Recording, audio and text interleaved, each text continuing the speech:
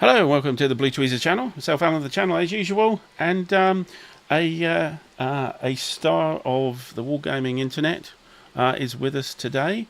Welcome, IDJester.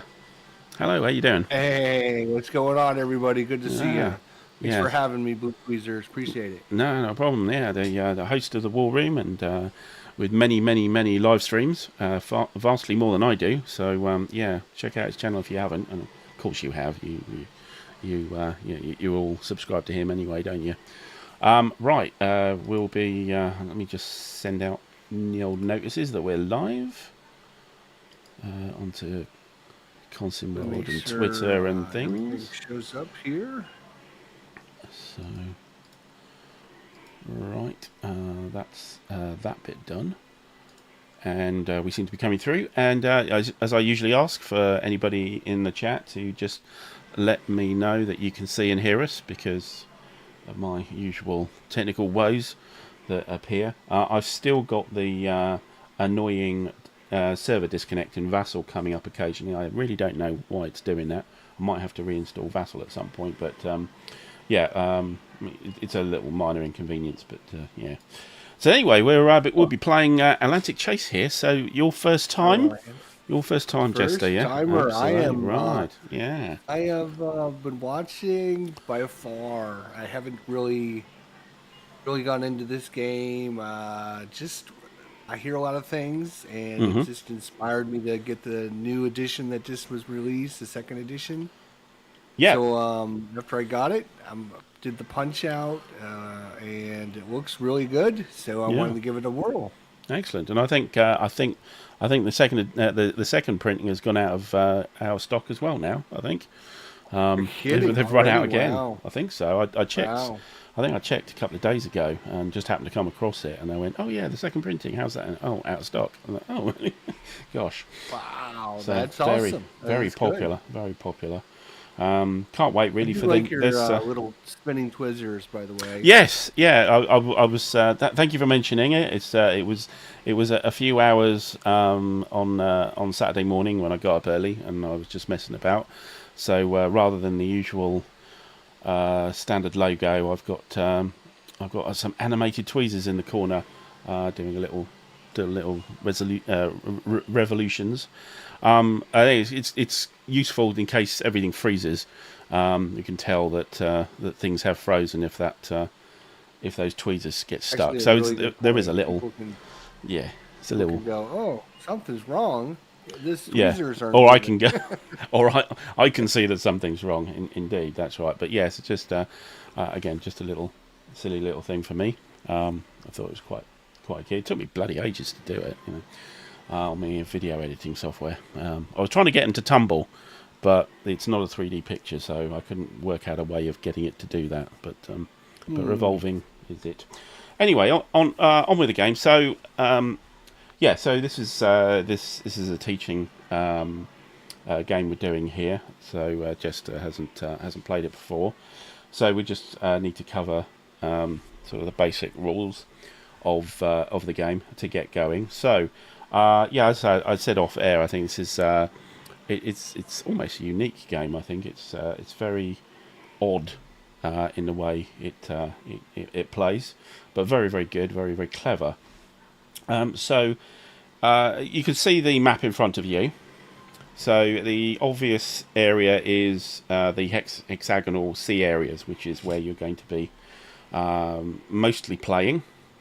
And each of those hexagons are playable. The land is not playable per se, although they do have influence. You can see these little aeroplane markers in red, little circles with red planes in. Yeah. They may have a date, and that date is those are air bases. And if they're red, they're British, and if they're black, they're German. But as you can see, say in the Bay of Biscay, you've actually got two, and that's because after the fall of France, the Germans actually could send out planes from there. But mostly, other than that, it's just they're just a block. Or we also have the boxes on the bottom left and the top left. the sort of orangey colour ones, orangey, reddy, yellowy colour ones are bases, which are actually on the map, but they're little boxes for you to put things in when they're actually in port. These are all the different ports, and the blue ones at the bottom, bluey grey ones, are of course the German equivalents as well. We also have edge of the board stuff here, so you'll see that we have these little extra coloured areas just on the circumference of the board. South America, Africa, New York. These are entry points to get to those places, and they're represented by these port boxes that I just described. So that's the board itself. There's a second part of it. If you scroll across to the right, there's what's known as the battle board, where you've got this near, far, and close little regional zone. This is where you'll actually do some fighting. You don't actually do the fighting actually on the board. You do it in this zone here, and this is where you place the ships and move them about and fire at each other. The rest of it is all lots and lots of tables, and you'll use these. Well, quite a few of them quite often. I'll take you through a few, and then we'll go on. Some of the others, like the gunnery tables, etc., we'll do it if gunnery comes up, I think, rather than just keep sort of throwing rules at you. But yeah, they're all there for convenience on the board. There's also a play aid. In fact, there's two play aids because we're looking at the advanced battle rules, so it has its own play aid. But the standard play aid, it's a sort of fold out. I can hold it up to the camera here. 4 pages here, which are duplicated in the Vassal on the player aid card, the player aid cards button. So you've got the actions, basic game aids, advanced, and the campaign. We don't have to worry about the campaign. So this will give you effectively these charts actually in the game, so everybody will be able to see them. Right. And finally, there's usually in the physical game, this is they'll have an off-map sheet, one per player, which is where you organise your ships into task forces. So you will never ever put a ship on the hexagon map. They'll never go there. They'll always either be on the battle board when you're having a fight, or in the task force sheet, which you click. There's a German one, there's a Kriegsmarine one, and a Royal Navy one. And if you open there, you'll see there's these various holding boxes, and they each of them have they aren't real actually in the box. There's actually a pictorial in the box. They have a cylinder of a varying colour, and then also a sort of an elongated rectangle, oblong piece as well. And the different ones are denoted either by a slightly different coloration. The slightly different coloration, so say in the Royal Navy one, there's a brown, there's a beige, and then there's a red.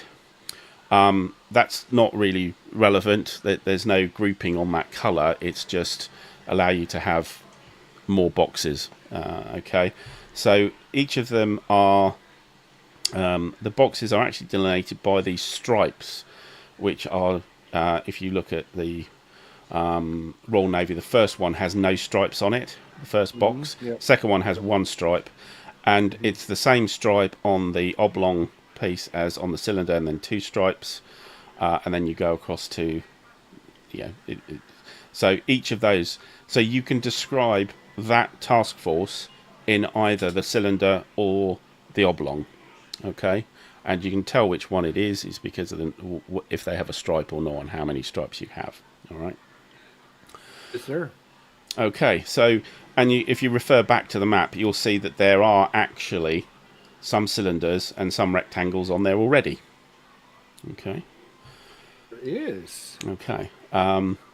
And you can have as many ships as you like, really, in these, but the scenarios will usually, unless you're playing the campaign, the scenarios will tell you what's in each task force and where to put it.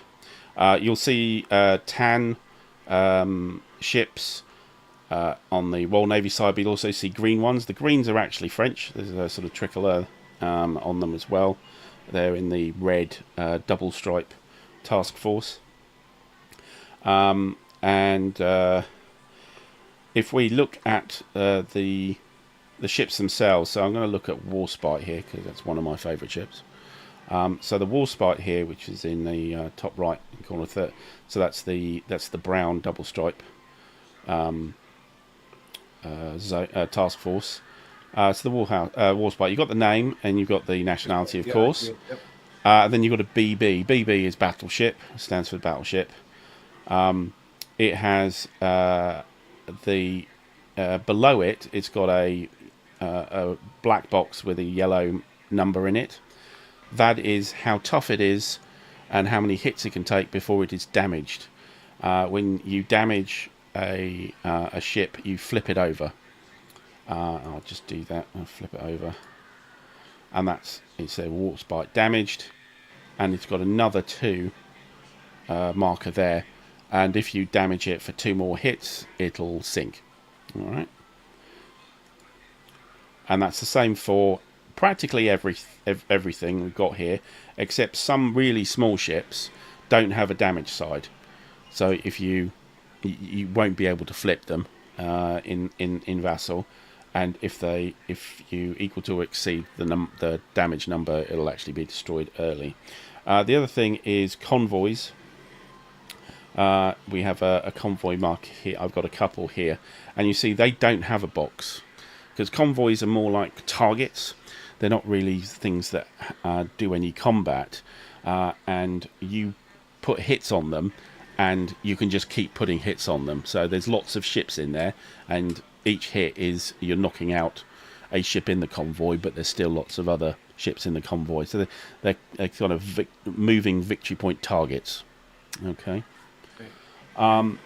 In the bottom right hand corner, you'll have 1 or 2 letters. You'll either have an F, an M, an S, or a VS, and that is how fast the ship is. So an F is fast, an M is medium, S is slow, and VS is very slow. And it won't be a function of exactly how you move around on the board. It will be a function of being able to have an effect on the board and have an effect on your opponent. So being faster is better. Being slower, it's difficult for a slow ship to affect a fast ship. It's very easy for a fast ship to affect a slow ship. Okay. Very slow. Usually, only very slows are the convoys.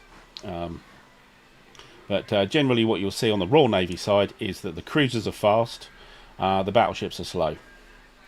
That's what they have. Down the bottom, you've got 4 boxes which are labelled A, B, C, and D.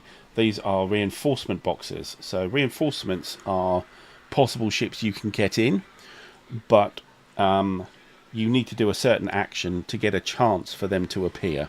So it takes you time and it takes you effort to get your reinforcements on. They don't like turn up on turn 3 or something like that. They are available if you want to, but it takes some effort to get them on the board.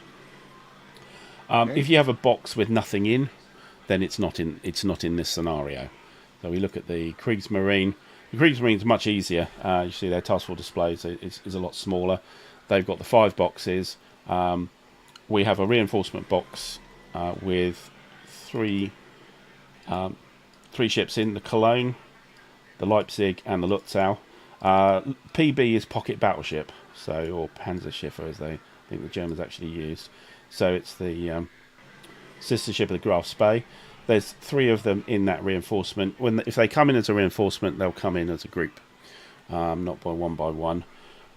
You've got 1 task force with Graf Spee, which is a medium speed ship, and you've got the Gneisenau and Scharnhorst, which are fast ships.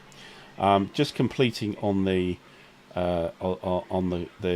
ship counter itself, up in the top right, you've got 2 numbers with a slash between them. That's the gunnery rating.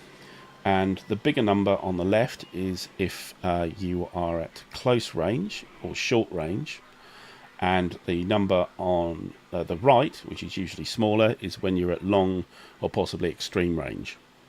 Okay, so that's the denotation of how far away you are from the target, and that's on the battle board, not in the hexagon. If you're going to have a fight, everybody will be in the same hexagon on the map, and you move to the battle board, and it's where you are on the battle board denotes the range and what that value is. So that's a modifier in combat. You roll on a table and you add that modifier. You can have negatives, you can have zeros.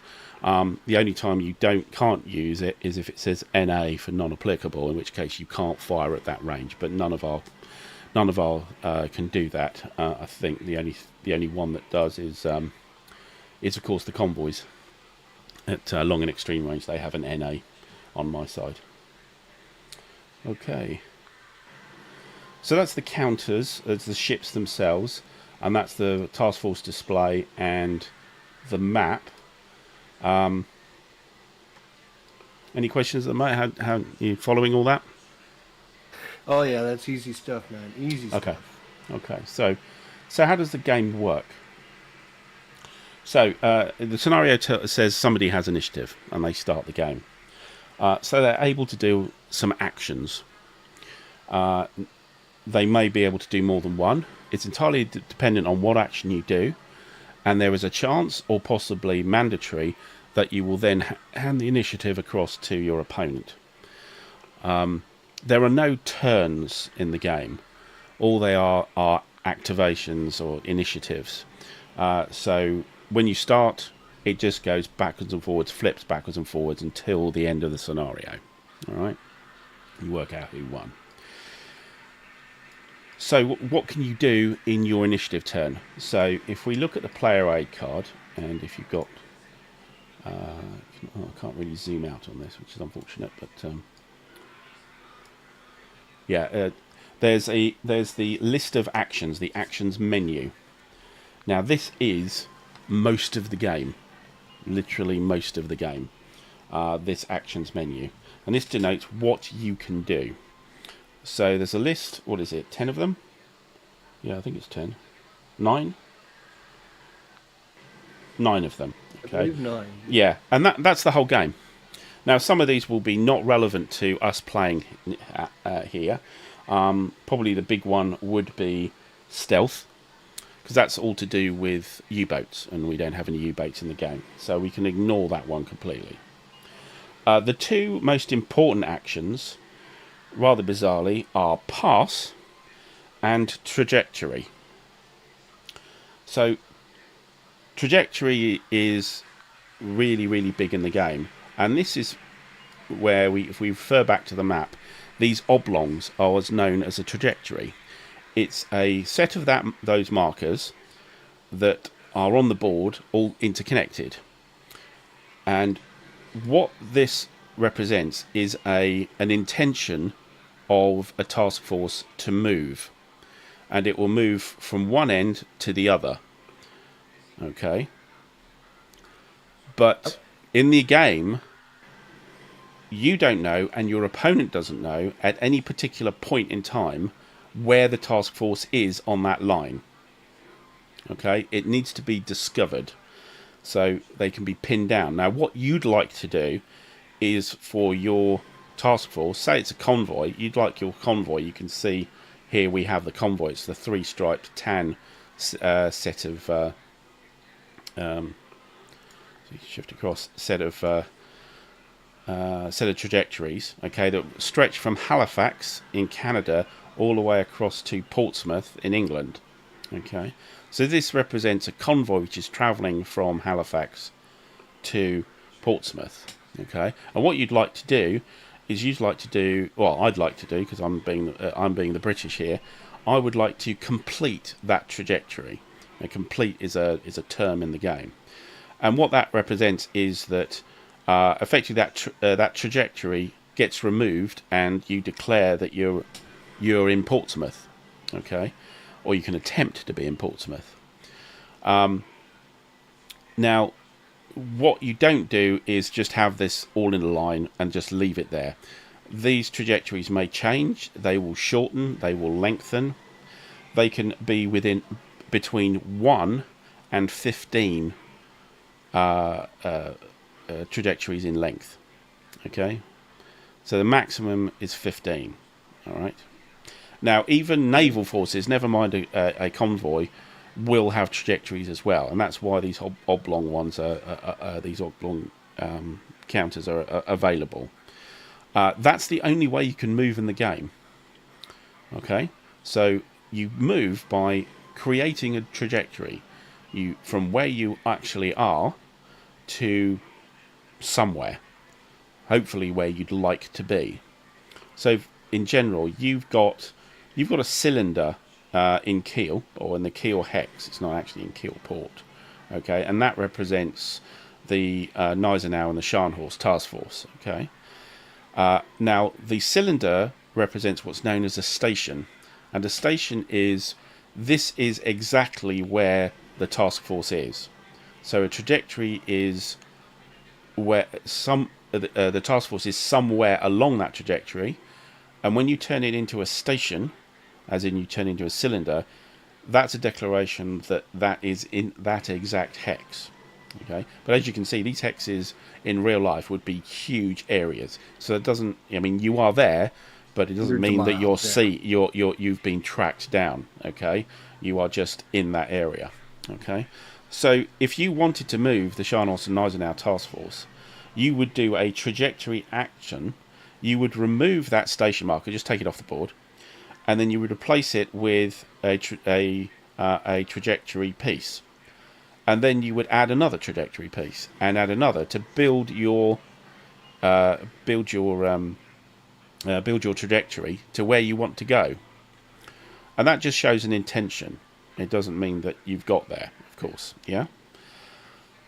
Building trajectories is very easy because that's all you do. All right. And the big thing is if you build a trajectory, you don't have to surrender the initiative. There's no issue. Hello. Something went. Hi, Simo. Good to see you. Something just went wobble. You just dropped for a second. You're back now. Did I drop out of the room? Me? Hello. Can you hear me? I hear you. Yeah. Yeah. Oh, yeah. It looks like I dropped out and then came back in on Discord. So, well, there you go. I need to just reorganise the screen on that. So yes, I just dropped out a second. You can hear me all right now, yeah? Yep. Yeah, good. Okay. Yeah, I would have still been heard on the stream anyway, so that's fine. So yeah, so you can build as many trajectories as you like, but you can't just take away trajectories. Okay, you can't just go. Actually, I'll pull that back and put it somewhere else. Okay, once you've set a trajectory, it can only be removed by certain other actions. Okay. You can build onto it, so you can tag onto one end or even tag onto the other, or both, if you like to. But what you can't do is take stuff away just willy-nilly. Trajectory action is just adding or creating. Okay, so that's really your movement action trajectory, or potential movement action. Okay. The second one I said is pass, which sounds like the most boring thing in the world, but it's really, really important in the game. Okay. So pass is first thing. The last thing that happens after you pass is that you actually surrender the initiative to the other player. However, why would you bother doing a pass? Well, you would do a pass if you want to actually affect your trajectories. Okay. A pass says that you do an activity. This isn't a separate action. An activity as part of pass is known as time lapse. So effectively what you're doing is you've set your course or your courses on your side, and you're sitting there with the clock running, and of course the ships will be moving, so they will not be on bits of the start bits of your trajectory. Okay, they'll have moved beyond those during this time lapse. Okay, and the time lapse, what happens is that you consult the time lapse menu, which is actually on the board. It's actually faded. It's in the middle of Spain. And yeah, there it is. what time lapse allows you to do is to remove segments from your trajectory. So this is the way you take them away. So trajectory is adding, passing is taking them away. But how many can you take away? Well, it depends. Firstly, it depends on speed, and secondly, it also depends on the weather.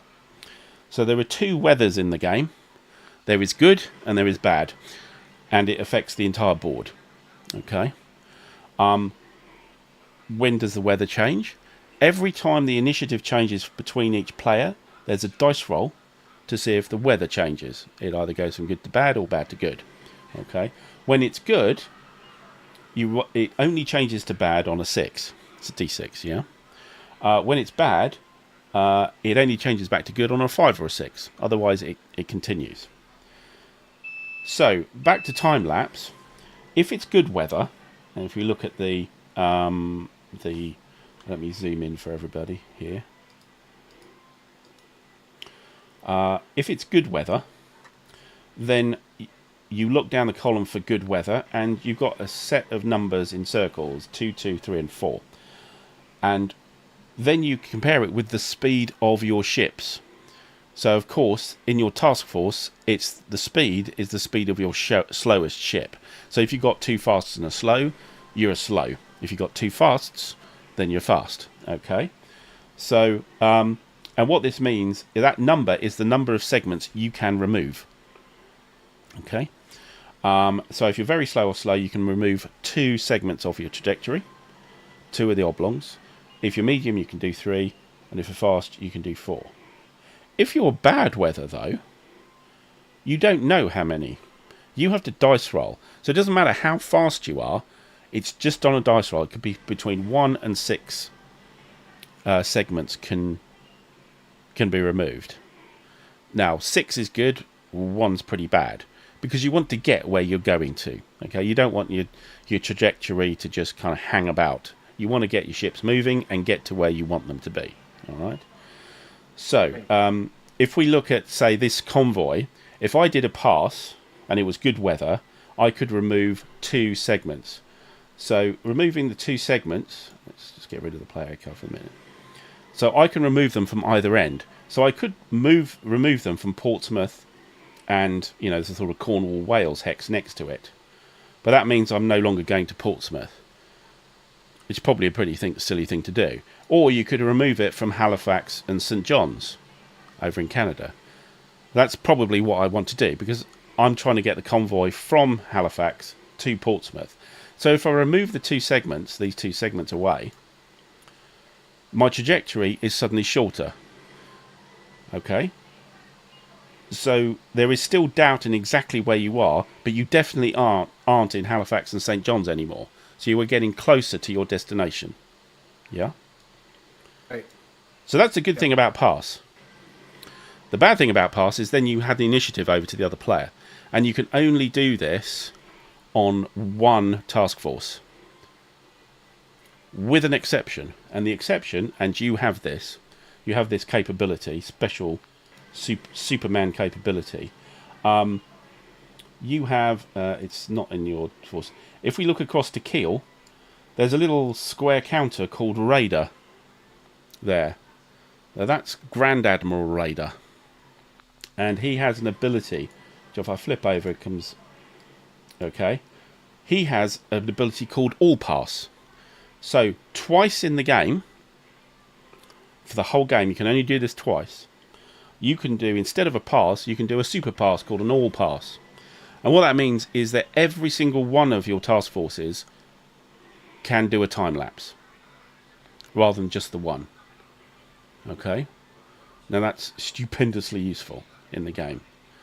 But you only have two chances to do that. The first time you use it, you flip him over. The second time, you just get rid of the counter. That's all Raider does. These leaders are just usually 1 or 2 use special abilities. They're not somebody who kind of, helps and does special orders or anything like that. They are just effectively action, special action chits. Yeah. So you're out of Vassal. I'm out of. Have I gone out of Vassal again? Oh yes, I am. Oh great. Come back in again. Where are you? Where are you? There. Thank you for noticing. Right, here we are. So yeah, I probably didn't flip Raider over for you, but that's what he's done. So it just tells you what it is on the back. All pass times 2. So flip him over when the first time you do that, and remove him after you've done the second one. So you have a special pass. I don't have that. There is an admiral on the Royal Navy side, but I don't have him to do that. So trajectory and pass. That's a huge amount of the game, actually. So what are all the others? So the third one, which is to do with movement, is completion. And you can see they're not very military technical terms, are they? Trajectory, pass, and completion. So completion is a way of getting into port. So there's a prerequisite. If you have a trajectory which is 6 segments or less left on them, so if we look at our Halifax to Portsmouth, we've got 1, 2, 3, 4, 5, 8, 9, 10, 11, 12 segments. If that is cut down to 6, so let's say we've removed all the Canadian ones on the Canadian side of North Atlantic, and we're left with 6 here. Once you have 6 segments or less available, you can do a completion. And actually, this is very, very simple. Okay. There is one thing that stops you doing completion. That's what's known as an intel marker. We'll come on to those later. But other than that, 6 segments, you can say, I'm going to complete. If you do a complete, you just do it. Okay. Unless the opponent can stop you. Now, I'll just pop out of what we're doing with completion. And if you look at the actions menu, again, I'll get it up for everybody. If you scroll across to the right, or if you look across to the extreme right, you will see these little green, sort of dark green icons, which appear at the end of each of these action options. Yeah, they either have a V for I, or an SI, or an IC. Those are the 3, and they stand for. V for I stands for Vi for initiative, SC stands for Seize initiative, and IC means initiative change. So the classic one is IC, initiative change. It means if you get to that point in your action, you give the initiative to the other player. They roll for weather and they start doing things. Okay. SI is an opportunity for your opponent to seize the initiative. And effectively what they do is they roll 2d6. So they get a 9 or more. Then they grab the initiative of you and you don't get to complete what you were doing at that point. And this is where you've got completion. If we look back on completion, halfway along the sort of track, if you as long as you don't have an intel marker, the first thing that happens is there's a seize initiative. So if this initiative is grabbed by your opponent, you don't complete. Essentially, you've just been jumped. Okay, you've just been trumped, and you don't get to do your action. Okay. However, if that seize initiative attempt fails, it works. You just take all the segments off, and you say that task force is in port, and off you go. You're done, and that's completion. It's effectively a seize initiative, a grand seize initiative, really.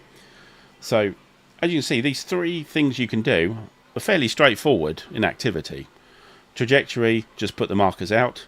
Pass, choose a task force, have a look at the table, and just remove that number of segments off your trajectory.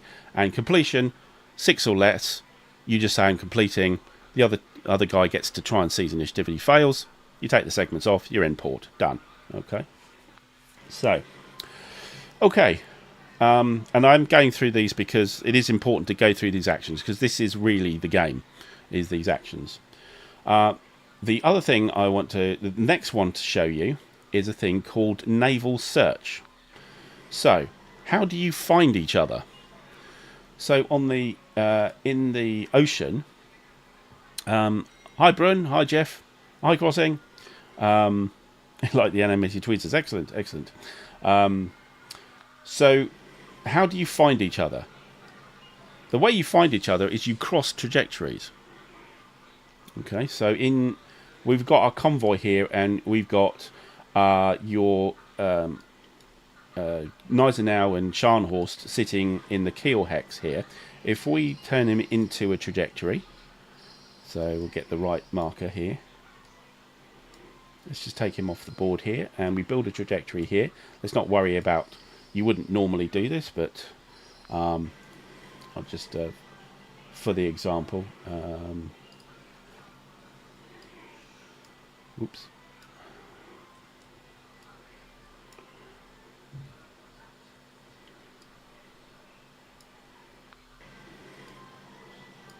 Okay, so you can rotate these in the game, so you can I think it's right and left key, I think it is, isn't it? So you can create a line.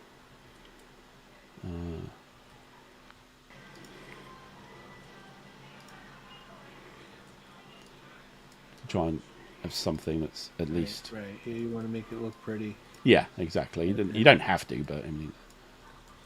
Okay. So of course, now we've got an enemy trajectory crossed by one of yours. Now your trajectory might keep going. It doesn't have to stop there. You may have built it beyond that point, and there are some times that you might want to do that. But what that allows you to do is to do a naval search. So if it's your initiative and this is the situation, you can activate a naval search. Now we've got a number of counters down at the bottom which I've prepared. They're just around near the Africa entry area, and these are markers to denote what's doing what when you're doing these activities. So you don't need them for completion and trajectory and pass. It's just, you don't really need them. Naval search you do. Although if you're really used to the game, you can just sort of point at things and go, yeah, that's doing that, that's doing that. Okay. So the first thing you have to say is, right, okay, what's my active task force? Which task force am I doing this naval search with? And of course, it's pretty obviously, if you're searching, then it'll be, your counter rather than mine. Your colour. So the active task force is, of course, that one. And the sort of triangle in the corner is like an arrow. Okay, it's pointing to that. And believe me, in the physical game, this can get quite convoluted with these trajectories. So you need this arrow pointing to and then, okay, what's the target? Okay, so the target is done by using the counter of what the action is. So you would use a search counter, and you'd point it at the British task force. Okay, so active task force is searching the search task force, the target it's known as. Okay, so how do you do naval search? And this is really cool. So it's very, very clever play. So there's a table, guess what, called naval search. It's down in the bottom right hand corner. It's the second one across from stealth attack, second one from the left. Yep. Okay, and you do a dice roll against what's known as trajectory total. So what is the trajectory total? The trajectory total is you add the number of segments in the target and the active task force and add them together. So in this case, it would be 12 for the Royal Navy and 5 for the Kriegsmarine, which of course is 17. So we look on the chart, okay, trajectory total, and we're on the maximum column, 16 plus. All right. This means you have very little chance of actually finding them, because remember, the target could be anywhere along that line, and also you could be anywhere along that line, along your line. Okay. So what's the chance of you both turning up in the same hex at the same time? Is not very much, because of the amount you're moving. Now, if you were you only had a trajectory of 2 and I had a trajectory of 4, then we'd be on the 6 or the 5 to 9 column, and there's a lot more chance. So you would, look. So you use that column. We have a, yeah. Yeah. I get it. I get it. Yep. It's like if I'm driving from Florida to New York, and you're driving from Chicago to New York. Yeah. Chances of us both being at New York at the exact same time is pretty slim. Exactly. But if we were going from, I don't know, where we go, sort of, I don't know, from New Jersey to New York, and I was going from, I don't know, Albany to New York. There's a damn sight more chance than we'd end up meeting up. Okay. We're going to be there at about the same time because it's a lot shorter. Yeah. Yeah. So you roll a dice, 2 dice, and you cross-index with the trajectory total. And you get a lot of these weird symbols, okay? And again, in the game, you get used to them because they come up so often, you kind of can tell what they are. So the easy one is the one that says miss. That basically says you didn't find them. Nothing changes in the game, okay? As you see, from 6 to 7 onwards, you get these strange sort of blocky values. And those are denoted in the other player aid card, I think, which is... nope. Where is it? Description, yeah. So it's page 3 of the basic game aids. If you can see that.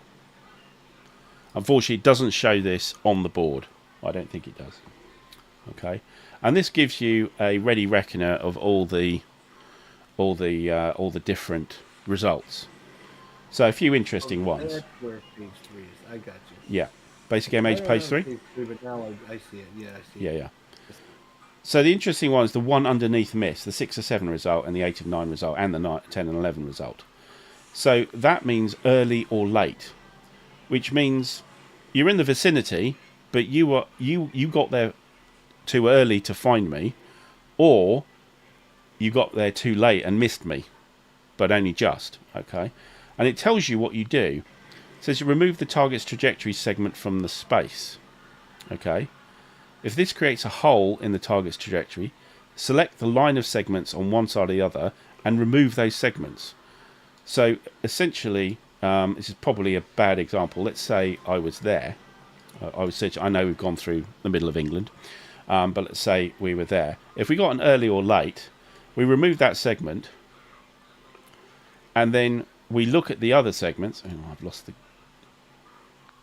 the server again. Hang on. Yep, you did.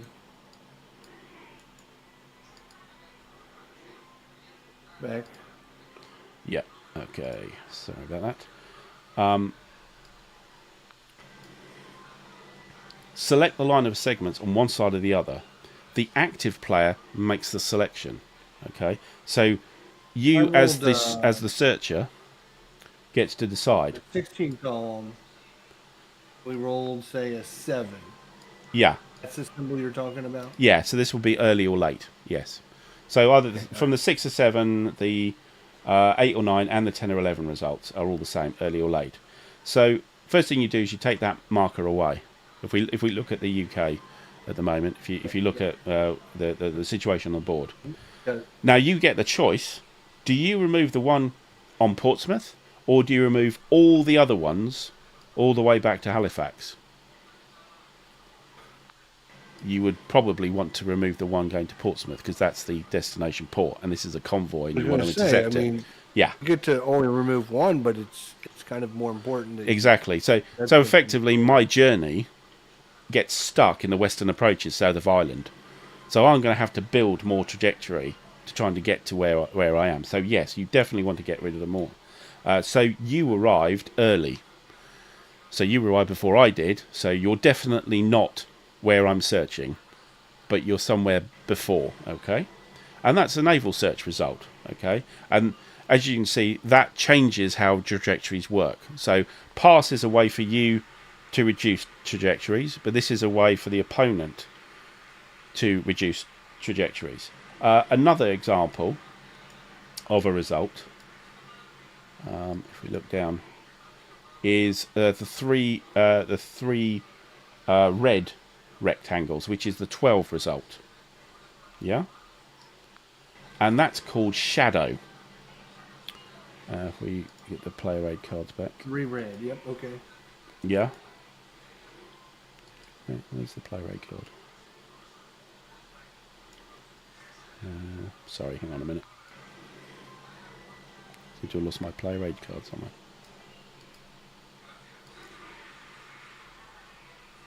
How weird.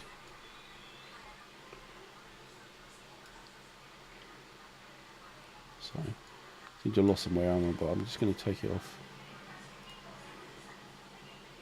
Where on earth is it?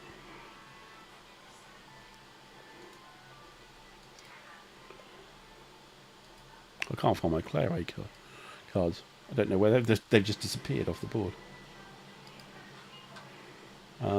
Okay. Anyway, I'll read it out anyway from my thing. Oh, your player aid? Okay. Yeah. A player aid window seems to have just wandered off somewhere. Lovely. Okay, so we have the 3 red, which is Shadow. No, it's all right. I've got it in front of me actually physically, so it's fine. So it says remove all but 3 of the target's segments. The active player removes the segments, but you can't take the one from where you were. Okay. Now segments can only be contiguous. You can't leave gaps. All right. Mm-hmm. So in this case, it's pretty obvious the 3 that you'd have to leave, which would be south of Ireland. Sort of the sort of Wales, Cornwall one, and the Portsmouth. So all the others would be removed. Okay, that would be the remaining trajectory. So you've seen evidence of your opponents. They're close. Okay, but you haven't actually found them. Okay, that's Shadow. And of course, that is the naval search. That's the activity. That is a result. They can get better. You can get, so on 13, you get a shadow result, but also you get that little white eye. Or sort of, yeah? Yeah, the eyeball, yeah. The eyeball with a white. That means contact. And that is actually a counter. You place a counter. So you would say, okay, I have contact with... and you place it with one of the segments. So again, assuming we've got shadow plus contact, you'd place the contact here. Okay, on that. So that means that somebody's seen something. Okay, you saw smoke and funnel smoke in the distance or something else. You saw evidence like I don't know, rubbish or something. I don't know, stuff thrown overboard, and you have a contact. So there was a brief encounter that you have evidence that is there, and contact is essentially a modifier counter, so it will help you in the future to nail that task force down a lot better. And that's the best you can get on 16 plus. Yeah, that's your best result, 13 plus. Okay. Now, interesting enough, down the bottom it says apply all applicable common modifiers. So common modifiers are a set of modifiers that you apply to, as you can see, most of these tables. And they are on probably the page 4, I think it is, but I can't see on the... Let's see if it's reappeared again. Page 4 is leaders. Is it? Oh, okay. Page... you'll have to look. It says common modifiers at the top. So page 1 or 2 then. You're fine.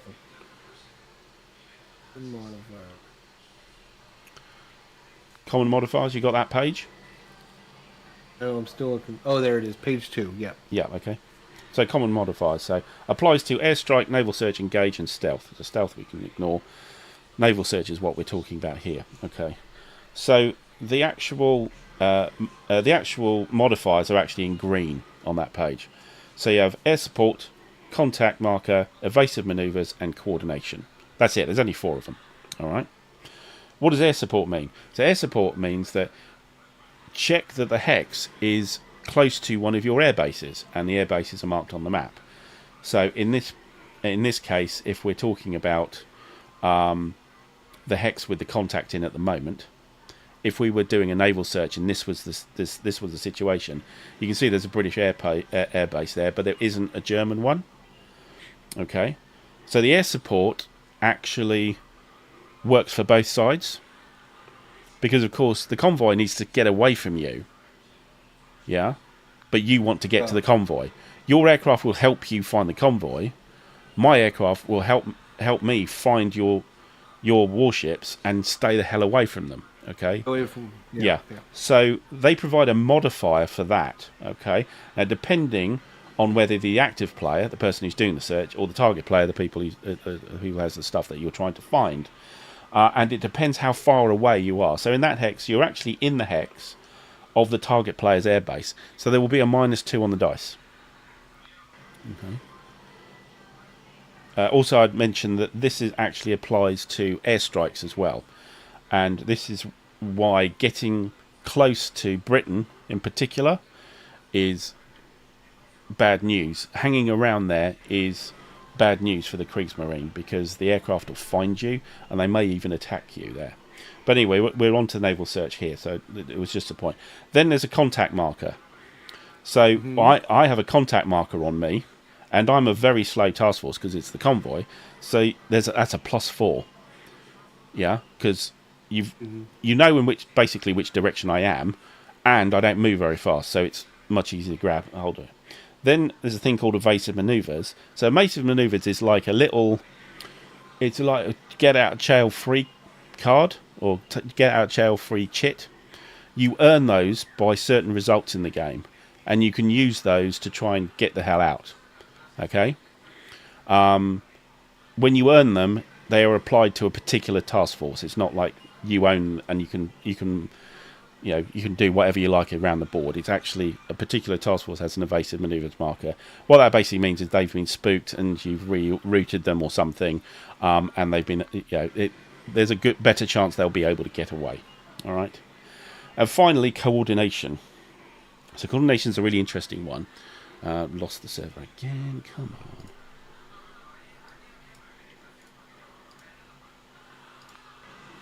Back again. Okay. So we've got one task force trying to find another task force here. What if you had two? Okay. What if you had another task force that actually had trajectories in there? And again, this is for the target and the active player. You can denote the other task force as a coordinator. All right. Now, depending on what the weather is like, how much that helps you. For the target player, it doesn't really matter on the weather, because you're trying to use this other task force to fool the other person, and it's quite easy to do in bad weather as it is in good weather. But with an active player, the active player will get a +2 for good weather, but only a +1 for bad weather. Yeah, because the sighting would be better. There is a downside to coordination, though. Okay, when you do coordination, when you're looking at the trajectory total, if you had a second task force in there, you would use the worst trajectory or the longest trajectory of either of your task forces. Okay, even if it's only the coordinating one. So you've got 5 there going to the contact hex there. If you had a coordinating task force that had 11, the total would be 23. It wouldn't be 17, yeah? 16 or whatever it was, yeah? So it's a decision. Do you want to involve this coordinator? Because that coordinating may be too far away to help you, and you're waiting for it to tell you some information, and it's got no chance, and it just makes things worse. So coordinating is good, or is nice, but you have to be careful with it. All right? So as you can see, all of these things are just providing a modifier. And that's the 4. That's all it is. All right. And those are applied to those tables. So that's your. If we go back to the actions menu, so with naval search, it says the active task force, the search task force. One thing it does say here is active task forces have intel attached. So intel is another counter. Here's the British one. It's just near Spain at the moment. So what are intel counters? Intel counters is something's you've been shopped by something else. There was like a neutral ship, or sometimes things like an aircraft or something like that. which has fixed you in a particular hex. Now, it doesn't affect the trajectory per se, like a like a shadow or something like, or an early or late or something like that. But you just place it on a hex, and they're actually very crucial in the game. If we put our trajectory back, the convoy trajectory back. So when you place a trajectory, if you place a trajectory marker in an airbase hex of the enemy, or through a hex where there is a station marker for an enemy task force, that hex will be given an intel marker for that task force you're building the trajectory on. Okay, so for example, when we're going through sort of the east of England, the North Sea, as you've gone through an airbase there, an intel marker will exist in that hex for you. Okay. Now, if you're trying to do a naval search or an engage is trying to create a battle, the opponent, because you have an intel marker on your task force that you're trying to do the search. Oh, come on.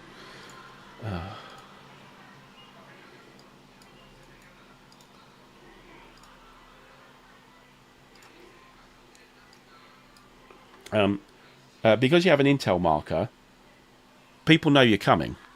All right. So they have the ability to do what's known as an interrupt. And the interrupt is another table. It's next to the time-lapse table. It's in kind of eastern Spain. And you roll against the number of intel markers your task force has on it. Okay, between 1 and 4 or more. Okay. And what it gives you is either a modifier to your chances. It's an extra modifier. It's not a common modifier. It's an extra modifier. Or it could end up with a possible initiative change. So the fact that you tried to do this, we saw you coming, and we get to react to you. Okay, so interruption can be quite critical. So those intel markers are very critical. The other critical thing about intel markers is that when you do a completion, you can't do a completion if you have an intel marker on your track. Okay, so you need to get rid of intel markers before you can complete into port. All right. You can't have an intel marker. The other thing is when you do a time lapse, there is what's known as an intel limit. So looking at the time lapse table again, middle Spain, we sorted out the speed versus the weather, good or bad. Okay. But then you have a thing called intel limit. And what that means is that if you want to get rid of a segment that has an intel marker on it, that is the maximum number of markers you can get rid of. So if you're very slow, normally you'd be able to get rid of 2 in good weather.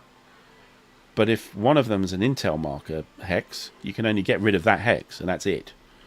Okay, so it slows down your passing, your time lapse. Okay, it can get very awkward. Intel markers get bloody awkward, actually, when you're trying to get somewhere. All right. Okay. Good. So that's that. That also earns that interrupt possibility, and of course, then there's a time lapse and a Viper initiative. A seize initiative option for the opponent of naval search.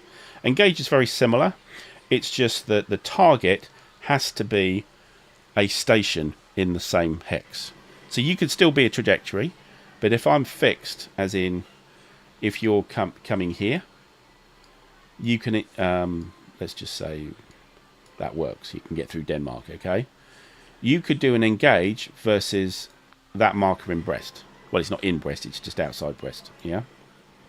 Okay, which is the French fleet. So you could do an engage here. You can't do it.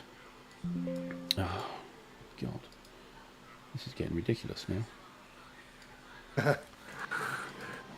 It's worse than it's ever been. No,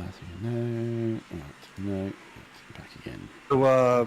So, comment by Crossing Obstacle Gaming. Doesn't look, Crossing doesn't look like it sold as well. Well, you'd think that, but it does. It really is good. I will show you. Hopefully, I can grab it. Because it's got a whole load of solo bot stuff with it. So, no, that's the tutorials. So I'm just trying to find. Oh, I think I did get it out actually. Give me a second.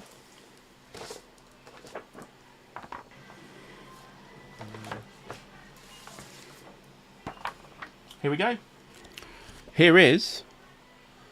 It doesn't come through very well. There we go. That is the Solitaire Scenario booklet, and this runs to 66 pages. There are 1, 2, 3, 4, 5, 6, 7, 8, 9, 10, 11, 12, 13, 14, 15 solitaire scenarios. Oh. And it's got a bot in each one, so you dice roll to see what your opponent does.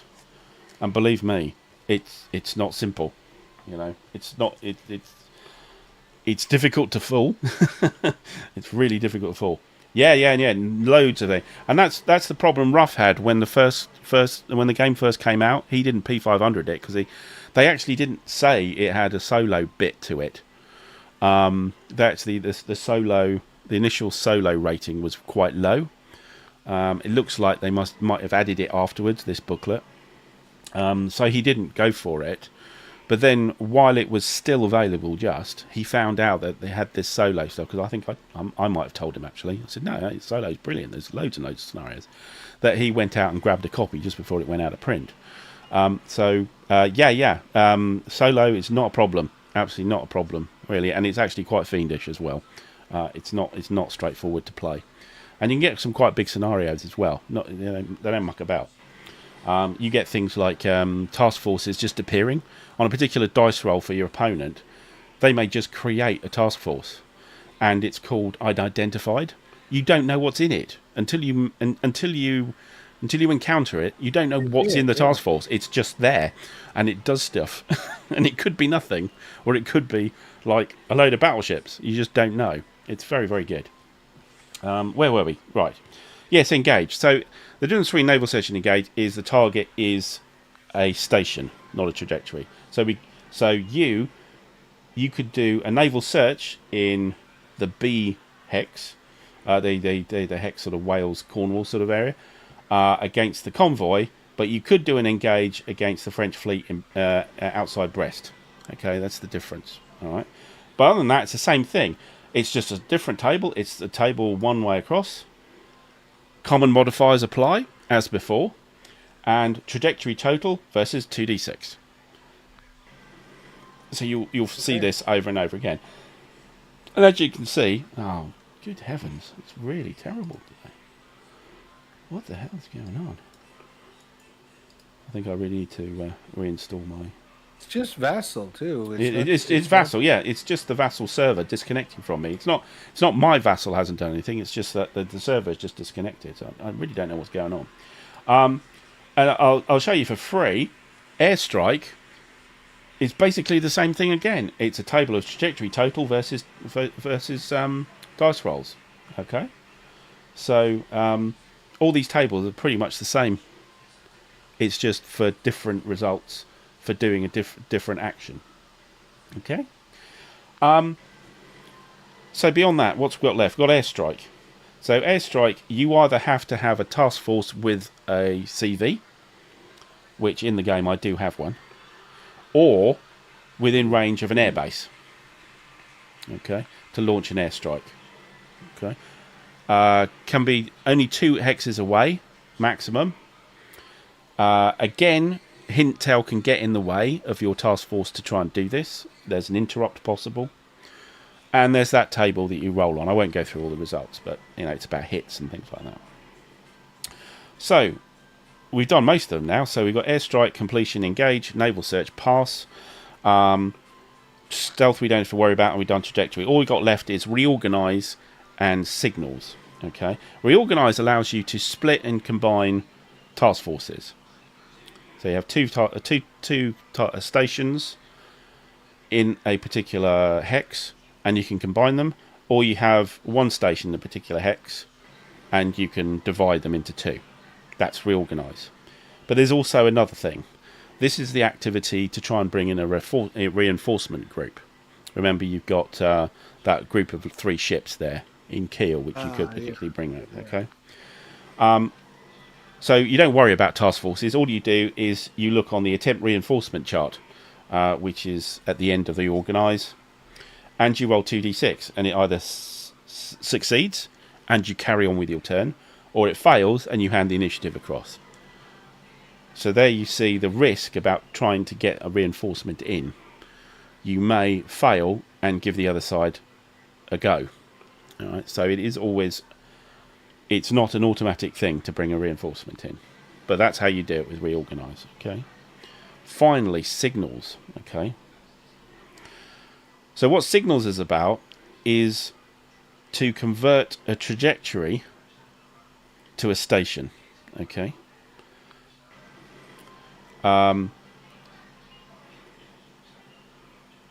So this is trying to use an intel marker to fix somebody. Okay. So it's, not only have I found it, but I've told everybody about it, which is what the signals bit is, okay? So if there's a trajectory with an intel, okay, you can remove the trajectories around it and place a station where the intel marker was, okay? You keep the intel marker. If there were contact markers somewhere else, you can remove them, okay? And that's basically it. Okay, that's just a conversion. You're forcing a conversion. Okay, and that's it. And pretty much that's pretty much the game. That's the whole game. There is on this actions menu, and you do actions, and you lose or seize initiative and do actions, and off we go. Bum bum bum bum.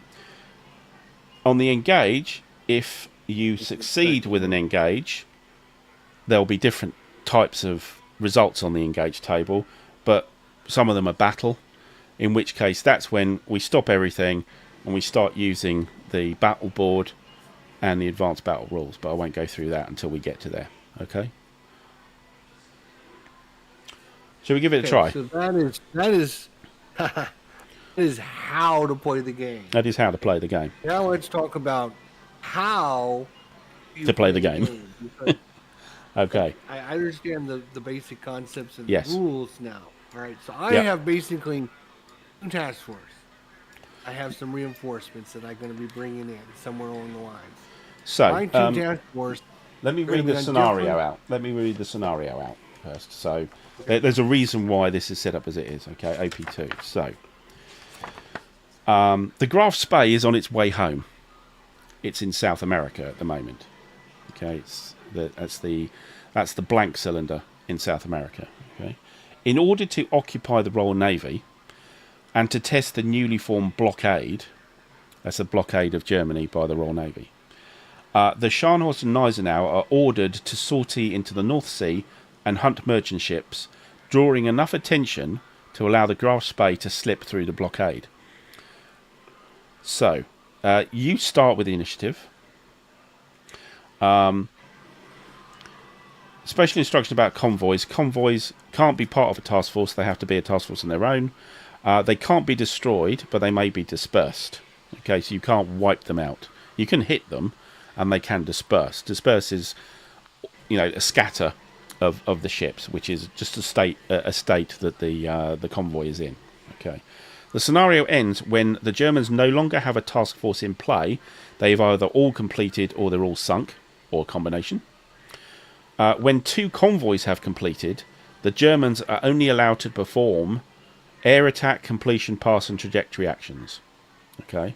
Once the convoys are home, then the Royal Navy don't have to worry about the Scharnhorst and the Gneisenau because they've got no targets left. All right. So the Germans don't have anything to attack really. Yeah. So all it says is you could do an air attack if you want to. And you've got the range, which you probably won't by that time because you're only going from Germany. Or you can just complete, pass, and trajectory, which is basically move. All you can do is move. So you need to stop those convoys completing. All right, that gives you the time. That's the timer. Once I've got those two convoys completed, I'm just chasing you down. You just have to get the hell out of there. Yeah. So on victory. So there are a certain amount of victory points for each side. If I complete a convoy, I get 3 points. If it's dispersed, I only get 2 points. If I damage a German battle cruiser, which is Gneisenau or Scharnhorst, I get 2 points. If I sink one, I get 4. Any other German ship, 1 for damage, 2 for sinking them. On the German side, if the Graf Spee gets home to Kiel or Wilhelmshaven, Kiel is, well, we've seen Kiel. Wilhelmshaven is 1 hex along the coast. So those two, the North Sea or the Kattegat, yeah? If you can get to complete there, you'll get 5 points. Unless it's damaged, you'll get only 3. Flipped over is damaged, remember. For each British battleship, battlecruiser or carrier sunk, you get 2 points, 1 if damaged. For each French battlecruiser sunk, you get 2 points, 0 if damaged. And for each hit on a convoy, 1 point. So again, remember, these are kind of like moving victory point sinks. Yeah, you can just score victory points off them if you be able to encounter a convoy. That's probably where you're going to get most of your VPs. And that's it. Okay, so what do you want to do? You need to get Graf Spee home. That's your big point here. If you can get him home, that's 5 points. Undamaged 5 points. Pretty big, huh? He's coming from Africa. He's coming from South America. South America, sorry. Yeah. All right. So as I understand it, this didn't work. The Graf Spee stayed out. It couldn't get home, and it stayed out, and eventually it got attacked and sunk at the Battle of River Plate. This isn't the River Plate, so this is before that. Yeah. And what do I need to do? I need to get my convoys home for points, and I need to sink your ships for points. Yeah. So what are you looking to do initially? Oh, come on. So initially,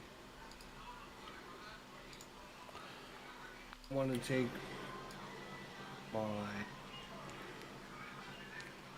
task force. They're basically supposed to be causing all kinds of problems for you. Yes. Running around, trying to blow up your stuff. Okay, so what you're trying to do is to get your Scharnhorst and Gneisenau out into the Atlantic and interfering with my convoys. Okay. So there's ways to get out there. Yeah. The So English Channel, and then there's the North Sea. Yeah. Round the top, the Greenland, there's the Iceland UK gap. Yeah. So Norway gap kind of thing. Yes. So those 2 ways. Now, note, if you go around the English Channel, you are going through a bevy of air bases. And each one of those, if you put a trajectory on it, in those hexes, will earn you an intel marker. Which is really bad news. Okay? So generally, you don't want to go through. Certainly on the outward journey, you don't want to go through the channel. Mike, hello. But actually, wind this through 2.5 years later, that's exactly what the Scharnhorst and Gneisenau did. They went through the channel and they survived. It was called the Channel Dash. It was very embarrassing for the Royal Navy. But that's neither here nor there. So you don't really want to go through the English Channel. You want to go through the north. Now, of course, I've got some task forces up there, which aren't there. So I'm going right. But what I'm going to do is I am going to choose to remove that one. So that was a choice. I have a choice with these markers. The brown with the single white stripe. That could have been north of Iceland or next to Norway, and I've chose to be north of Iceland. Okay, and I'm going to change the label and get rid of that instruction there. Okay, so that is actually my setup at the start of the game. So you can get up the side of Norway, but if you try and get past Greenland, Iceland, and the UK across there, you're going to be earning an intel marker. But at least it's only one, unless you want to cross more than one hex with my stations on. I don't think you want to do that. But note also that I have an air base in Scarpa Flow. So I don't know if you on the history with the Bismarck broke through, it broke through in the Denmark Strait between Greenland and Iceland. and that's because it's got well away from aircraft and things like that. So the first thing you probably want to do is build a trajectory, firstly for the Graf Spee, and secondly from the Gneisenau and Scharnhorst. Okay, Gneisenau and Scharnhorst, trying to get into the Atlantic Ocean. Hopefully, you'll build a trajectory which intersects with my convoy at some point. Okay, and the earlier you intercept it, you cross it, the better for you, but the longer your trajectory will be. Yeah. So there's less likely to find me. So you've got to choose whereabouts on my trajectory you'd like to intersect. You may want the Graf Spee to try and intersect as well. I mean, you're trying to get it home, but it doesn't. It's a pocket battleship. It can still damage convoys. So you might want to build a trajectory to my convoy, to cross my convoy, rather than just take it straight back home. Yeah. And you might want to think about, maybe I get the Graf Spee through the English Channel. It's difficult, risky because of the intel markers, but it's the short way around. Those are the choices you've got. And you have the initiative, so you start moving. So I would build 2 trajectories, but exactly where you want them to go is kind of up to you. And one thing to remember is you have Grand Admiral Raider, and he does his all-pass ability. That means that you can time-lapse both the Gneisenau and the Scharnhorst, and also the Graf Spee in the same activity. Remember that he's got two times he can do that in the game, and that's quite powerful. As you can see how powerful that is now. Okay, so if you want to crack on, we start off at good weather, I think it says. Yes, good weather. Yes. Okay. And we'll just... So I choose to build a path. Which is these oblong counters, and you just Control C to clone them, and you just place them. Maximum of 15 segments. Yeah, maximum 1 to 15. Yeah. Okay, so see what craziness. So how do I rotate? Oh, this left and right arrow button. Oh, It's quite nice actually.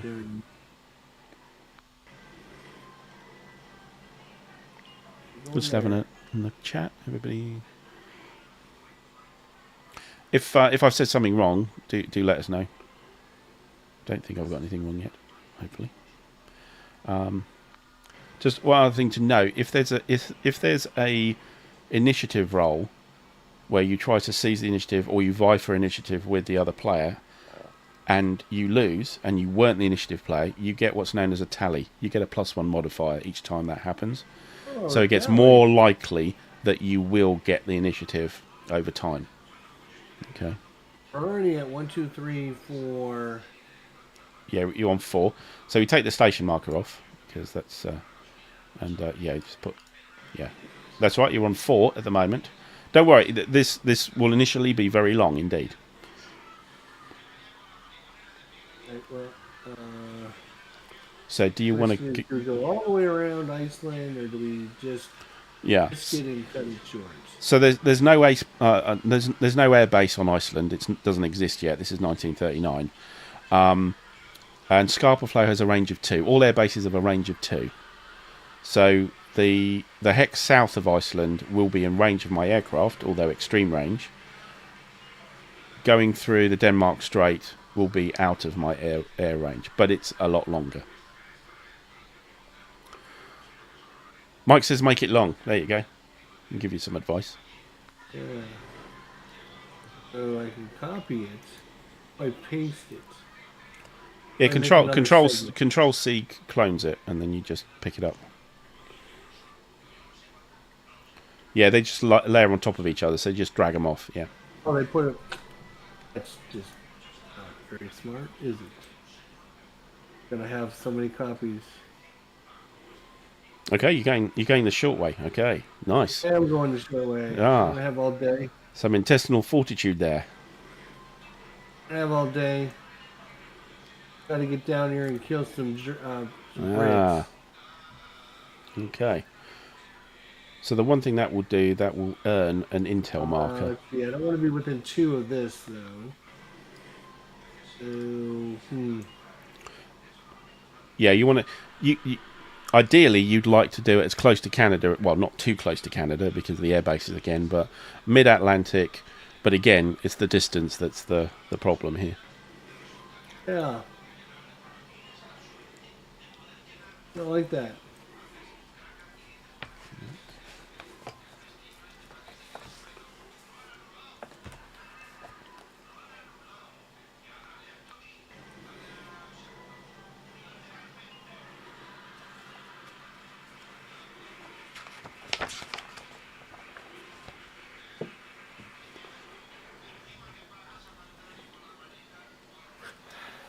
All right, how's that look?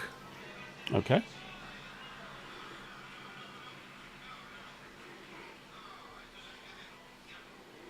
Yeah, well, it's all right. No, I'll risk it. This plane's busy. He'll be using up a lot of fuel for that nonsense. Okay. So I place the intel marker. So you've placed the trajectory. You can keep going. Oh, I can keep going. Yeah. Yeah. There's no. If you look at the chart, there is no. There was nothing at the end of trajectory. All right. Well, let's place another one then. So what else have I got to do? So you could place them for the Graf Spee as well.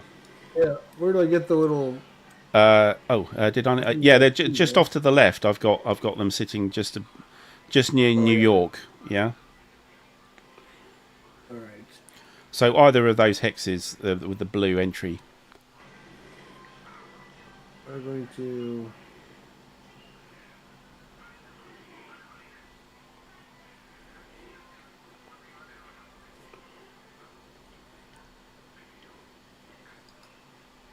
I'd really like to know what happened to my player aid cards.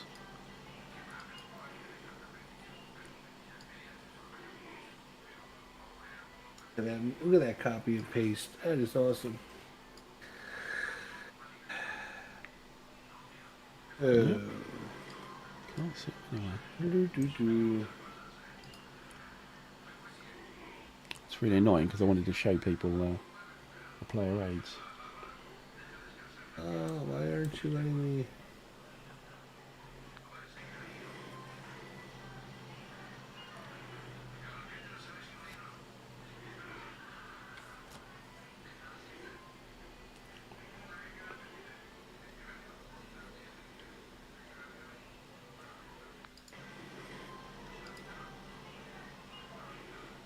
One, two, three, four, five, six, seven, 8,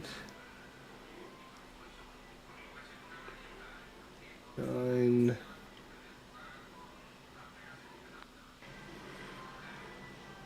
And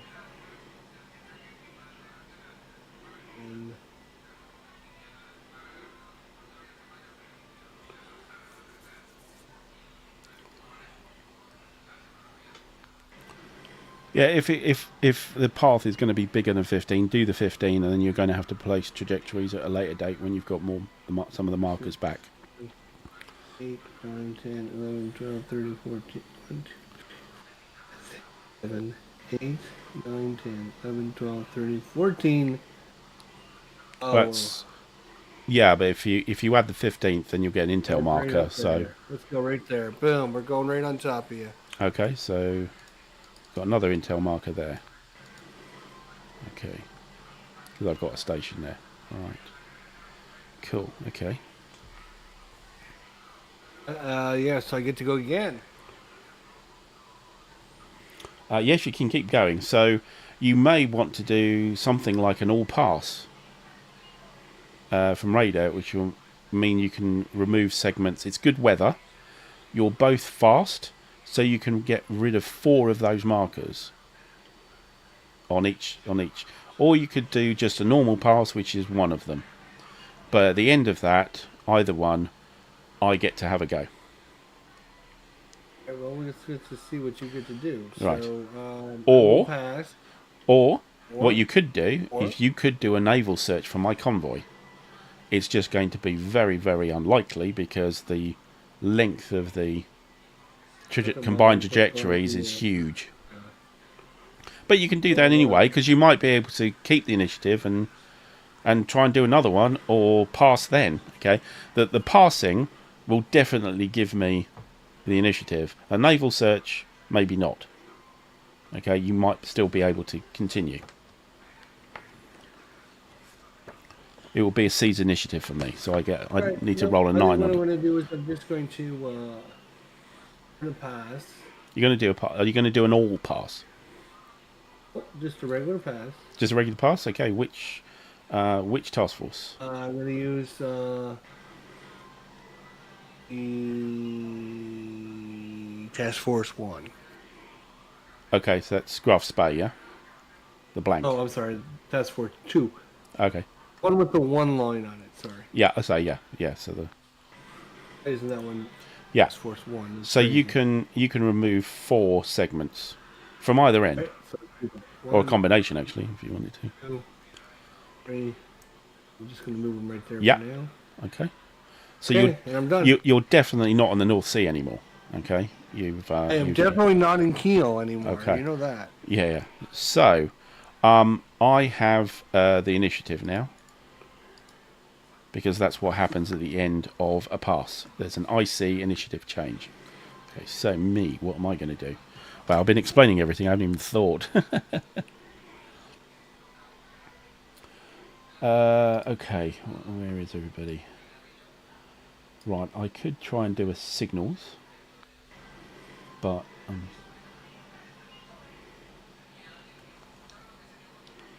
the intel marker, it wouldn't be a fair fight. I would need to get somebody else there.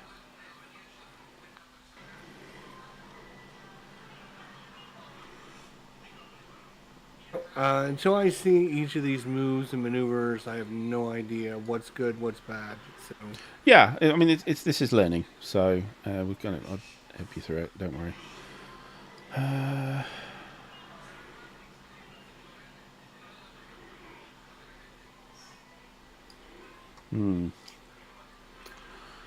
Well, I think I'll. I don't think playing like using his special ability right off the bat is a great idea. Yeah, I mean, yeah, you only get to use it twice, so yeah, it's a risk. That's why, as I say, Wait till this later game when it's quite deep. This game, you know, you can imagine all the different scenarios it has, but there's quite a lot of thought to what you need to do. I think I am going to launch my main force here. I actually have force here.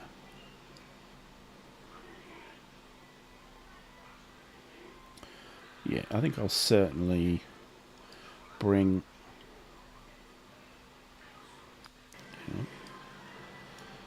these guys out from Clive, Liverpool, and I'm going to build a trajectory. So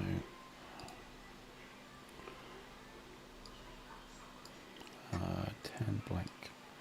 Right. So get him out of the way.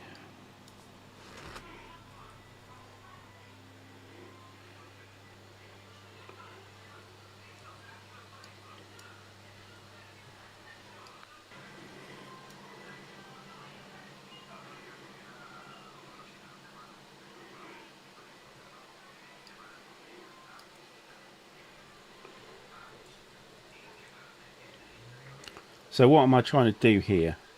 So this is my main battleship force. This is a Nelson and a Rodney.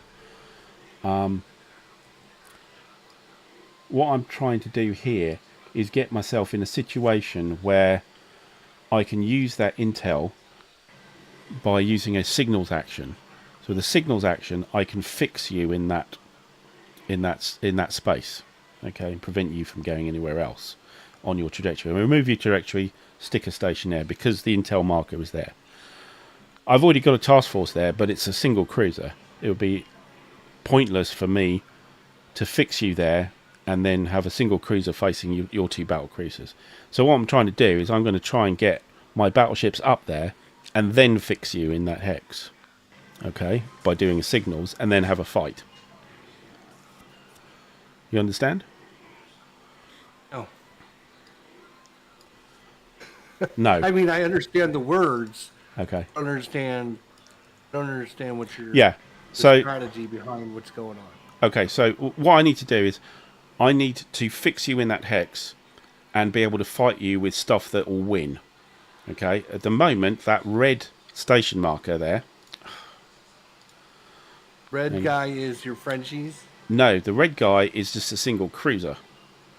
It's a single cruiser. Okay. Yeah, so I could signals you there, but I wouldn't want to engage you because I'd lose. Okay, so how do I prevent all this from happening, obviously? So you need to get rid of that intel marker. Okay? Okay, so to get rid of that, the intel marker? So you get rid of the intel marker by doing a time lapse and using the intel limit. So when you next do a time lapse on these guys, if you're going to, if you want to remove a trajectory with an intel marker on it, you need the red number, not the white number. Okay, so you could do it. You could remove the trajectory towards Norway and then the one with the intel marker, and that would make the intel marker disappear. Basically, you got through. Okay, so I've got one initiative to try and get you there. Okay, and stop you there, because if you get another go, you can do a pass and remove those two trajectory markers, and you're out in the Atlantic. Yeah. Right. Anyway, I've built a trajectory there, so it's a trajectory. But I also want to worry about the Graf Spee, so I'm going to get the French to come out. They are red 2-stripe. Did I get 2 stripes? Oh, I didn't. Just grab them.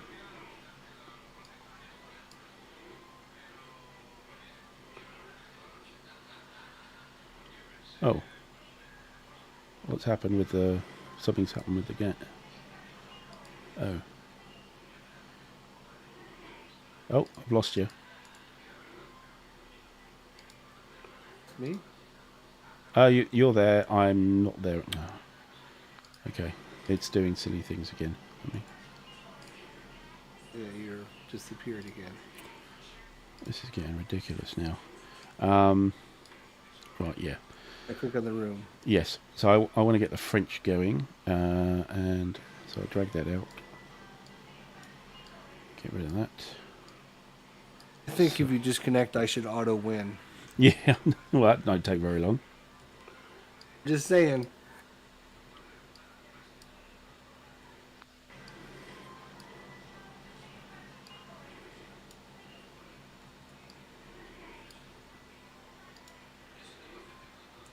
It says if I would have done a naval search, would have been able to get rid of those 4 blocks. You would have kept the initiative. You could have gotten past his intel marker. Sorry.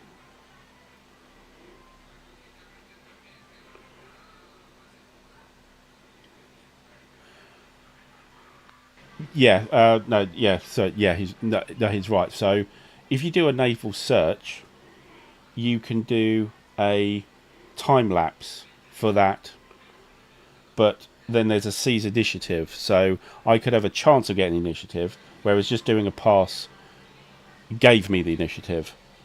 So we could wind it back and do that if you like.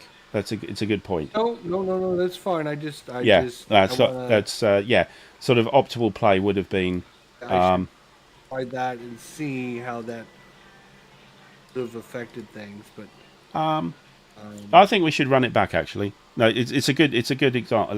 Let's run it back. That's a good example, actually. Do the naval search, I think, because yeah, that's a good point. You get a automatic time lapse on them anyway. I'm doing the naval search. Yeah, let's just get these markers out of there. So rather than just doing the pass, you do a naval search instead. So you're searching for the convoy. So if we just because I've ended up in your path. yeah, so we build it back. I can still do a search even though it's way down the end of my. Yes. So you do where's the marker gone? So your active task. This is your active task force, and you're searching this task force. Okay. So we look at the trajectories, and I think I'm 1, 2, 3. I'm 12, and you are 1, 2, 3, 4, 5, 6, 12. 8, So it's 9, 24. 10, 11, 12. 24. Well, anything bigger than 16 is. That's going to be on the same. I'm doing a naval search. Doing a sale search. So it's on 16 plus. So common modifiers. So there is no aircraft. There's no air support. Okay. There's no contact marker. There's no evasive manoeuvres marker.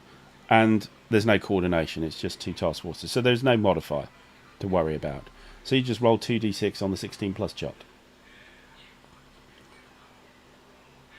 Roll 11. 11, that's pretty good. 11 on the 16 is early or late. Okay, so we remove that marker, and you either remove one side or the other. So you're gonna. I'll remove the late area. Yeah, so you remove the ones around Ireland and England, yeah? Yeah. That's great. Okay, so... But that's a good thing, because I haven't crossed the Atlantic yet. Definitely haven't, all right? Now I have a chance... now you can then... you can then time-lapse your 4 markers coming out of Germany. These 4. Yeah, the back 4, like you did with the pass. Okay.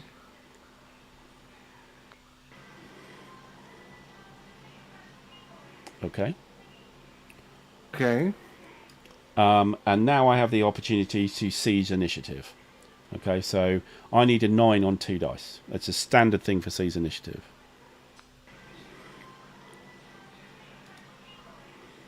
So 6 is not good enough. You still have the initiative. Okay. Okay, so you can keep going. I'm glad we rewound that because I get to see the difference in the maneuvers. Yes. Okay, but so I'm coming at this completely blind. I'm coming at this from I played 65 different games. Yeah. So I have a lot of game theory. I know I understand game concepts. Okay. Yeah. Why would I never do this as opposed to doing the first? Why would I always? It seems like this is a way better maneuver than the first one. Yes, but you've got to have the opportunity to have a naval search. So you need to have crossed one of my trajectories to be able to do that. Yeah.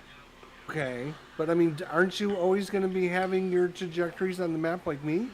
Yes, but maybe there'll be places you don't. They might be task forces you don't want to meet. Yeah, you don't really want to cross paths with one of my battleship groups or something like that. So it's fine if it's the convoy. It just seems like this is a way better. Like I would always build. Actually, Actually, I forgot something here. We forgot something here. So, when you were doing your naval search, your path has an intel marker on it. So I can do an interrupt. That's the difference here.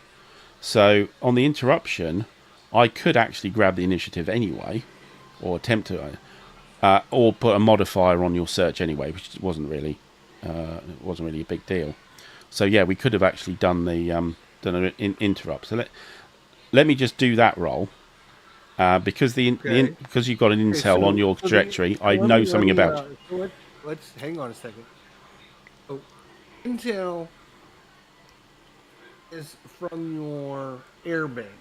No, no. Intel is from my red station that's sitting in that hex. You have a path going through there. As soon as your path went into that hex, it earns an intel marker because I'm sitting there. I might see you. This task force. Which task force? Sorry. The one that's in that hex. Yeah, the red one. Yeah, the red station. Yes. Yeah, because you moved through there, which is the reason why those guys are sitting there. What is where does your airbase thing come into play on that? A range of 2. So actually, to earn an intel marker, you need to move through a hex with an airbase. Okay, which that isn't. Okay.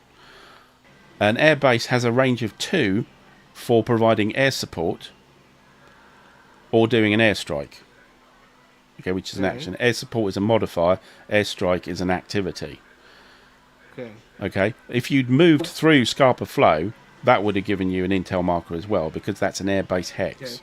Okay. So I couldn't move through Scarpa Flow because of the airbase. Yeah. You also have a task force in there. Yes, you can't true. Go to the one to the north of that because you have your task force there. 2 there. Yes.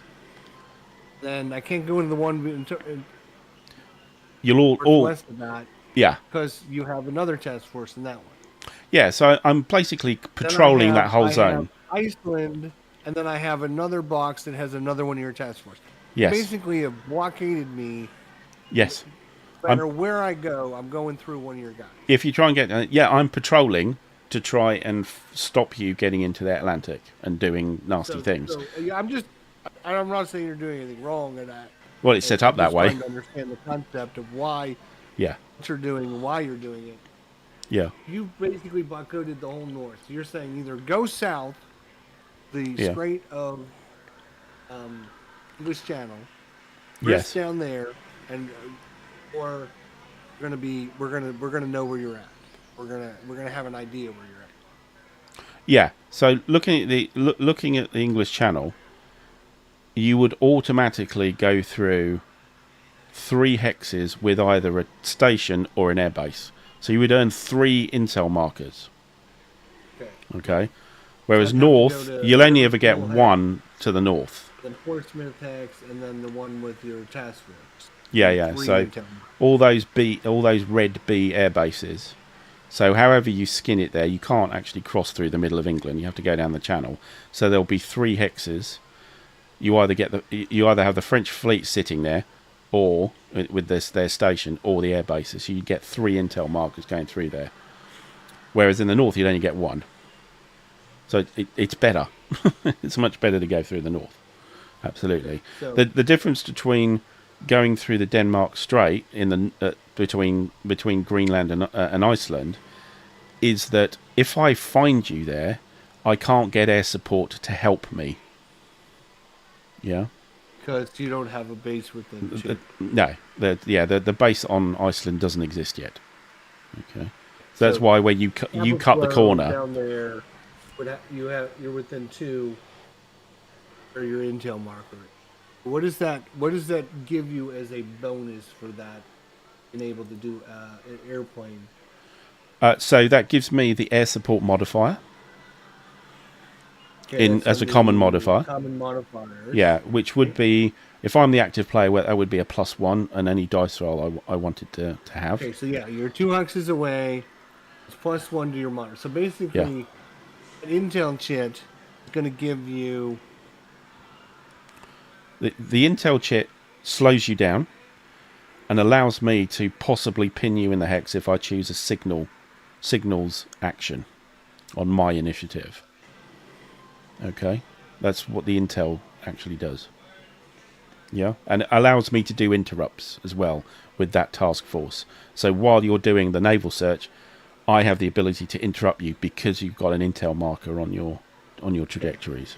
So if I do the action that I did the first time, which was basically all pass, where you did the pass. I can get rid of those 4, and now your intel marker's gone. If you did it now, you would only, if you wanted to get rid of the intel marker, you would only remove 2 of the markers because you're on the intel limit. It's the red numbers, not the white numbers in the time lapse. Yeah, but you would get rid of it. Yeah, if you Okay, so why was I doing 4 the first time? because there wasn't an intel marker, you didn't get rid of an intel marker. You just got rid of trajectories. If you now got rid of trajectories without an intel marker, you could get rid of 4. But if you want to get rid of a trajectory that has an intel marker, you can only remove a maximum of 2, including that one. Because there's the red numbers, the intel limit on the typeset. Yeah? All right, so so it's not a maximum of 1 or 2 intel markers you're removing. It's a No. 1 or 2 Trajectories. of the little pieces you're removing. Okay, Yes, so I was in the thinking segments, yeah. you can only remove 2. I thought you meant you can only remove 2 intel markers. No. Okay, I got it. Okay, so the most I can remove is 2 pieces. Yeah, So the time lapse, okay, and your intel, okay. I right. could get rid of 2, which would get rid of your intel marker. Indeed, it Then I would. would give you. Then I would give you back. Yeah, I would have the initiative, but I've lost you. Yeah.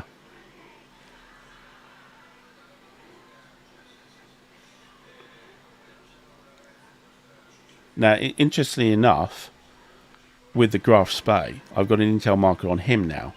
The problem is it's up by Denmark. So if I fixed you there, I've given you the entire of the Atlantic. You've got all the way up to, I'm admitting you've got all the way up to Iceland, which I don't really want to do because I'd like to intercept you well away from your destination. So that intel marker... You change your destinations again? You can add to your trajectories, yes. But you can only take away with passing or time lapse. Let's say I take the Gulf Spray, I intercept and I do a search like I just did for the other guy. For the convoy, yeah, you could do that. Okay. And let's say I'm successful. Once I do that, can I change the rest of my course? So the naval search will... well, it depends on what the result of the naval search is. The naval search affects me, not you. Okay? Okay. Yeah, so it decides what happens to me as you're going past. Yeah? But what you do in the naval search is you then do a time lapse. So you would remove your last 4 segments down in South America. So those bottom 4 would disappear in the time lapse. Yeah? Okay. Okay. So anyway, let's ignore the interruption for the moment. And again, I would get an interruption because you have an intel marker. I have an intel marker on the Graf Spee. Oh no, let's do that. So what would you get from that? I get to do the interrupt roll.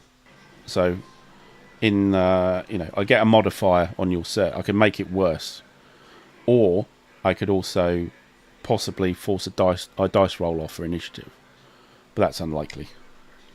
I need a 10 or a 12 for that. 10, 11, or 12. Are you you rolled something? You rolled a 5 and a 1. Was that for that roll? No. So what that was? Well, we've backed out of that, I think, haven't we? Because I started doing my turn and I shouldn't have. I think. I can't remember what did I do with that.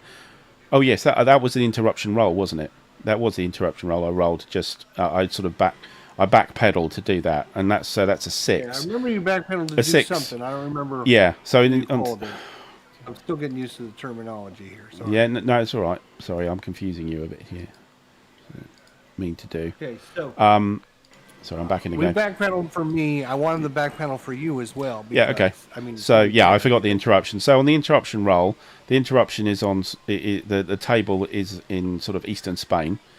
I rolled a 6, and you have 1 intel marker.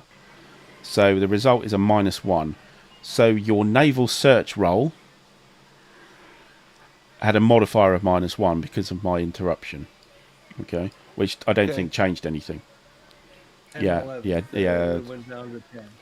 yeah. So it's the same. It's the My same naval table. So search. it didn't have any.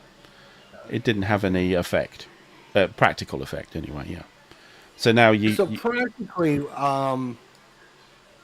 my tally's up by 1 because um, my siege initiative failed. it seems like I've got to go into preferences, turn it off so whenever you click on something, it doesn't move it. It's driving me crazy. File property, file preferences, Yeah, and center on opponent's moves. Yeah, good point. yeah, I got to turn that off. 'Cause Yeah, it I've got to keeps turn off it as well. moving over there. Yeah. Where is that? Yeah, file preferences, and it's about halfway down the resulting. Turn opponent moves. There we go. All right. I'm doing it on the screen at the moment. Yes. So you basically were like, I'm doing this, and then Mhm. you're like, oh, wait a minute. Now I can interrupt, and I can try and steal it from you. It's kind of like yeah, I can have an where effect. the leaders try to out-trump one another, right? Yeah, well, that could be a result of my interruption. So the interruption is a possibility of having effect on what you're trying to do. You're saying, okay, I'm taking initiative, and then you can do. You would Well, set up to try and get your guys up here to pin me in this location, so I can't. That's what I was originally trying to do. Yes. So during that naval search, there was an interruption roll, which could have resulted in an initiative dice off. It didn't. Then at the end, after you removed your 4 segments, I had a dice roll to see if I seized the initiative, and I needed a 9 or more, and I didn't get it.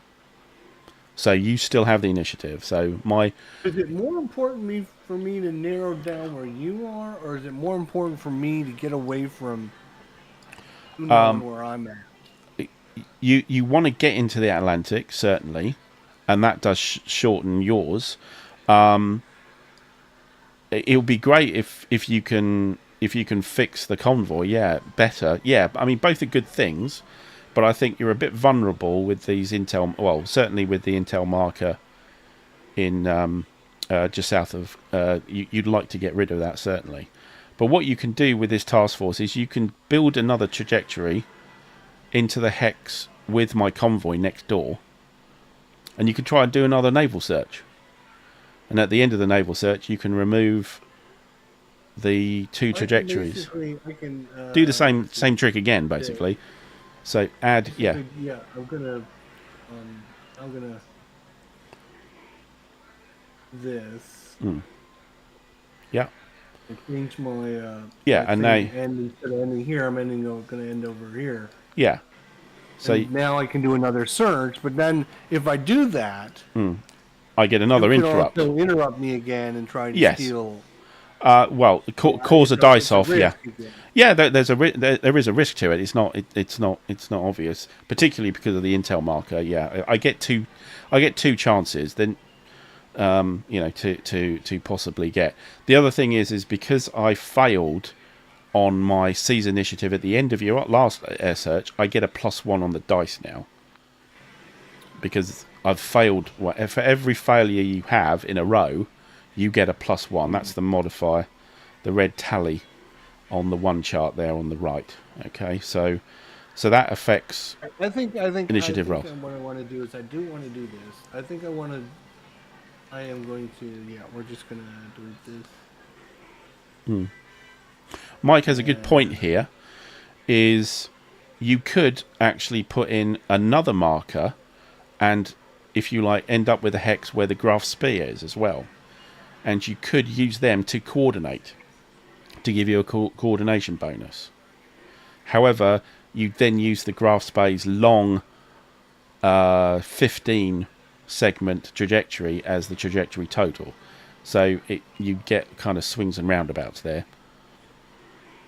Remember I told about the coordination? Yeah. That once you have a coordination, if they've got a longer trajectory, a lot of great things. And yeah. Half of them I forgot already. No, that's fine. I'm That's fine. going to choose to just. I'm going to choose. We get the terminology because. Yeah, that's a thing to the game. There's very odd terminology in this. I'm going to choose pass. You're going to pass with the with the Gneisenau and Scharnhorst task force, yeah? Yes. Okay. So, I think overall, I think that's a better maneuver because you're gonna get a +1 to your dice roll because sooner or it's... later you're gonna pass a check. I don't want you passing the check.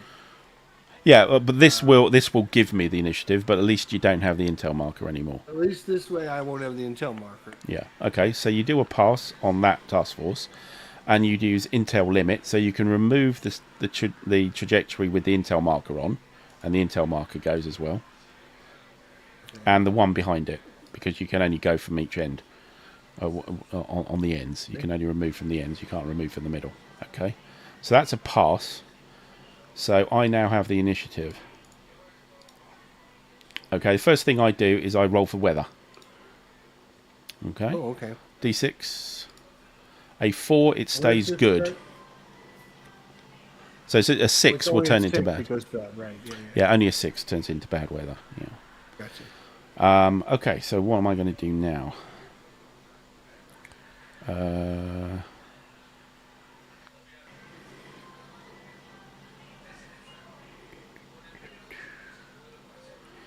Let me look at my task forces again. Though, I would say that if our good friend Mike Butterjelly was the squadron leader for the British, wouldn't have anything to worry about after his wing leader game yesterday.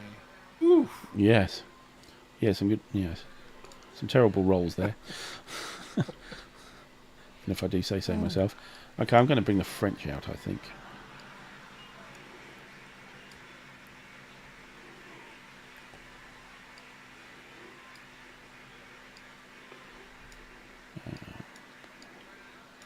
One, two, three, Frenchies, huh? four. And assuming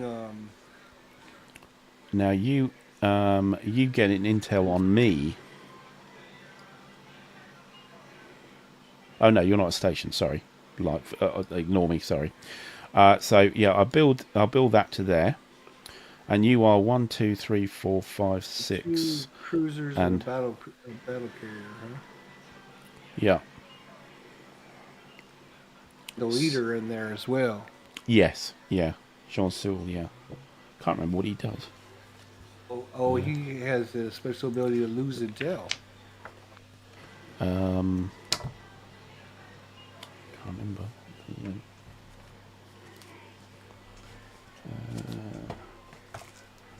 Yeah, because I've got Forbes that does the same thing.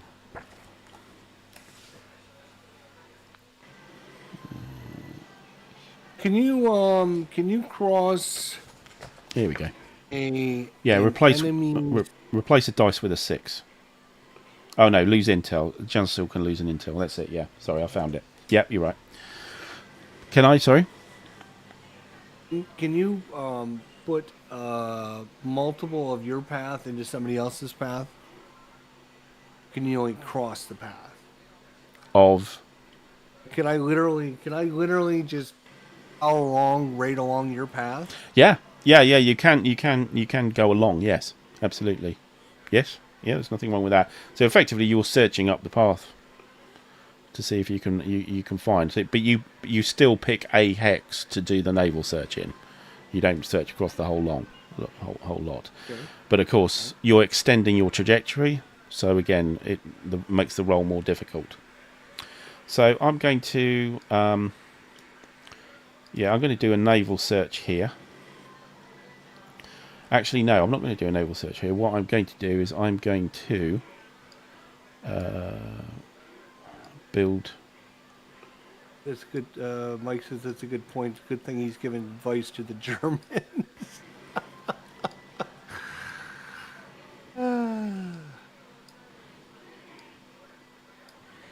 So yeah, I'm going to build that trajectory back up as well. Okay.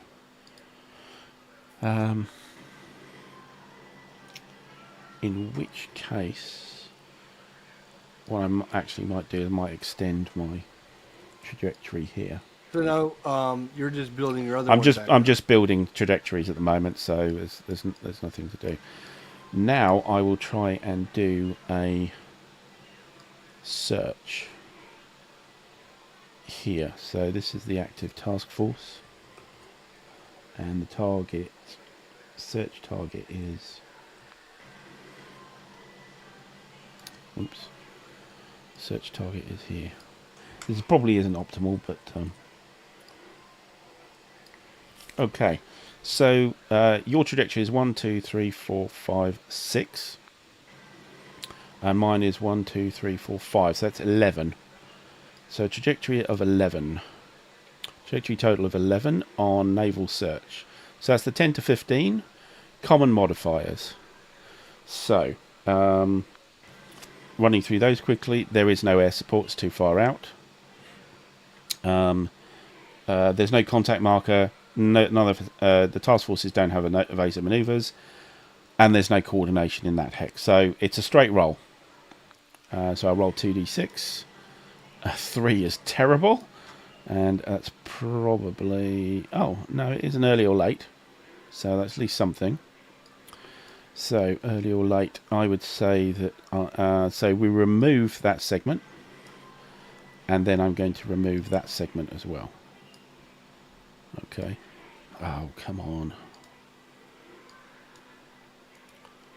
Oh, I win! You disconnected. Woo! Yep, that's it. We're done.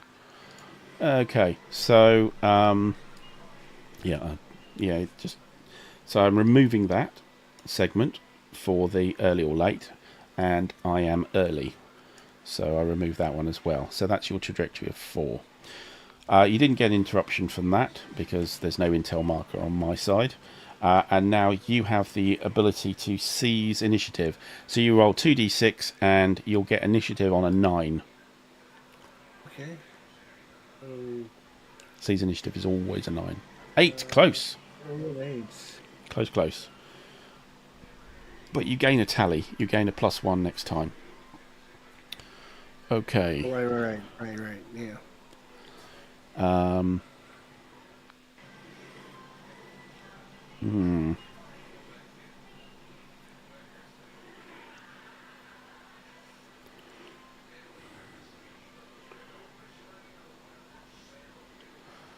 I'm going to. I did this before, so I'm Is this the kind of game where? Oh, I do a time lapse as well. I forgot to do a time lapse on my French ships. So they are. How fast are they? French ships are. They're all fast, so that's fine.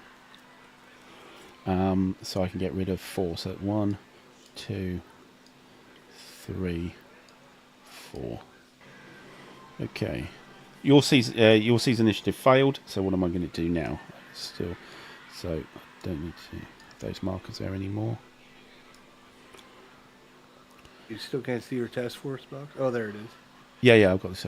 Task force. It's the player aids I can't see. Now,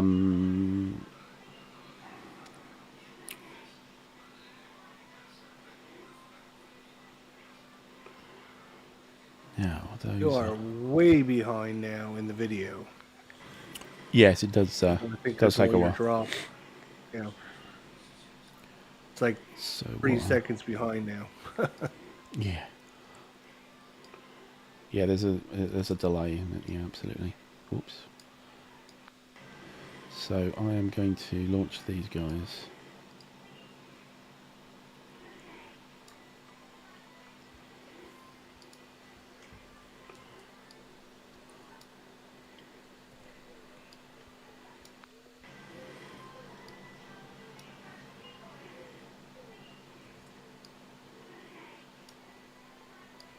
He put that in, Mike. He put that in. Yeah, he has the tally. I put the tally there.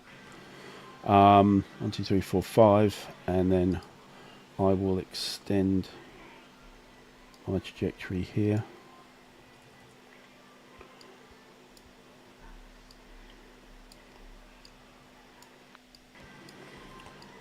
Just get him nice now. And I will attempt to do another naval search. So active task force is the French. And we're searching for the German task force there. Okay, so I will also add in the other task force as a coordinating. So now you have a length of 4. Now normally it would be 2 for me, but my coordinating task force has a longer length, so I have to use him. Okay, so it's actually 4 plus 5 is 9 is the trajectory total. Okay, so I'm now on the 5 to 9 table, which is one less. It's one column less. And common modifiers. So what do we have? There's no air support. You there with me? You with me? What's going on? Yes, sir. You with me? What's going on? Yes. So no air support. There's no contact marker. There are no evasive maneuver markers. Coordination, however, I'm the active player and it's good weather, so I get a +2 for including that other task force. Okay. So a +2 on the naval search on the 5 to 9 column. Roll 2d6. 10. Very nice. 10 plus 2 is 12. 12 gives me the little I and the cylinder. And the little I means contact, so I earn a contact marker. Where are we? I must have left it somewhere. Ah, there it is. So I contact you, and the cylinder means sighted. So again, you can look in the common results area. It's one of the pages, the player aid pages. I would put it on the screen if I could actually get my player aid cards to work, but it don't. Sighted. Remove the target's trajectory segments and intel attachments, if any, and place its station in the space. So I have found you there. So your markers come off.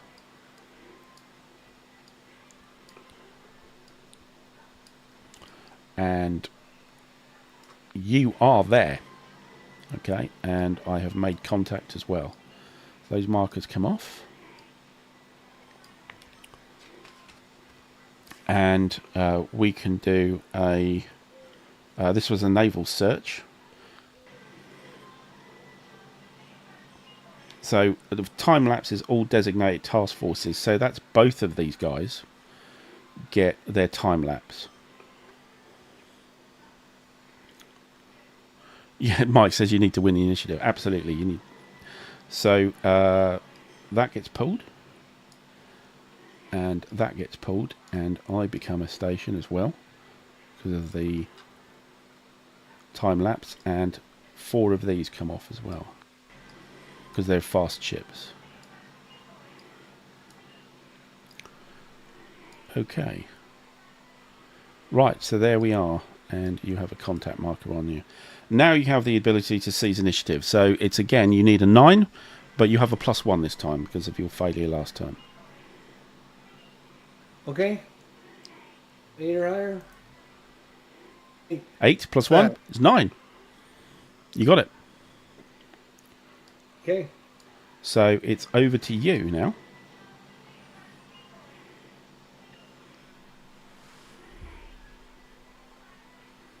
Over to me, huh?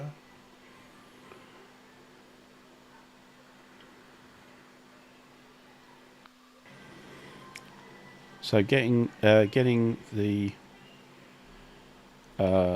trying to get the Scharnhorst and the Eisenhower the hell out of there. It's probably a good idea.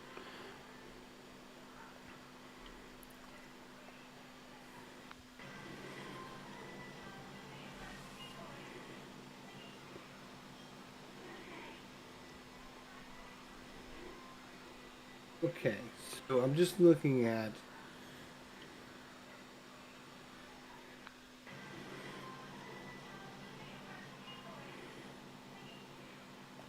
I'm just going to close the window here, otherwise lots of strange flying things are going to come in.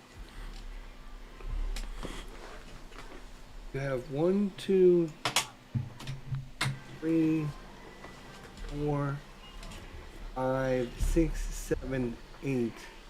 8 different task force. It's not counting your 2 convoys, by the way. Yeah, that's true. But lots of them are 8 just single. different. 1, 2, 3, 4, 5, 6, 7, 8. Not counting your reinforcements and your convoys. Yeah. So how in the hell am I supposed to be dodging 8 different task force? But here. Remember, quite a few of them are just single or double cruisers, which you'll eat for lunch. So these are search task forces. They're not engagement task forces. So if you look at that's 1, 2 of those. You have 1, 2, 3. You have 4 task force that have at least 3 ships minimum in them. 1, 2, 3, 4. Yes, that's correct. Yeah, down to 4. Yes. So how am I supposed to be dodging 4? So one of them, the single stripe tan is 3 cruisers, one of which is a light cruiser, which again you'd probably eat for lunch.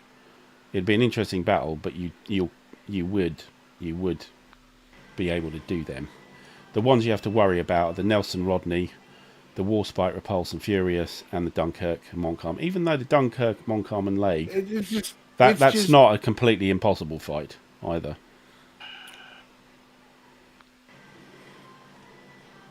So it's just run, as Mike says. Just get the hell out of there.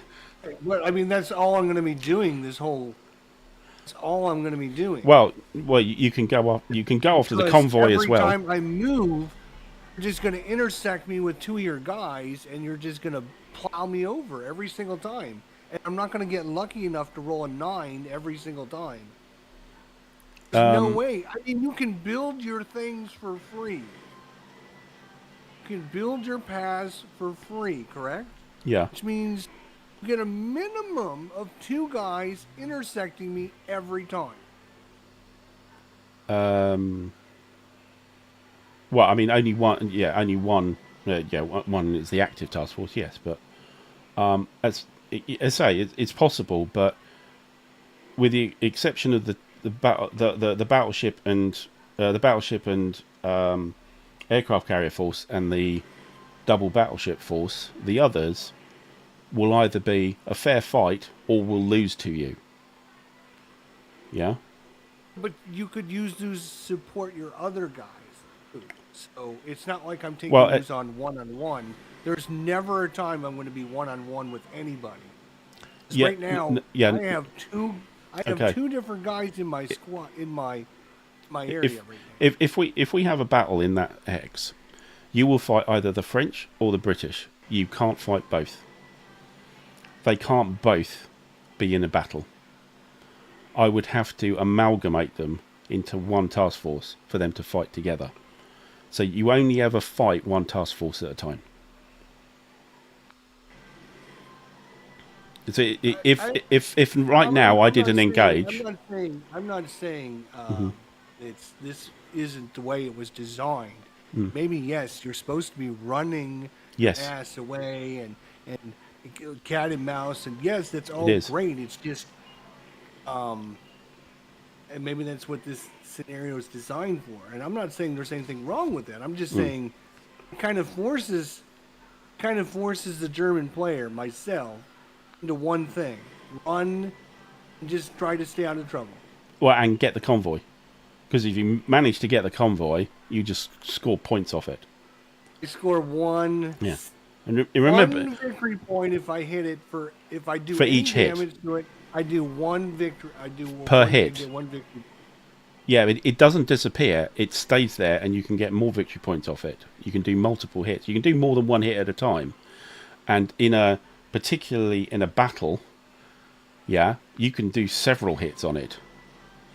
You know, it's you could get a surprise on it. It's very slow, as well. So, 2 battle cruisers on a convoy, you are going to sink a lot of stuff. And I get 2 hits on it. No, you won't be lucky to get 2. How many points do you get for hitting my ships? You will get more than 2 hits on a convoy if those 2 ships meet them. It will be an absolute flaming massacre. It's the battle is not 1 round; it's at least 3 rounds, possibly 2 if it's bad weather. but generally it's 3 rounds, and you get 3 shots with both of those there. And basically, I don't get a shot back. That's it. There's a special rule in here: I can't include warships with my convoy. Okay, I can't add that. It has to stay as it is. So it's a clean target. And remember, if you get the Graf Spee home, that's 5 victory points. Just forget it doesn't have to fight anybody. As long as he gets home, done. 5 VPs, bang. So even if he gets damaged and he gets home, you get 3 victory points. So yeah, it is. You'd be surprised about the balance on this. Yes, I mean it's an unfair fight straight up. And as I said, it wasn't a fair fight, and it shouldn't be treated like a fair fight. You know, from the history, but you will get points. So if you get the convoy, as Mark said, get the convoy, run away from the warships, and intercept the convoy is what you're doing. And partially why I got you to be the Germans is that it's, rather than have to worry exactly what the hell I'm doing with 8 different task forces and worrying about what's doing a naval search, what's doing coordination, etc. It's very straightforward. What the Germans need to do here is get the hell away from the warships, get the convoy, get Graf Spee home in as intact as possible, and you win the game. Yeah?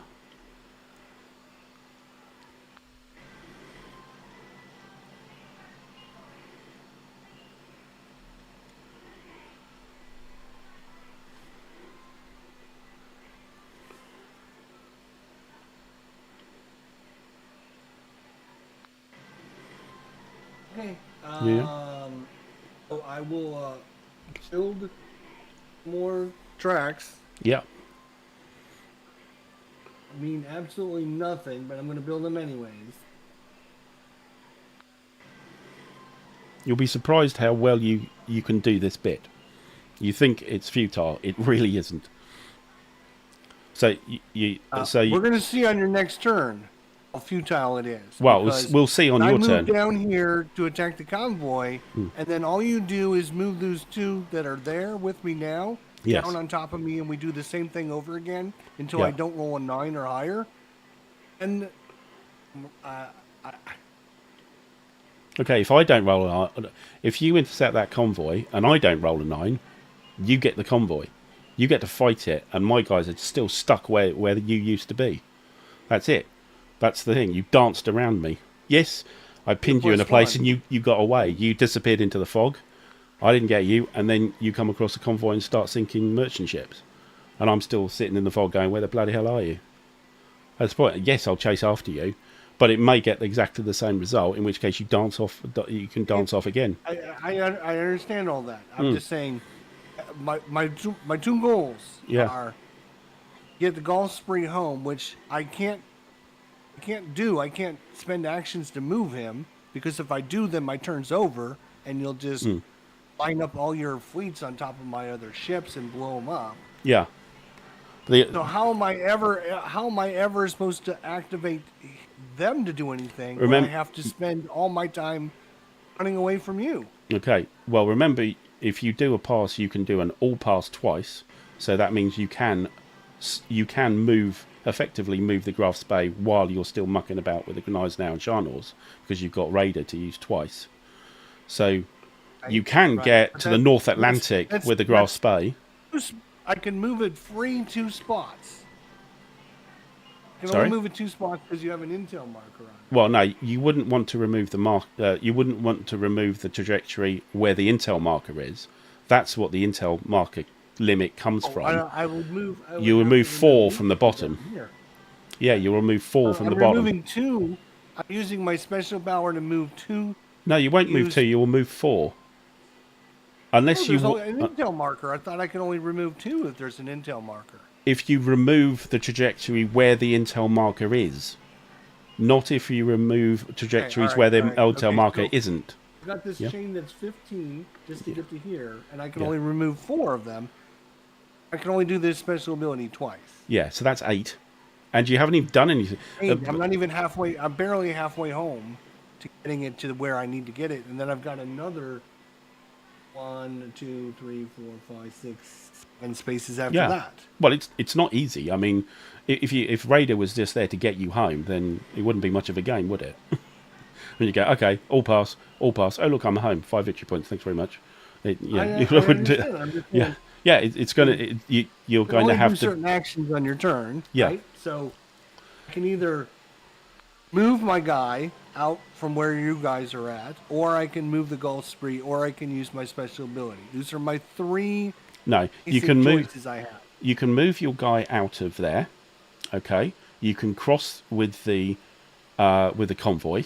You can then do a naval search, which, whether you succeed or not on the convoy, will remove you out of that space with me. There's a seize initiative chance I'll have. Remember, you don't have an intel marker on the on those guys anymore, so don't get an interrupt. I need to get a 9 or more. If I don't get the 9 or more, then you're with the convoy. You're not in that hex anymore. And, you know, then you could do, well, you can do what you like there. You can try and do an engage or something like that. I built 2 more chains. Yeah. So I'm gonna try and have a. Yeah. So we need to put a trajectory there. Hey, Rather so do you want to try and interrupt me? I can't. I can't. There isn't an intel marker, so I can't interrupt you. There isn't. Oh, actually, there should be an intel marker actually because I've got a station there. No, true. There is an intel marker there. That is true. Because that station there, because you built a trajectory in that hex, and I have a station. So yes, they're in intel marker. So yes, I do have an interruption roll. You have 1 intel marker, so it's on the 1 table. So are you doing a naval search? I'm gonna try. Yes. Okay. Yeah. So I do the interrupt marker. 8. 8 is a -2 on your naval search. So your roll will be you have a -2 modifier. So you naval search the convoy, which is 12 trajectory it has, and you have 3. Okay, so you get to interrupt. I did, and I got a -2 result. So your naval search will have a -2 modifier. You have a +1 from the time you missed before. No. That all resets. Every single time it resets. Once you get the initiative, those tallies go. Okay, so you just And carried that's over 1. and that's not on the interruption roll. The interruption roll is no modifiers. There's never a modifier for interruption rolls. Okay, this is not a seize initiative. No, that's a seize initiative roll. An interruption roll is a roll on the interruption table, which is on the east side of Spain. Completely different thing, which may result in an initiative, a Viper initiative. Yeah. So it's 12 plus 3. -2 to my dice roll. Okay. Yeah, it's 12 plus 3, so that's a 15. So you're on the 10 to 15 trajectory total column. You have a -2 because of my interruption roll, and then common modifiers. So the common modifiers, there's no air support, there's no contact marker, no evasive maneuvers, there's no coordination. So it's just -2 on the dice. 2d6 -2 on the 10 to 15 line. You'll get a result. So that's a 6 total. 6 to 7 isn't early or late. So again, we take that marker away. And then you choose which set of trajectories to remove. I want to take this away. So probably the ones, the late markers, yeah? So those all go. Okay. So you've pinned me back again. A convoy still hasn't made it to the North Atlantic. He's still stuck around Canada. Okay, somewhere around Canada. Now, because you've done a naval search, and this was the active task force, you get to do a time lapse on it. So you can remove. You've got an intel marker. So if you want to remove the marker where the trajectory where the intel marker is, you can remove 2 of those segments. Yeah, because you're in intel limit. Yeah. So this guy can go, and this guy can go. Contact marker disappears because you're no longer there. Intel marker disappears. You just teleported, bang, just disappeared in front of me. Found you. Where the hell did you go? Yeah. It's not going to matter because on your turn, all you're going to do is just move right down back on top of me. It's quite possibly, yes, quite possibly. But then you can do the same trick again. Yeah, cat and mouse. You know, As long as I can get a 9. dodging and weaving. As long as I can get a 9, I still need to roll that 9 to get away from you. If I don't take the initiative, then I'm sunk. Well, it's again not necessarily sunk, but okay, yeah. But to actually do a battle, not only do you have to do the naval search, pin you, make you a station, and then roll on the engagement table, and then get a battle on that table, and then we might have a battle. Okay, it's not again, nothing in this game is just click. You've always got to go through these things to see if what you want to happen actually does happen. Yeah. Okay. Well, let's just crack on. So, it's just knocked me out again. Sorry. It's very. So so all those go. You're left with that single segment there. So I have a seize initiative roll here. So on a 9, I could seize initiative at the end of your naval search. So roll the dice. A 4. Keep going. Remember, I needed to roll a 9 before you rolled a 9. You needed to roll a 9. Yeah? So, where would you like to go? You've got a short convoy now. It's instead of 12 segments, it's only got 6 now. It's much easier to find. That.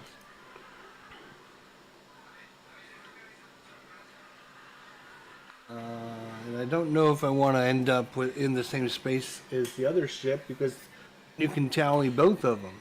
Okay, so interesting thing here.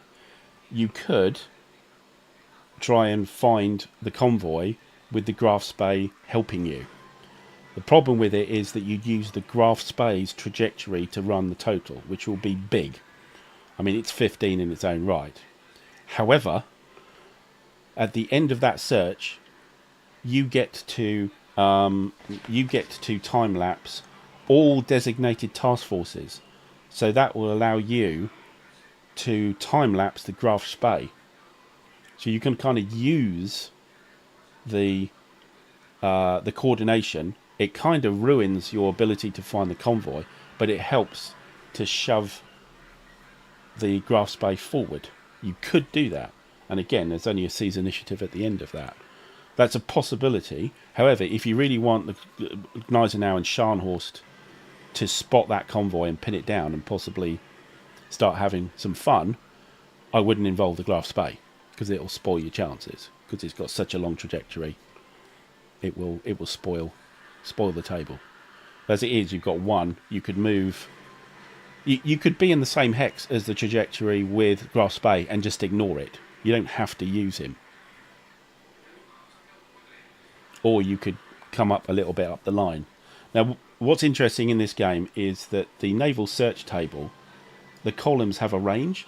So it's 0 to 4, 5 to 9, 10 to 15. So what you want to do, a 5 is as good as a 9. Yeah? So you could go for that convoy. Now you move, if you put in one segment, say where the Graf Spee trajectory is, and you try and do a naval search, forget the Graf Spee stuff, ignore that. That will be 6 plus 2 is 8. But if you built a trajectory 2 hexes away, yeah, you would be 1, 2, 3, 4, 5, 6, 7, 8, 9. That's the same table. Yeah, it's just as good. It makes no difference if you choose, this hex or that hex. It's the same chance of getting the convoy. Yeah, and if you got an early or late here, you wouldn't remove anything. Yeah, because you can't remove all these. Yeah. Yeah? Yeah. Mm-hmm. I also have to get this other ship moving sometime in the near, future. Yeah, I mean, and that's the dilemma. You have a dilemma there. Absolutely, yes. Graf Spee, it's a nice battleship. It'll be nice to use it. We're gonna activate. We're gonna do a search with the Gulf Spray. With the Graf Spee. Okay. Oh. Yeah, remember, that's going to be very unlikely because it's got such a long trajectory, but okay. So I just come back in the game. It's all right, but then I'll get a chance to. Okay, so you're not building anything on. I get to remove 4 segments, right? You will do, yes. Yeah, well, that's the only way I'm going to get to move them, right? Is to move these segments. Or do passes, yes, exactly. So it's the Graf Spee doing the search. The rest of the game. So yeah, or you could have done my trick, which is you do it with Gneisenau and Scharnhorst, and you coordinate with the Graf Spee, so you get both of them to time lapse. But this is fine.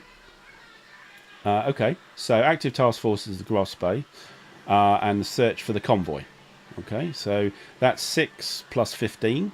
That's a 21 trajectory total. On naval search, you're on the 16 plus. Common modifiers, I don't believe there are any. There's no coordination, no air support, anything like that. I don't think it's any. No, you're not quite close enough to Canada yet. So it's a straight roll on the maximum column on naval search. Yes.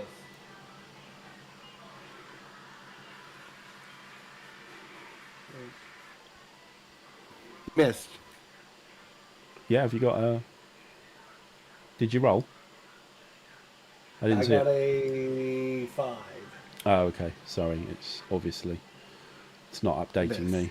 So and then I just removed little pieces. Okay. Sorry, I'll have to join again. It didn't show up. This is getting worse and worse, isn't it? Oh, no. Yeah. Yeah, no, I'm in the game, but not in the game. It sometimes does this as well. So, yeah, okay. So, I didn't see your roll. What's wrong with your vessel? I know, my vessel's terrible. This developed. This is a sort of second, version of the mess that Vassal's doing. Sometimes it doesn't even tell you. It thinks you're connected, but it doesn't send you anything. Okay, so I assume you missed. I didn't see the dice roll, but that's fine. Okay, so 5, which was a miss. So then I just remove 4 little pieces. Remove 4, yeah, and then I get a. I should have a +1 tally because I failed last time. I need a 9 with +1. A 7 plus 1 is 8. No, keep going. Alrighty. Yeah. Now, doesn't the Royal Navy look a bit bloody stupid now, eh? Yes. Simo's telling you to go with the Gneisenau and Scharnhorst at the convoy. For the convoy, huh? Yeah.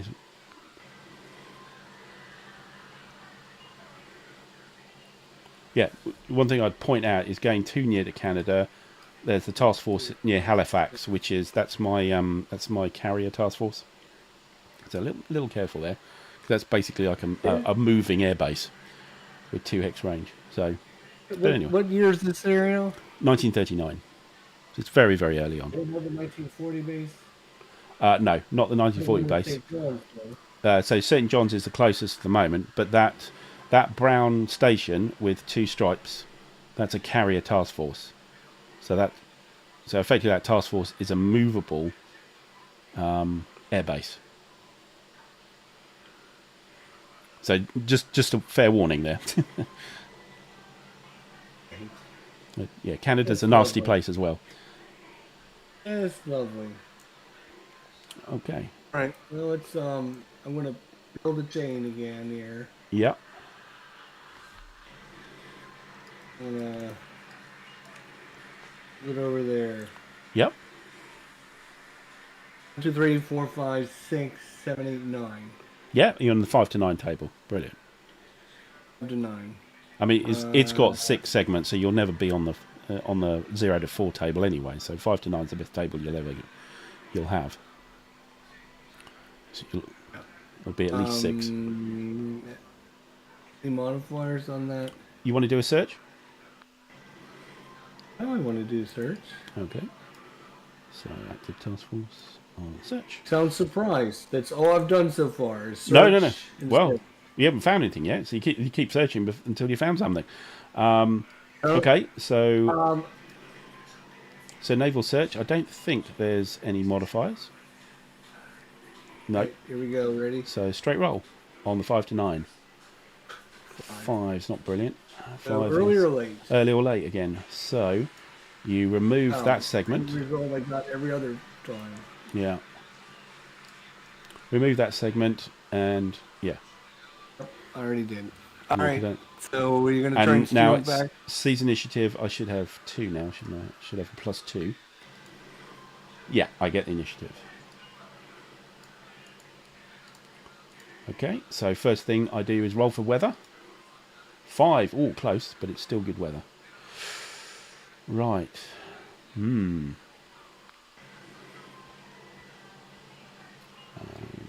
those out of the way. I think it's probably worth getting these guys moving.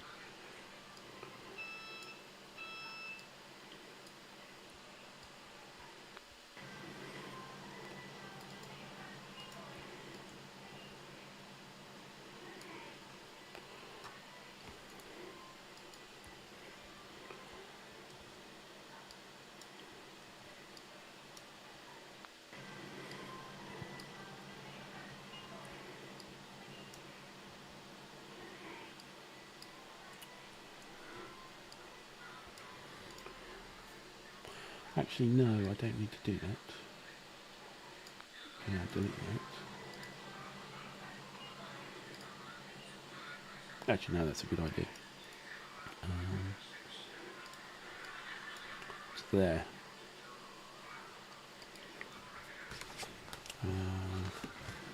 Do this right.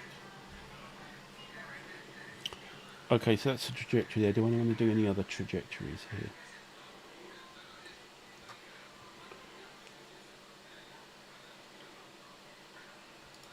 Probably want to do another one here.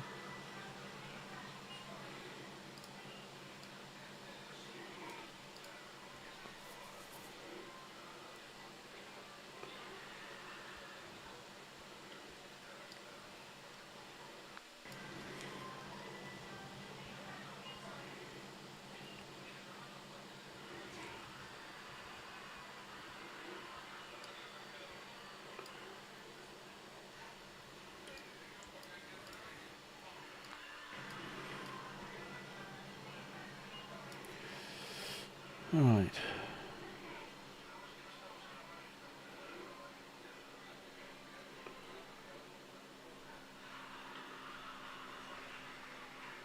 Okay, I am going to do an airstrike from here.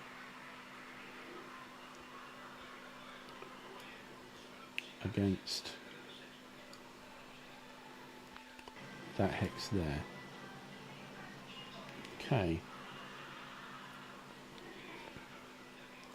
So, there's no intel markers, so there's no interrupt. 2 hexes away. So, we are on the airstrike table.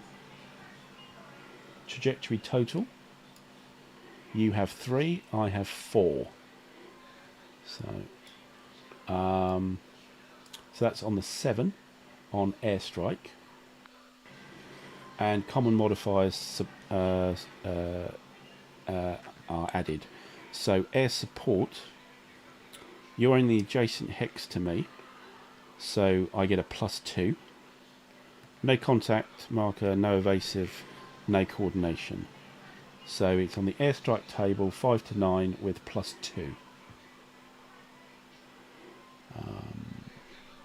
2 dice, isn't it? Yeah. 7 and 9.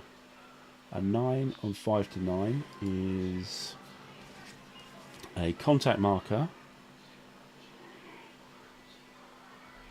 and yeah, it's called an S hit, but an S hit is a slow hit. So if you had slow ships in there, I could hit one of them with a hit, but you're both fast, so it doesn't do anything.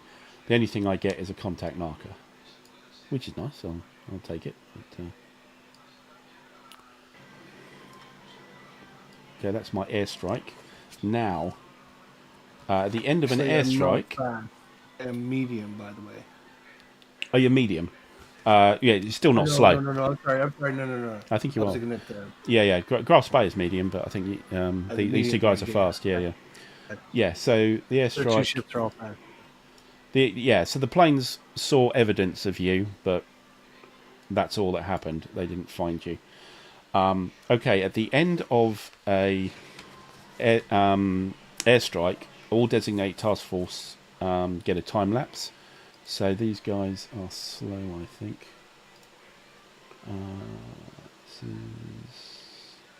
Gosh, it's nice.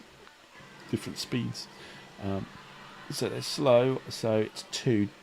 So I get two of these. Okay. And now we have a V for I, so it's a vie for initiative. So we roll a dice each, 1 dice each. And whoever is highest wins. Okay. If you tied, I keep the initiative. Okay. So this is a different way of fighting for the initiative here. It's a D6 for each of us, and I win ties. Okay. Yep. So my roll is a 5. Yours is a 1. Okay. I keep the initiative from the airstrike. Okay.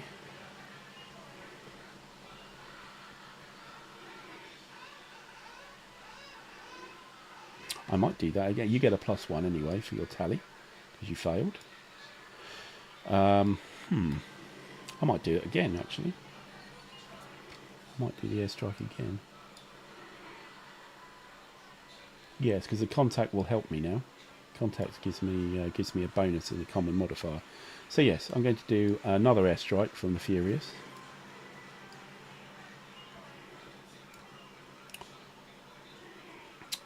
So, +2 for air support.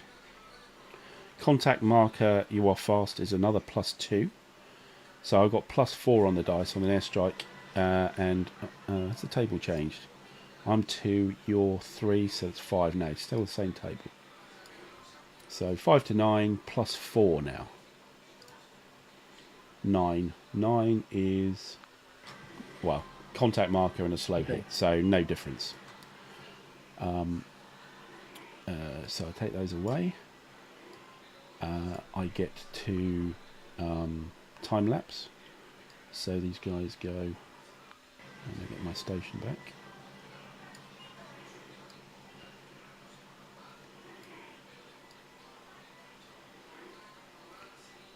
And then we vie for initiative. And you have a +1, but I still win ties. I've still got it. Still got it. Oh, okay. Well, that was a pretty crap roll, wasn't it? So I'll get there in the end. I'm going to launch yet another airstrike. So +2 for air support, and +2 for. Oh, actually, the table might change now. Yeah, because it's only 3 segments now. So I'm on the 0 to 4 line, or 1 to 4 line. +2 for the air support, and +2 for the contact marker. So on the 1 to 4, 2d6 +4. Oh God, that's terrible. That's a 6. A 6 is a complete miss. Complete miss. Complete miss. Wow. Well done, the fleet air arm there. Doing well. Okay, I haven't got any time lapse to do, so now it's vie for initiative, and you have +2. But I still win ties.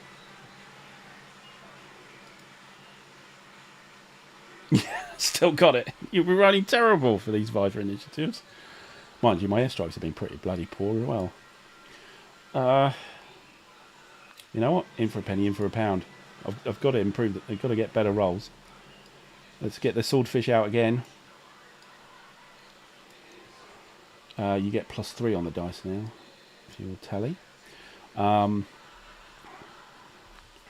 Okay, so same again. 1 to 4 table with +4. 2d6. Yeah. A 4, that's an 8. An 8 is, yeah, there you go. Contact and slow hit. God, can I get some better torpedo bombers, please? Right. Now, you've got +3 on the dice, but I still win ties.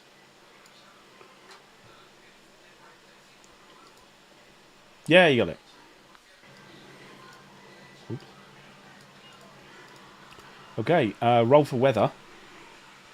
First thing that happens when the initiative changes. Ooh, so it looks like it's just normal weather, or good weather. Okay, normal weather. Off you go.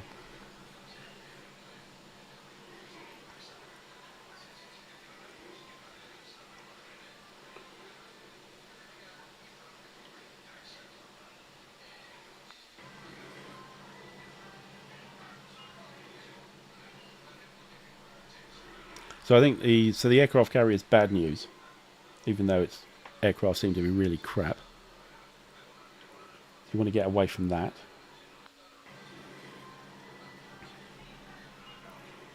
You'd like to get Graf Spee past that as well, if you could.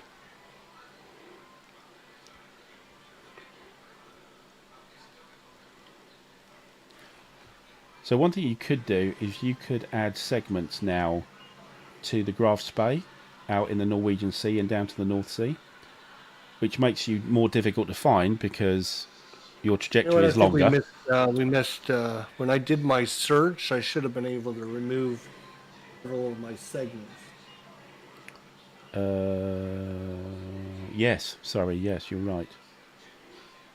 Right. Which actually that kind of helped you because you would have been a station, and yes, that would have enabled. These aren't even in there. Yeah. Because it would have been shorter. Not that it would have helped your bombers, but Well, the trajectory total would have been less. That's all. but yeah. But I don't. With the rolls that I did, I don't think it would make a lot of difference. I don't think with the rolls. Actually, you become a station anyway, so you would become a station because you'd remove that last marker, and you'd have you'd be a station in there instead. Again, which would have helped if I'd been able to roll anyway halfway decent. So it would have been like this. So that's the situation at the moment, yeah.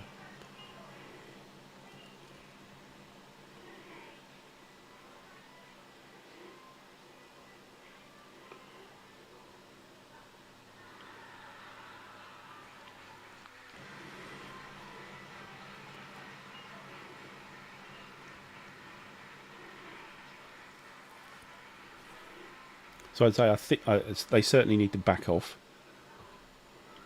unless they want to try and fight the CV task force, which I wouldn't recommend. There's a battleship and a battle cruiser in there as well. So I think get the hell out of Dodge, and also I can't get to your convoy. You can, but you're going to be then within air range. So I mean, yeah. I can either stay and fight your aircraft carrier, or I can run away. Yeah, you don't want to be where you are now. Definitely not. And if you come in to fight, then you come off worse. Facing the Warspite and the Repulse.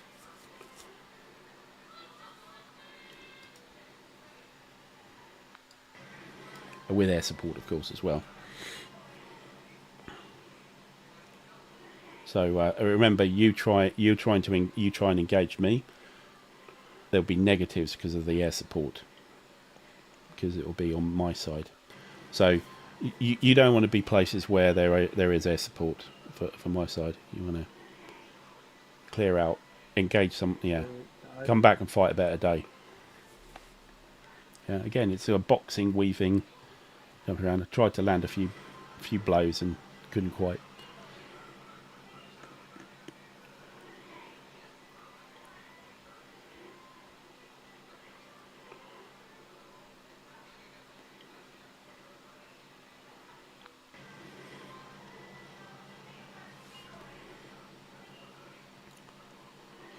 Yeah, so, you put the trajectory in the hex where the station was as well. So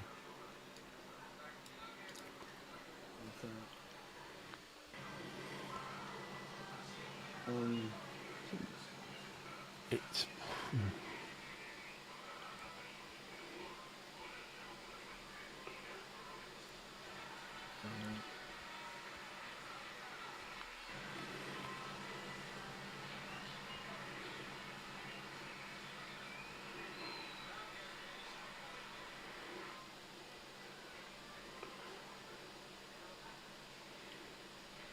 I mean, what's to prevent you from just moving your aircraft carrier along with your convoy now? Nothing, right? Well, I can build trajectories. Yes, I can put them alongside. Absolutely, but they are two different. They are two different. And remember, in all this, if I don't, if you don't sink any of mine, I don't sink any of you, but you get Graf Spee home, it's a massive win. So I'm gonna build that, and then I'm gonna listen to Simone. He says Jester do an all pass. So I'm gonna do an all pass. yeah, an all pass is reasonable. Sure, Okay, not? so flip radar over. It's good weather, so yeah. Come over. Okay, so you can remove 4 segments from Scharnhorst and Gneisenau, and 3 segments from the Graf Spee. 4 from this one? Yeah, 4 from there.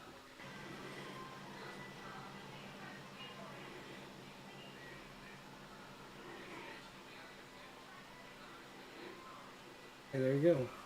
Okay, doke. Put my little thing out there again. I have just 1 segment left.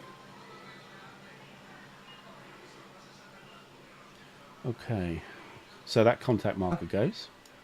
So I've lost you. Yeah, you're not both. You're one or the other. I just put this down, right? Wasn't that not 5? That was 5 trajectories, and you removed 4. So you're still a single trajectory. So a single trajectory is not a station. Okay, so yeah, okay, all right, that's yeah. fine. Okay, so that's all passed. So that's initiative back to me automatically. So I'm going to build. Where were they? Down there.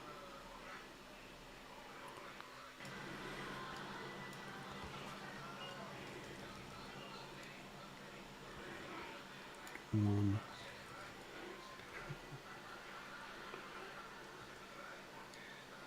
2. 3, like that.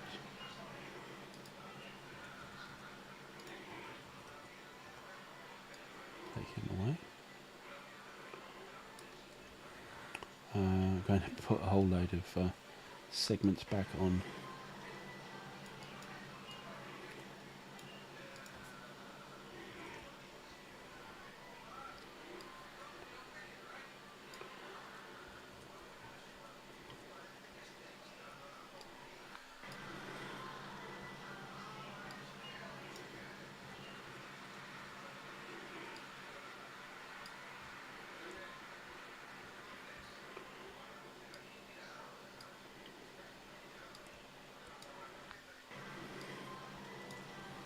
Okay, so that's back as it was.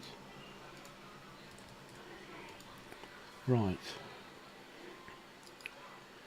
Then with this task force, I'm going to do a naval search.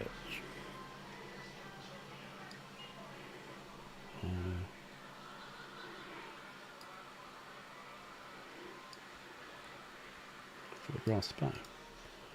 Okay, so I have a directory of 2, you have a directory of 1, 2, 4, 5, 6, 7, 8. 2 and 8 is 10, so we're on the 10 to 15 line. Common modifiers. So air support. I actually do have air support. I have air support from there, which gives me +2. No contact marker, no evasive manoeuvres. Can do a coordination with these guys. So good weather, active player, another +2. So that's a C2. It's also got 2 segments, so it doesn't affect the trajectory total. Okay, so it's on the 10 to 14 table with +4 on the dice. Naval search. 10 to 15, sorry. 10 to 15, +4. 7 becomes an 11. And 11 on 10 to 15 is contact marker and a shadow. You see that? You following? No, which one were you doing? Okay, so with the red double stripe, I'm doing a naval search for the Graf Spee's task force. Yeah, I've got trajectory of 2. Search. Yeah, you're doing a search. Yeah. Yeah. Okay. Yeah, naval search. I've got a trajectory of 2. You've got a trajectory of 8. Add together is a 10. So on the 10 to 15 table, I'm coordinating with this other task force, where CTF is pointing to. So they're helping. So that's a +2.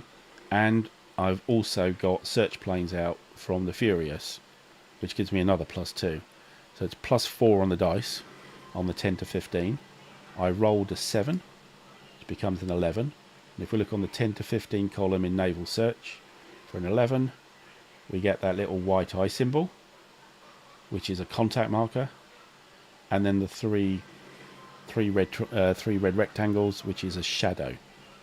So the contact means there's a contact marker. Somebody's seen you.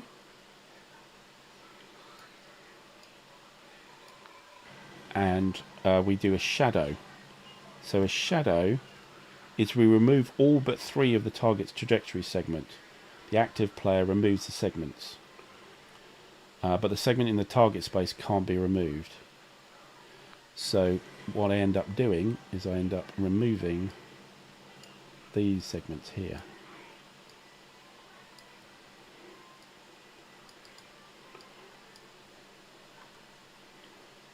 Okay, and then one more.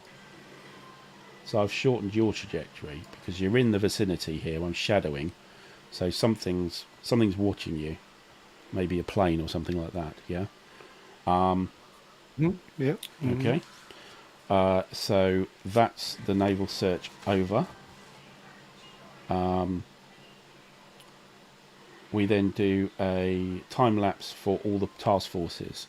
So we ignore the air support because that's not actually a task force doing that. It's planes. So these 2 get to time lapse. So they'll come out as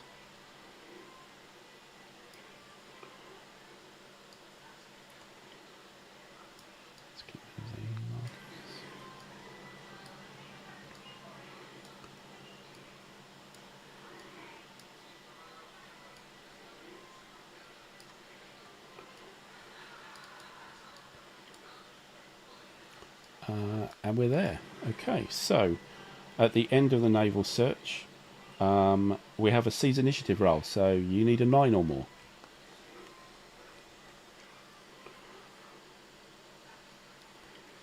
A 9, there you go.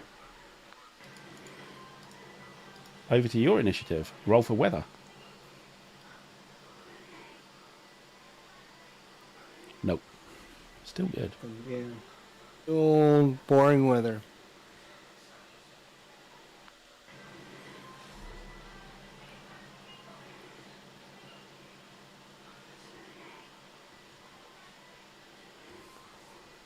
So now the attention has turned to the Graf Spee, who you need to get the hell out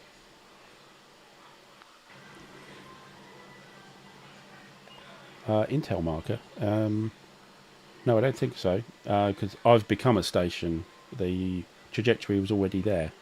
It's only if you place a trajectory do you get a intel marker.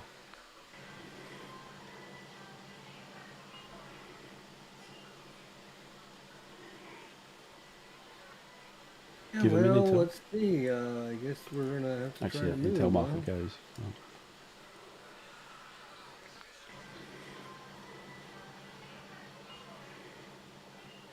Oh.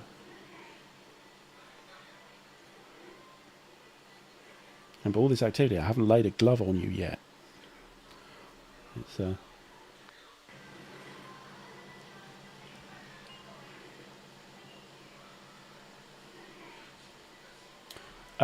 yes, Imo. So if he play, so the trajectory is already there. So he hasn't done a trajectory action to place an intel marker. So even though I've turned into a station, he may not even be there. But we still have the contact marker.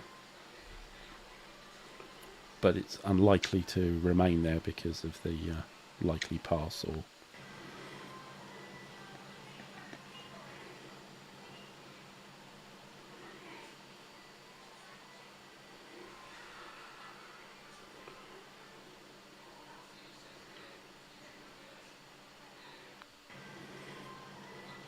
Okay, trajectory action there.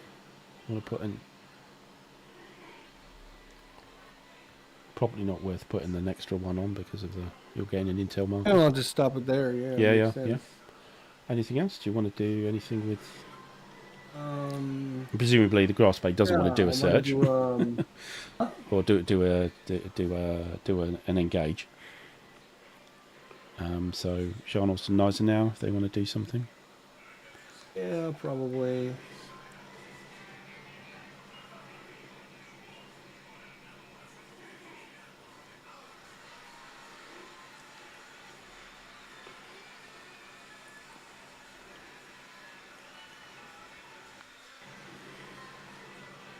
And let's.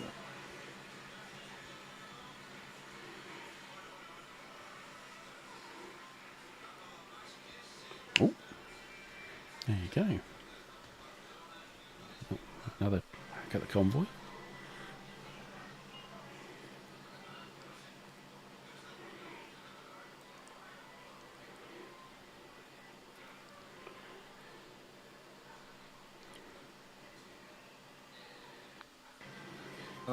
Yeah, let's go ahead and I suppose we got to move.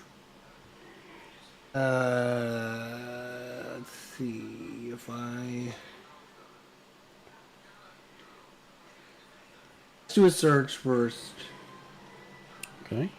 Where down here? Yes. Yep. Okay. I want to do a search first.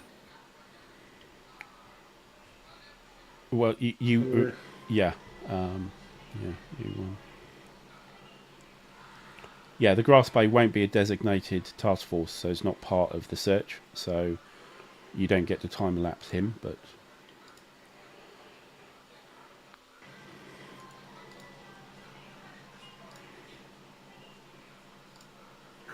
Yeah, let's see. Let's see what happens. All right.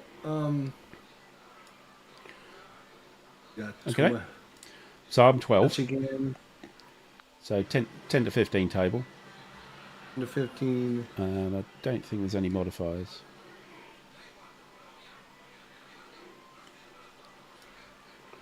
Ouch. Yes. 10 to 15. That's an early or late. That's actually early or late. So that gets removed. What's that? You want to pull it back from Portsmouth, yeah? Yeah. We'll remove. Good. There was no interruption on that. You're still sitting in Halifax. We know that. Yeah. It's very slow and it takes a long time. I mean, don't you have to move them the same way I move? Exactly. Right? Yeah. So, I mean, you guys haven't moved from Halifax. Yeah, because I've lost the initiative by you rolling. I've never done a pass. I've never done a pass in the game, so I've never had the ability. Right. So do you want to steal initiative? Right. So yeah. So we did the naval search. You need to time lapse the Oh, I Gneisenau do. and Yeah. Scharnhorst. So you get a station. Here. And then I get a seize initiative on a 9. 8, close, no banana. Yes. Keep going. Yeah, it's time for me to move the Gulf spray then. You want to do a pass then? Oh, I want to do a pass. Okay, normal pass. Yes, just a normal pass. Yes, it's medium, so you can remove 3 segments.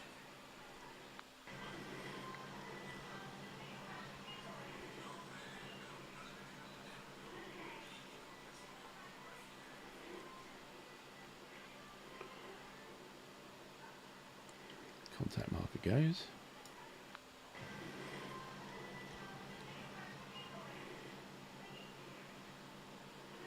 Okay. Initiative back to me then. Roll for weather.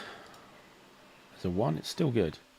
The good is that you want bad, actually. You could do with bad. I was gonna say I probably wanted to go bad, so You do, because it's you can you know you can possibly get up to 6 segments removed on a pass, and also there's no air support in bad.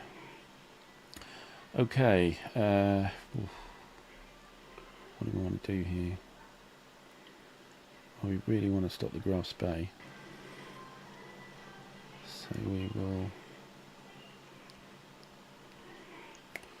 Let's build these segments back, shall we?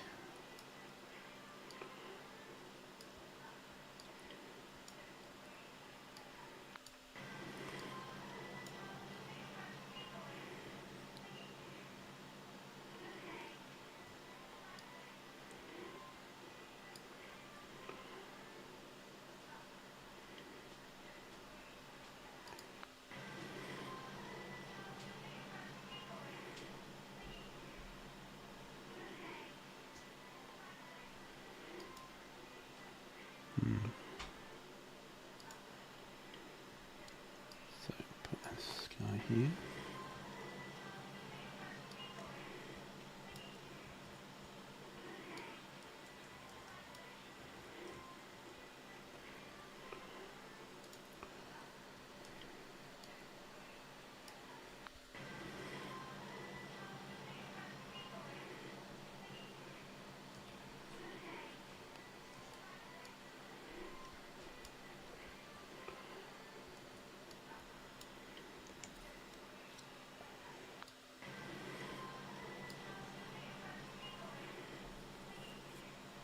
We also want to, before I forget them, not them, them. Where is he? He is...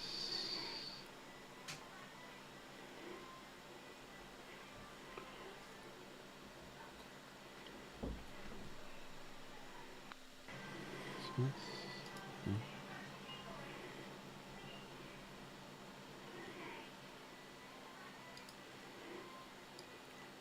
So Nelson and Rodney gone. No, they're out here. They're in Clyde, Liverpool, aren't they? Yes. So I'm going to build... Yeah.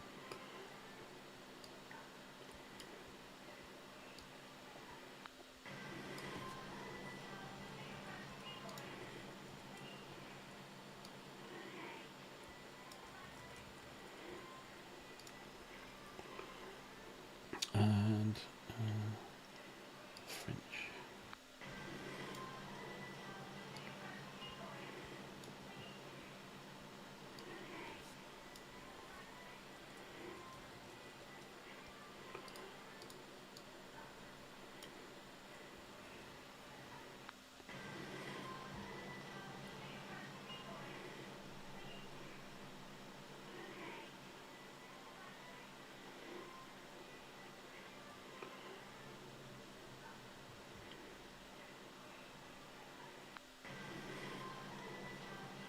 Okay, we're going to do a naval search here. From this active task force.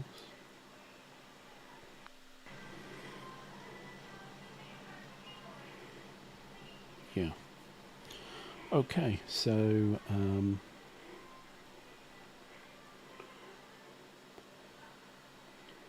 2, 3, 4, 5, 6, 7, 8. So that's 8, 5 to 9 table on naval search. Common modifiers. I have coordination from him, and I also have some air support as well. So it's +4 on the 5 to 9 table naval search. 6. +2 for what? +2 for the air support, because my carrier's there. In fact, actually, it's +3, because I'm in the same hex. So it's +3. It's actually +5. +2 for the coordinated task force here. These guys as well, helping. So that's 6 + 5. So, no matter how long your chain is, you automatically get a +3. No, my chain is 4. Yeah. So I can, if there's a carrier in there, I can launch as far as you want, and you get a +3 for it. Is what I'm saying. No, yeah. So I can launch anywhere along any of those trajectories. So I happen to be in the same. Your chain anytime you want, and you get a +3. No. So move my what? I haven't moved anything. So this is my carrier task force. You continued your chain, right? You added to its trajectory. Yes. You continued your chain to it. Yes. And you get a +3. Because one of my trajectories is in the same hex as the search. You can continue your chain every turn, now until the end of the game. You're going to get a +3 every time. If I stay in the same hex. What I'm saying is, it doesn't matter where your ship is. It matters where your chain ends up. Anywhere along that chain. So I could still, if it was back in this hex here, I'd still get a +3 if the search was there. So anywhere on that chain. But and then the longer the chain, and you continue your chain again, you get a +3. So in essence, this guy always gives you a +3 no matter what. Yeah, air support is big in this game. A carrier, hey, I'll point you towards the Pacific. Saying, yeah, it's just you always. Unless the weather is bad. Never. When the weather is bad, it becomes. With this guy, would always build your chain. Yeah. To my thing, so you get a Absolutely. +3 the rest of the game. It's true. That's right. So I will be able to find you because I've got aircraft flying around trying to find you, and it's good weather. So yes, they will help. Absolutely. Yes. But as soon as the weather turns bad, it's completely useless. I have no air support at all anywhere, even from the air bases. So all that disappears. So pray for bad weather at the moment, yes, because the carrier's on your tail. Yeah, like with the Bismarck, it's the thing that finally got the Bismarck to slow down was swordfish torpedo bombers. Well, my earlier airstrikes didn't even work, so obviously wasn't the same pilots. So anyway, where were we? So 6 + 5 is 11. 11 on the 5 to 9 is a sighting and a contact. So contact and a sighting means that you are there. That's your station. So I don't know where your station marker is. Oh, there he is. So I have fixed you in that hex.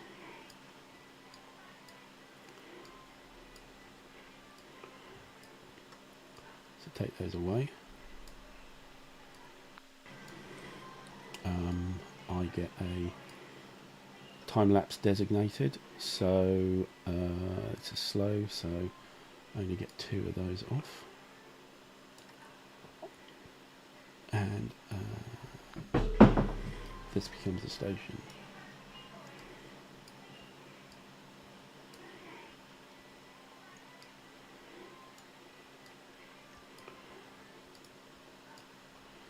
Okay, so that's now Seize Initiative for you. You need a 9. Oh, okay. Still here. Okay, so we have a contact and a station. So we may do an engage then. Okay, so we will attempt to do an engage on the Graf Spee here. So active task force. Oh, I could do it with these guys, although they're not brilliant, are they? They are fast.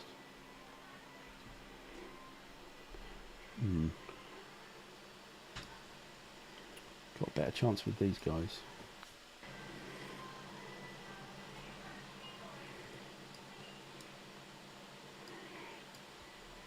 And engage.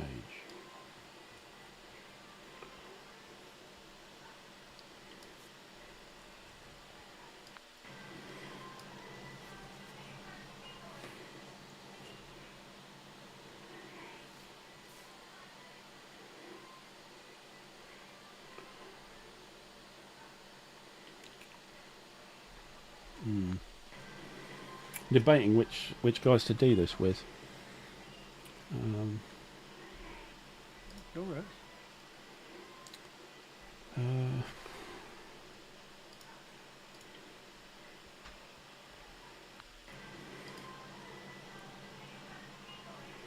Do I want less chance but an overwhelming task force, or yeah, no, I'll do it with these guys. Okay, active task force, we're attempting to do an engage. Right, so 1, 2, 3, 4 and 0 because you're a station. So an engage on the 4 table. So that's 1 to 4. Common modifiers. So let's get those planes in the air to help. For a +3, we have a contact marker, and you are a medium speed, so it's a +2. And we have coordination as well. So we might be able to grab him. So +2 coordination, +3 aircraft, +2 contact marker, so that's +7. So 1 to 4 table +7. This better bloody work. Oh. It's a 9. A 9 on 1 to 4 is a it's a closing in. If the active task force is faster than the target, treat it as battle. If not faster, treat it as contact. Yeah, I should have used the other guys. No, nothing happens. Because I already have a contact marker on you. Okay. What would have happened if you would have rolled battle or... If we have a battle, then we have a battle. So we switch to the battle board. SURP. Yeah. So that was, wow, that was an amazing roll. What's the SURP? Sorry. SURP, the last result. A surprise. So it's a very disadvantageous battle. I won't go through it now, but essentially you,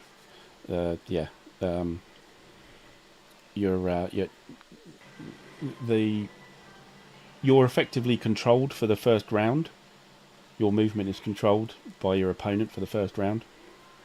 So if you want to try and run away, you won't for the first round. You'll actually saunter right up to up towards your opponents because you didn't see them coming. So surprise is nasty, but yeah, we didn't get that, and we didn't get battle. We got closing, which is absolutely useless.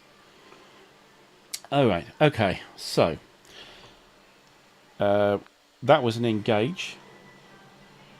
We time lapse everybody, so these come off. And that's all. Please can get rid of all these. And you get, on an engage, it's a Viper initiative. So, dice roll. And don't you have a tally? You failed last time, didn't you? Yes. You're a +1. So, dice roll each. +1 for you. Oh, you have it. There's no point in rolling. Okay. Roll for weather. 4, it's still good. Damn, for you. Well, for you, not for me. Getting the hell out of Dodge again.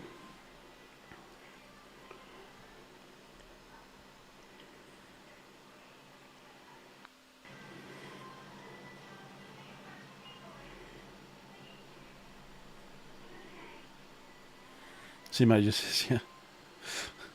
Just pray for bad weather, indeed. What does the old Wellington say? Give me night or give me blucher. Just give me Wilhelmshaven or give me the bad weather.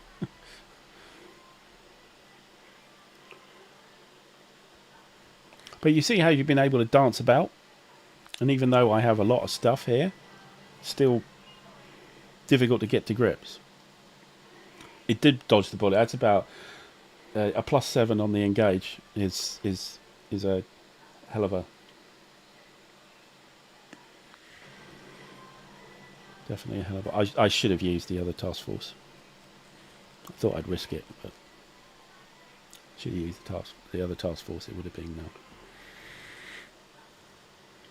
would have worked then. I wanted to get the wall spite and repulse into action. Okay, so what are you doing? All kinds of crazy stuff here.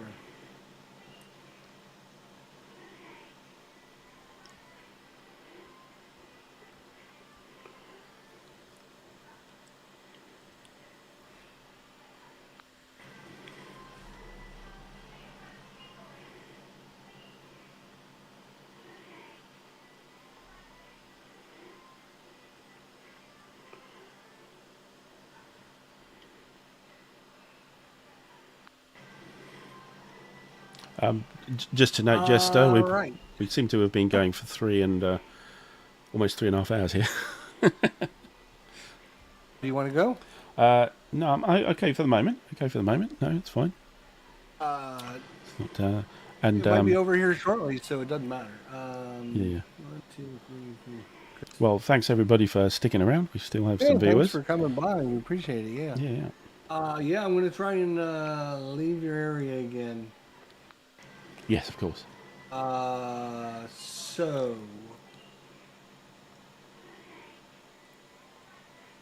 It's just so damn clever, this game.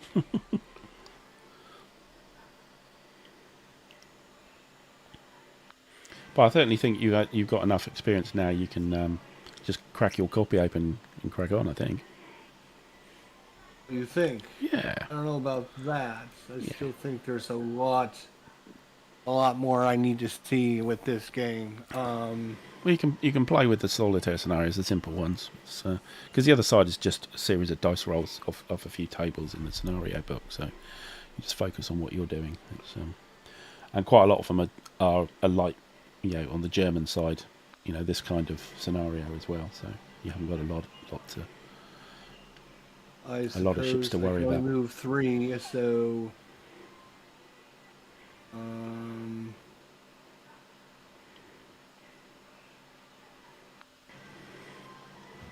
So I mean, how many times are you not going to roll a 9 in a row? Because that's my only chance for you not to roll a 9 again. It seems at the moment it doesn't matter if I roll a 9 or not. I still keep punching air. Well, I'm just going to move the Gulf Spring again. Yeah. Oh God, yes. No, he's your money. He's your victory point marker there. You need to get him. You've it's dropped me out, but didn't tell me it's dropped out. Sorry. So I haven't seen anything move. So give me a second. I'll come Oh, back in. okay. Sorry. Yeah, Yeah, it's all right. I was just looking. removed. I just removed 3. Okay, good. Sorry, it's just the 3 right. little So where are we? pieces. Okay. So yes. So you remove 3 pieces. Yeah. So you got the intel marker. Brilliant. Thank you. Well done. And the contact marker goes as well, of course. Right. So interestingly enough, now we get onto the sort of almost completion stage. So you've got 7 trajectory there into keel. So you need to get rid of 1, and you also need to get rid of the intel marker. Actually, you know what? Let me change that then. Right. I should probably just. Okay, so I have 6 left. There we go. Yeah, but you have I need that you extra can't 4. complete with the intel marker there. Can't complete with the Okay. intel marker there. Get rid of that. Yeah. Okay. And that was that a pass? Yeah. Yes, sir. That was a pass. So it's back to me. Yes, sir. Okay. Oh, that guy shouldn't be on there. Right.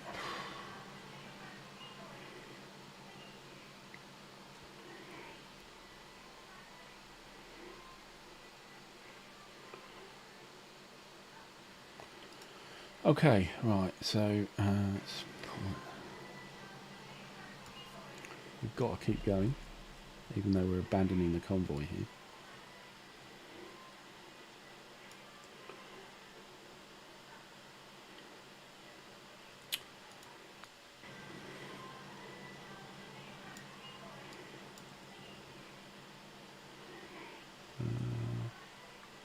Where's my marker?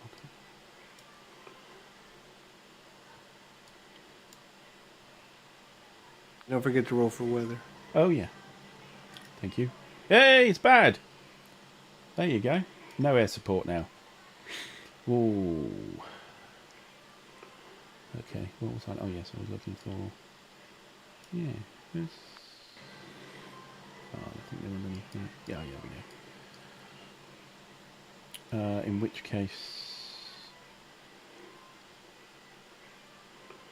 Yeah, actually, I won't do that.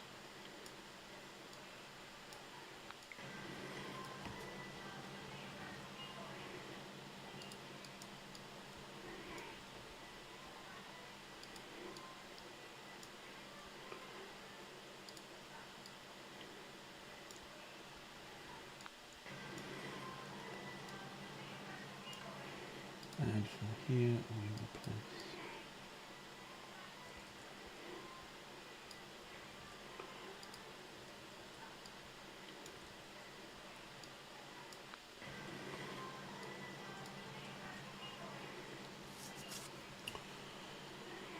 Okay.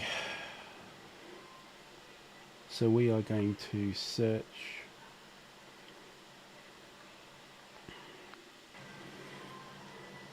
Oh, actually, let's build some more trajectories here.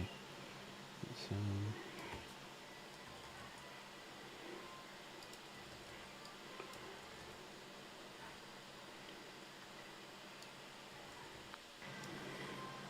oh, no, not that one.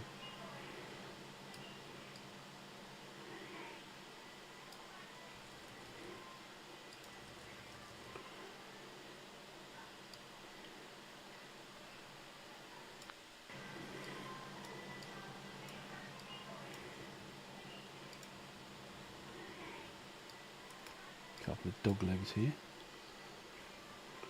Okay. Yeah, we're going to do a search up here.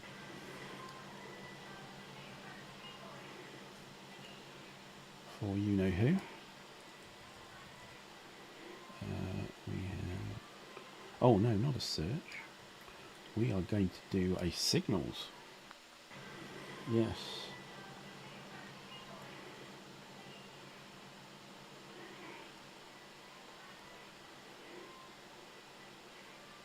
Yes, we're going to signals here. So that means we fix you here because of the intel marker. The intel marker goes and all your segments go. So there's no roll on that, it just happens. See how bloody annoying an intel marker is? Right, and the end of signals.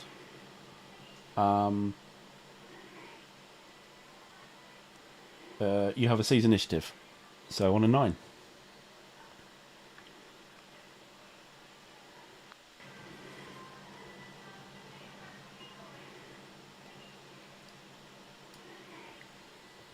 Don't know if you've... Oh, No. here we go. 5. No. Okay, still me. Right.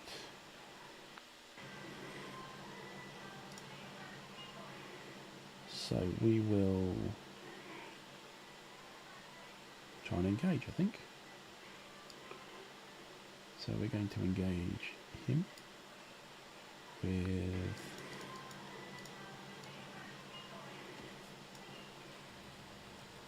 him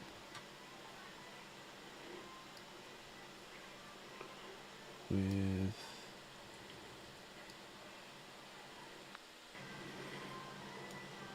won't make any difference now, they're both 4, so oops, not search, CTF with him. Okay, so you are 0, I am a 4, 5, 1, 2, 3, 4, 5, actually 5. So that's on the 5 to 9. There's no air support because it's bad weather. There's no contact marker. There's no evasive maneuvers. Coordination, yes. Bad weather is a +1. So it's 5 to 9 +1 for the engage. 5 to 9 +1. Ah, big number at last. 10 goes to 11. Doesn't matter. 5 to 9 is a red eye. The red eye, can't remember now. A red eye is skirmish. Same as contact, but if the active task force is faster than the target, it isn't. The active player may initiate a limited battle. 1 round of battle only. No. So that doesn't happen. The skirmish doesn't happen. So at the end of that, that was an engage. So I time lapse everybody.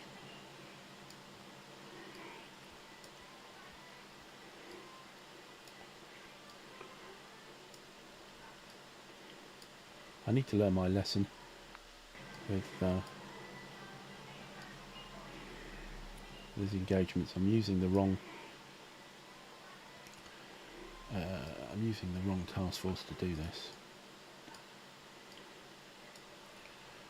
Okay, and now you have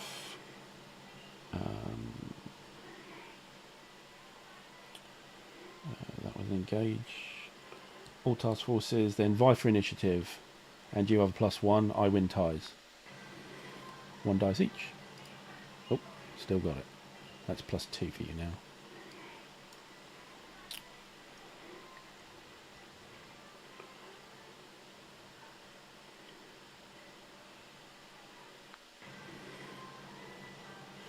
Okay, I'm going to do a reorganize, and I am going to combine these 2 task forces.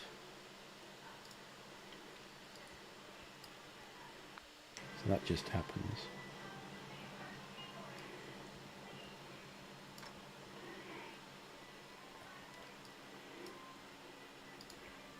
Okay. So there's no initiative change. I didn't try and bring in a reinforcement. That would have been a initiative change, but nothing here. Okay, after that, reorganize. I am then going to attempt to do an engage, but I'm going to do it with these guys instead. Engage him. Active task force is them, and the coordinators are them. Okay, let's see how good this goes. So we have a 0 and then a 3, which gets us to the... Actually, if I don't coordinate, I'm on the 0 table. Coordination then gives me +1, so I'm not going to coordinate. So straight up on the 0 trajectory total on engage, common modifiers, no air support, no contact marker, no evasive manoeuvres, no coordination. So, oh, actually, no, you should have a contact marker on you because I got the skirmish result last turn. So you should have a contact. There was no battle, but there was. It's the same as contact. So the contact, you are medium speed, so that's +2. Okay, 0 table of engage +2. 5, 4, 5, 6. 6 on 0 is... so this is skirmish. So same as contact, but if the active task force is faster than the target, I may initiate a limited battle, which I will do, because I am faster than you. These guys are Fs, and you're an M. So, finally, we pop across to the battle board. Still with me? Still following? Yep, I'm with you. Okay, so in that task force we have, and everybody starts in the far zone. So Edinburgh, HMS Southampton, HMS Aurora, and HMS Newcastle. So 3 heavy cruisers and a light cruiser.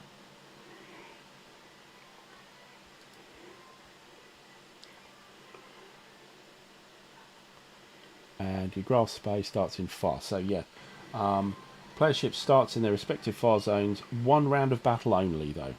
Okay, so we get on to battles.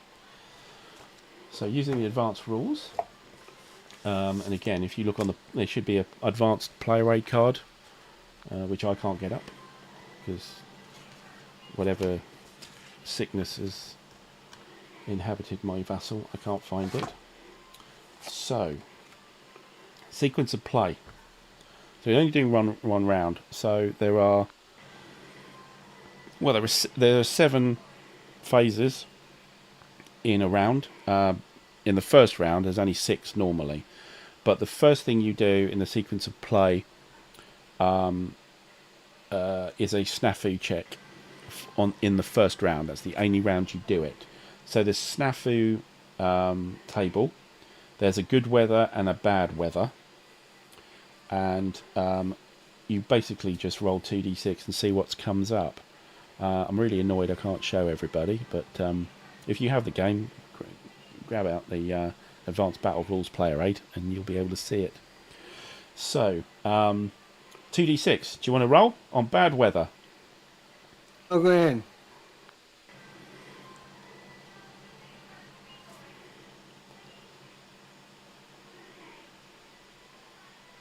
Did you roll? It might be that I can't see it. No, I said go ahead. Oh, I roll. Okay. If you want me to roll, I'll roll. 2d6. 10. 10 is... Well, this is good for you. Poor visibility.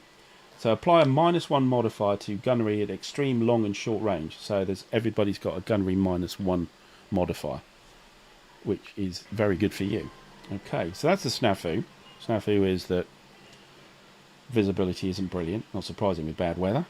Okay, the next thing is we have attitude. Okay, so each of your ships, or your ship, needs to be pointing in a certain direction. So there are 3 ways of pointing: sideways, towards me, or away from me.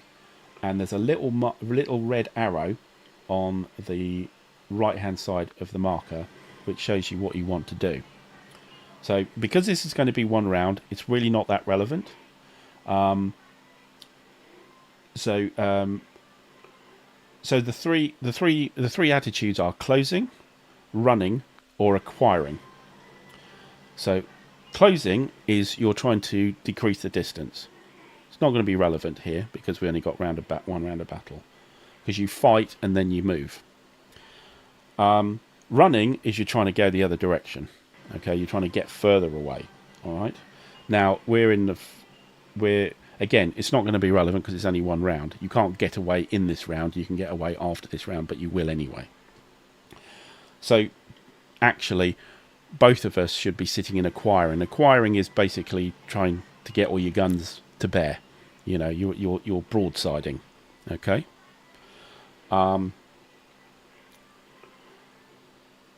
So we normally secretly work out how we're going to do this. So when you're on the physical board, you kind of cover your your ships and then reveal. Here in the vassal module, you've got markers. Trying to find where they are. Advanced game markers, yeah. So I'll just put it on the board here. So they are the closing, and you can move it to running, or you can move it to acquire. And you can hide the counter on the board. But I mean, it's pretty obvious. Everybody's going to do acquire. There is no point to be no point in being closing or running, because acquiring makes you fight better. Closing and running makes you fight worse, and there's only one round. Oh, that's true. Okay. Oh yeah, we can't be in acquiring. All right. No, you're probably right there. Sorry. I must be closing. You may be closing. Right. No, true. Sorry. Sorry, I got that wrong. So we can't be acquiring. I must be closing. So I must turn that way. You can be closing or running. But in this instance, because it's only one battle round, it's really irrelevant whether you're closing or running. So that's going to be even worse gunnery. Okay. So it's for what Mike actually said in the chat, which is a good point. Thank you for catching that. Thanks, Mike. I'm out of the game again.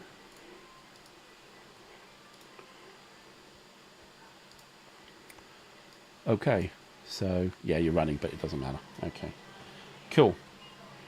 So the next thing we do after attitude is gunnery. So we just fire at each other. All right, it's simultaneous unless there's surprise.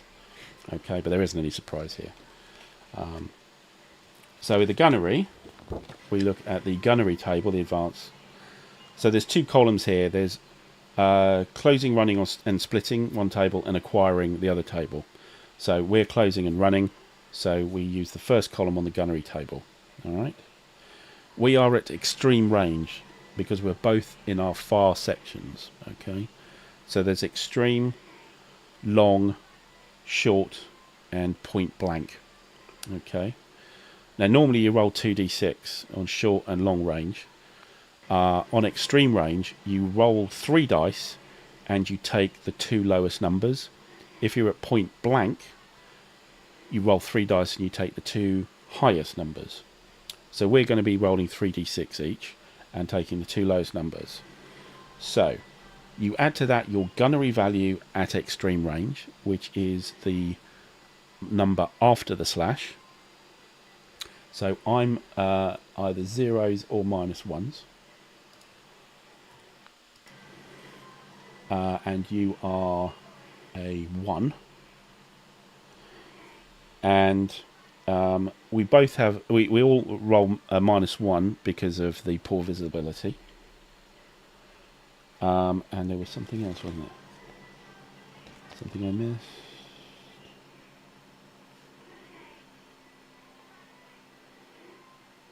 No, I think that was it. Yeah, the -1 for the poor visibility. So, do you want to fire first? Sure, yeah. Who are you going to fire at? So you pick a ship to fire at. To be honest, the 3 heavy cruisers are identical. The Aurora is no better. We're going for Southampton. Screw them. Go for Southampton. Oh. Is that a football problem? This is a football team thing? No? Okay.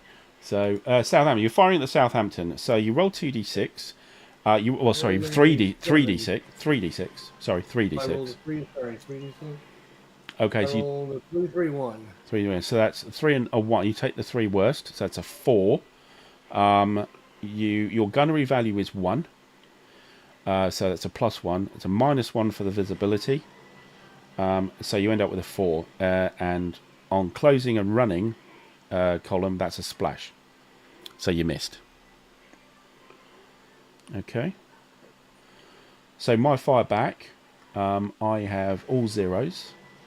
So with the Newcastle First firing at a 0, 3d6 -1 for the poor visibility. That's not a bad shot. That's 7 going to a 6. And the 6 is still a splash. Southampton firing, same thing. That's a 4, goes a 3, that's a splash. Edinburgh, same again.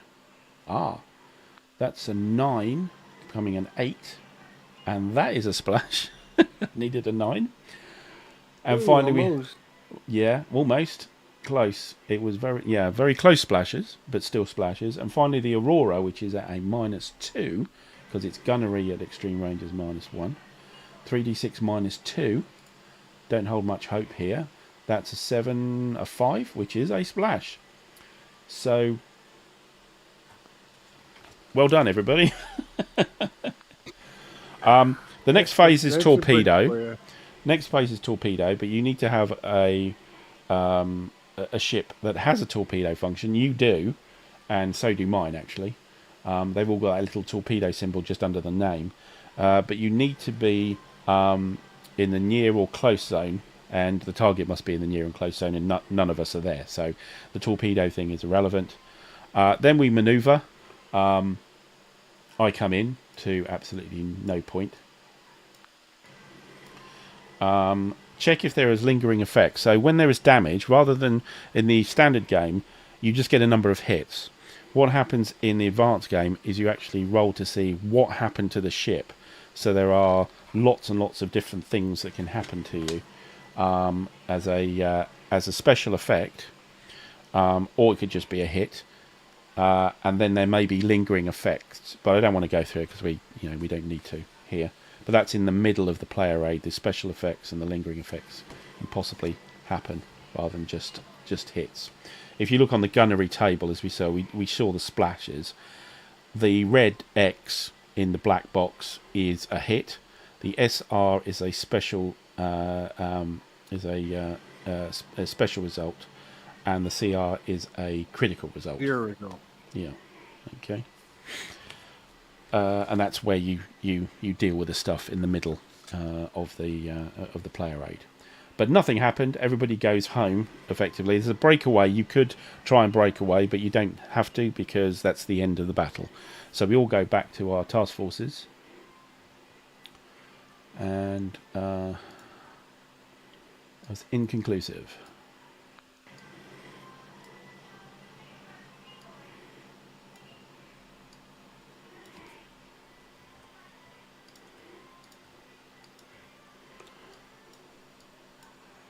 Okay.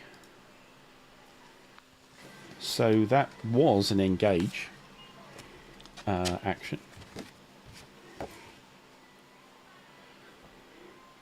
So time lapse.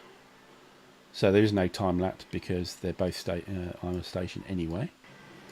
And now you have a vie for initiative, and you have a +2. I win ties. I think you got it. Yep. Just barely. And you got away again. So roll for weather. Hey, how many times are you going to let me get away? I know. Believe me, it can be really bloody frustrating as the Royal Navy in this game. It's like trying to find a bar of soap. A wet bar of soap. It's just like slips through your fingers. So your weather roll? Weather roll. 4. So it's still bad. Still bad. Now, unfortunately, with the Graf Spee, I've got a station there, so as soon as you put a trajectory down, I'll get my intel marker back. Which is a bit annoying, but that's what I mean about...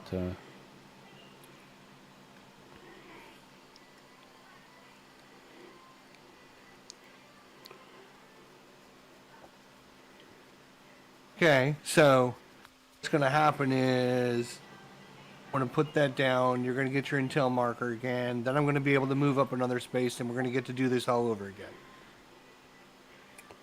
Well, I mean, you put the intel marker out. Basically, we're rinsing and repeating what we just did 2 more Well, times. not Because I'm going to not. be able to move up 3 spaces. Well, remember you'll try and remove that intel marker, so you'll be on intel limit, so you'll remove 2 markers. You'll be removing. So we're going to do it 3 more times. Okay. I mean, 1, 2, 3, 4. I'm 5 spaces away. Yeah. So I can move 2 spaces. We're going to redo that. We're going to move 2 more spaces. We're going to redo it, and then I'm going to be finally make it home. Yeah. If I get an intel marker, yes. Yes, if I get an intel. Otherwise, you can do a. Wouldn't you get an intel marker? What? Sorry. Wouldn't you get an intel marker?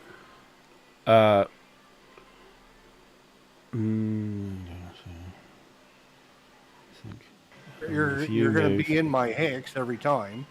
It's not like I can run away. I can't run away. Yeah. So yeah, I'm chasing you down. Absolutely. Yeah. Yeah. Well, Right? that's all I can do. Chasing me down. You're going to be. Yeah. You're going to be. Yeah, that's right. Sorry, it's a bad weather, so it's a dice roll. It's not 2. So yeah, the intel limit doesn't apply. It's on a dice roll. How many you remove? That's the bad weather's helping you again. It won't be. It won't necessarily be 2. Okay. So let's see what happens. Yeah. Yeah. I'm gonna. Yeah. Good point, Mike. Thanks.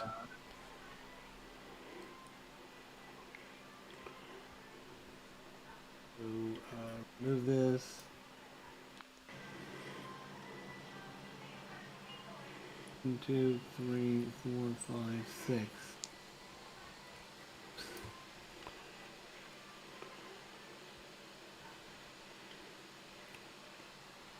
The other thing is, if you get into the North Sea and the weather turns good, you then have air support.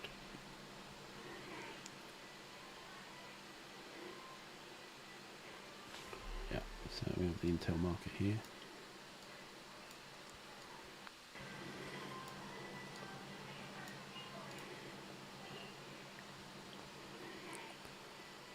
Did you want to do anything with the...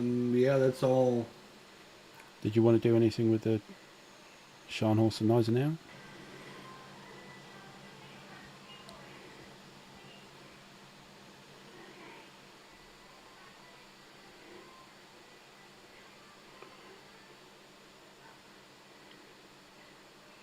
So Mike's saying sighted now. Sorry, what?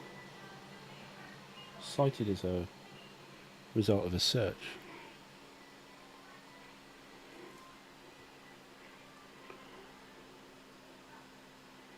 Oh, right.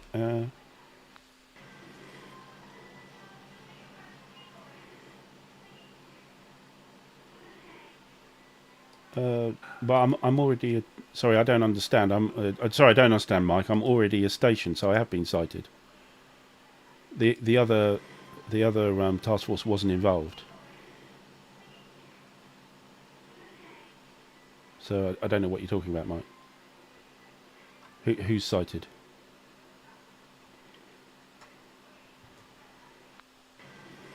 Both sides are sighted.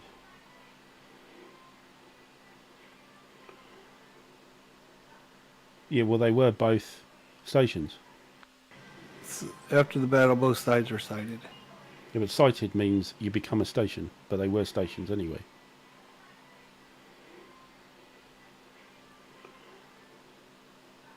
Yeah, sorry, I don't understand. Sighted marker.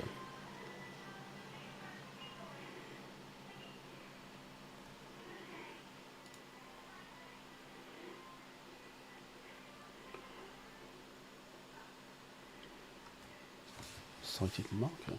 Never heard of a sighted marker. It's a sighted marker. Sighted marker. Well, They're anything I've seen of sighted is a result on the pieces.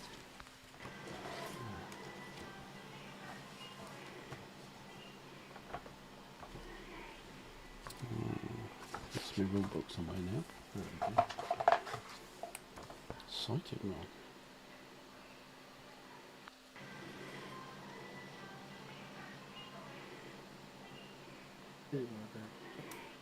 Let's see.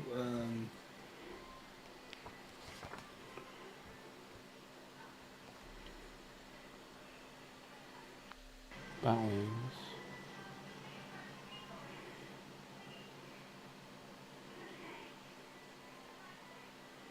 Ah, contact marker. Ah, okay, yeah. No, that's true.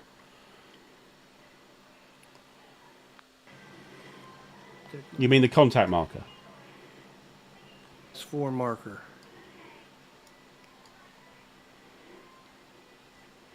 Yeah. So we both have Sighted contact marker markers. down for Yeah. the push Sorry. modifier. So I was confused when you said sighted marker. There's no sighted marker in the game. There's a contact marker. Yeah, I just read the rule. Sorry, it's a contact marker. Yeah.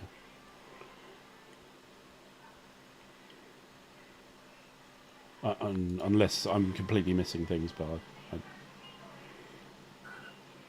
Alright, so I'm gonna put that yeah, down. I think we're there. I guess the only thing I got is another pass option.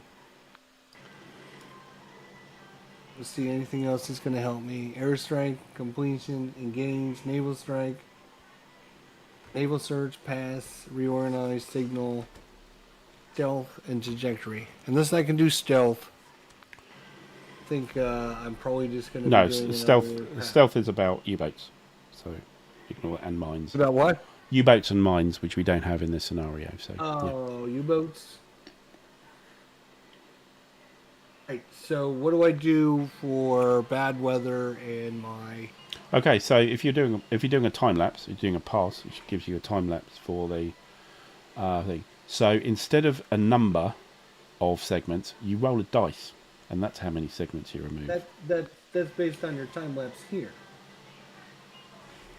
In Spain, right? That chart in Spain. Yeah, the chart in Spain. So yeah, it says good, and it's got 2, 2, 3, 4, and bad, it's got a dice, a dice, a dice, a dice. So you just roll the dice. So you don't know how many you're gonna remove here. It could be 1. It could be 2. It could be. It could be 6. Yes. 3. Is a 3. Yep. Means I remove 3 segments. Yeah, I think so. I don't think the intel marker helps. So just check.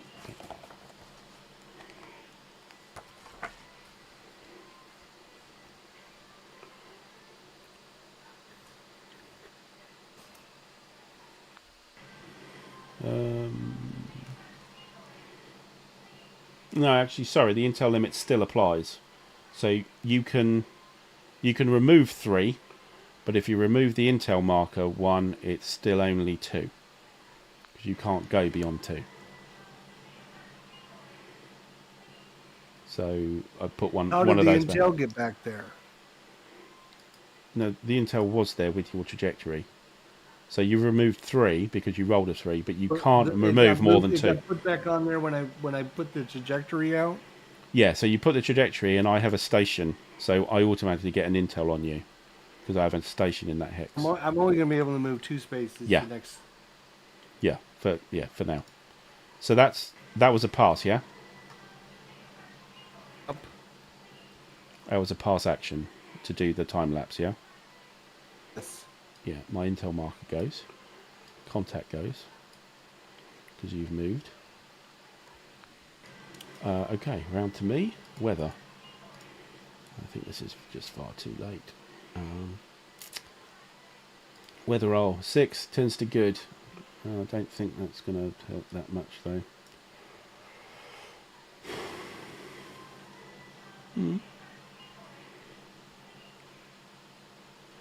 Yeah, we've got 1 hex still possible here.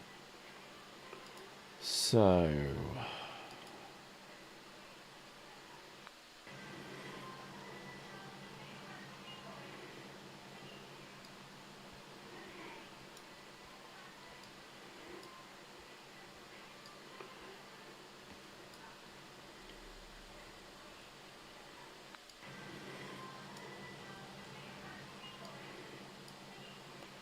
and I'm going to these guys.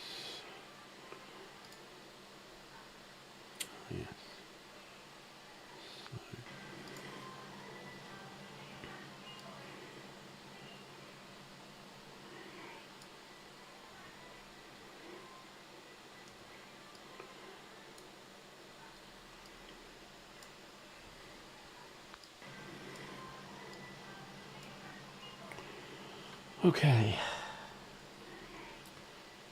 We will do a naval search.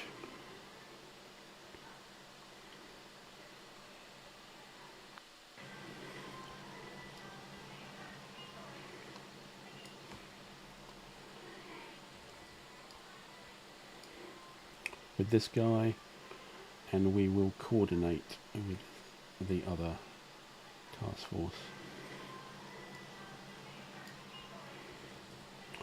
Okay, so naval search. I am 1, 2, 3. You are 1, 2, 3, 4. So that's 7. Table 7. Common modifiers.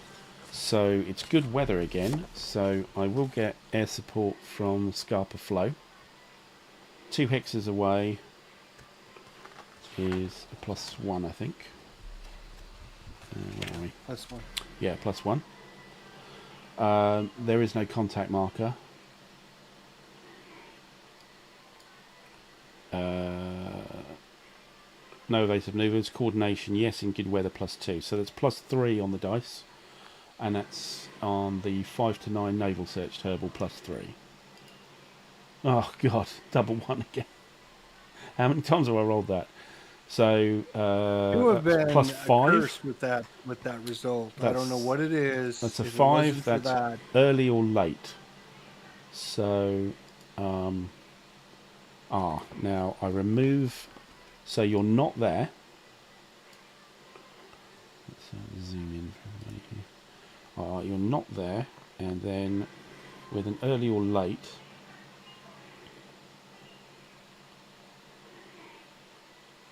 If no hole is created, the target trajectory earns an evasive maneuvers marker, so it's even better for you. So you get an evasive maneuvers marker. So that's your get out of jail free card, kind of. Okay, so that didn't work. So I don't think I'm going to be able to get hold of the Graf Spee. I think he's gone, I'm afraid.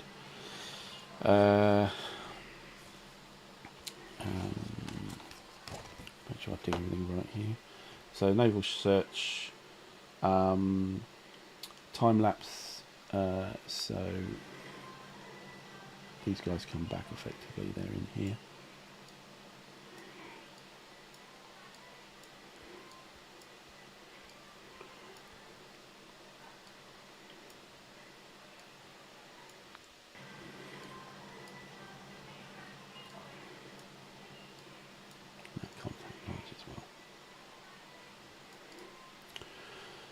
Okay, well that was less than successful. So, seize initiative. You need a 9.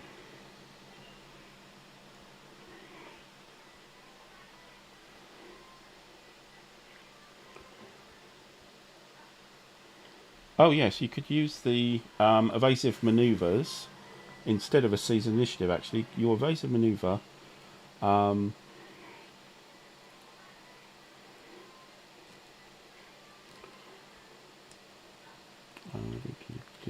Oh, use the evasive maneuver marker on your die roll. Yeah, so it's a plus. You get a +1.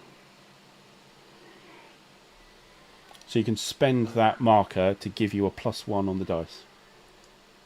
Oh, you already rolled. Okay, never mind. I already rolled, so Yeah, no, okay. we can't do so that. you could have got a +1. We can't go back. Okay, so it's still me, and your tally goes up. It's good weather, and you now have air support.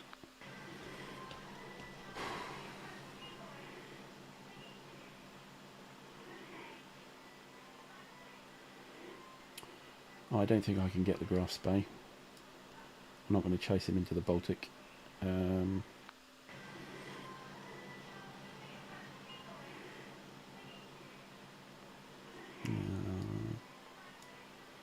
Actually, actually I can do one more left.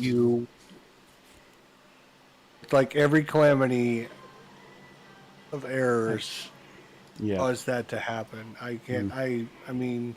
Yeah, it's very frustrating. Actually, no, I could still go for that hex and for your last hex there, so I will do.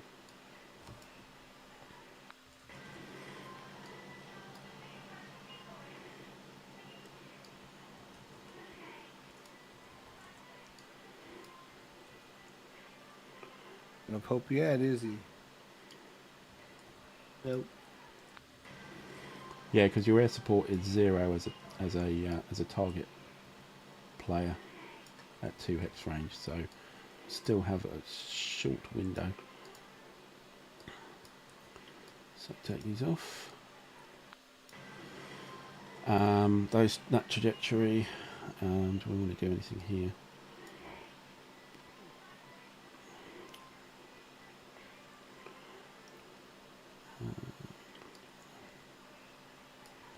Stick that there.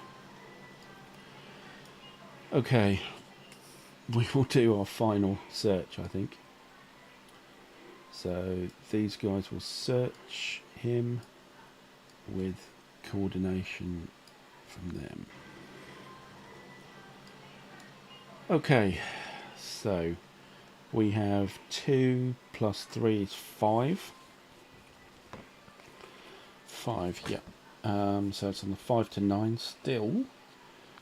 We have common modifiers. I do have air support. You're 1 hex away from Scarper Flow. So Jason Hex is a +2. No contact marker. You may use your evasive maneuvers.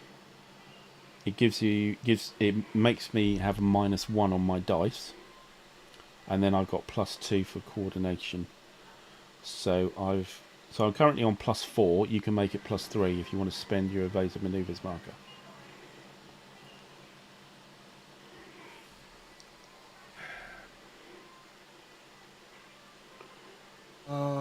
Sure, why not? What else are we gonna use it for? Okay.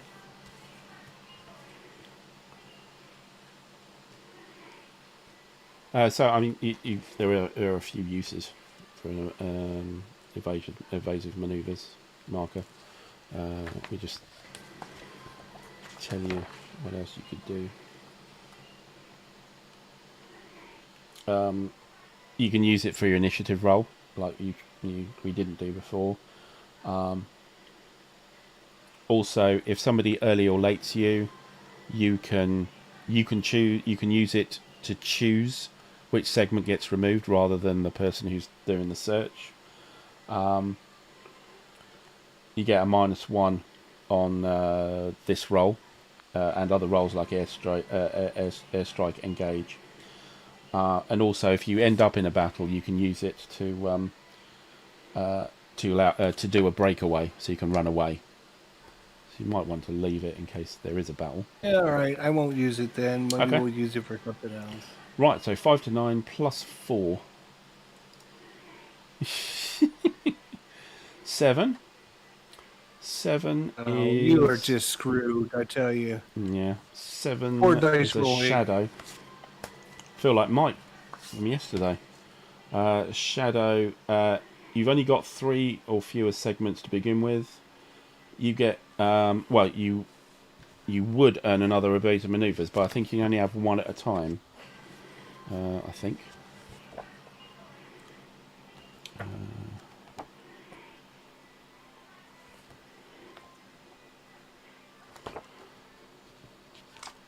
Where is it again?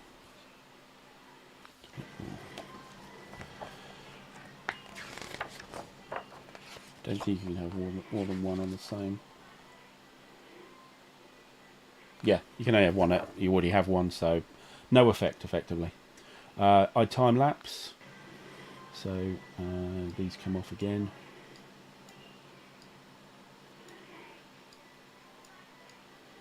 And they're in here.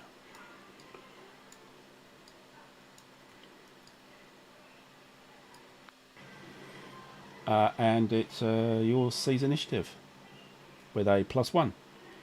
And you can make it a +2 if you want to spend your maneuver marker, evasive maneuvers marker.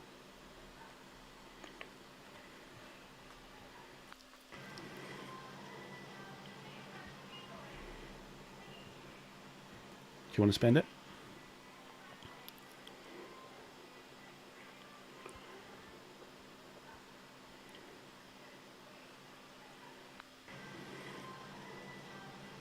Sorry, I can't hear you. if you're saying something. I'm Sorry. debating in my head. I'm thinking Sorry. out loud. I'm thinking in my head. That's all right. I just don't trust the tech. So So, I'm just thinking, if it's my turn and I decide to right, you'd complete. Do a go completion. complete because I've only got 3 segments left, and there's Yep. There's no intel so marker. it's if I can get the initiative, it's over. That's what I'm Well, thinking in I my get a chance at seize initiative, and if I fail, then you complete. You would try. Yeah, that's all I can do If to I stop a feel- complete. If I seize initiative, then I go to do something. You can seize initiative right back. On a completion, yes. That's the only defense against a completion. So completion is automatic, but your opponent gets a seize initiative to stop it. If he fails, you can't stop. You can't stop the completion. That's it. That's part of completion.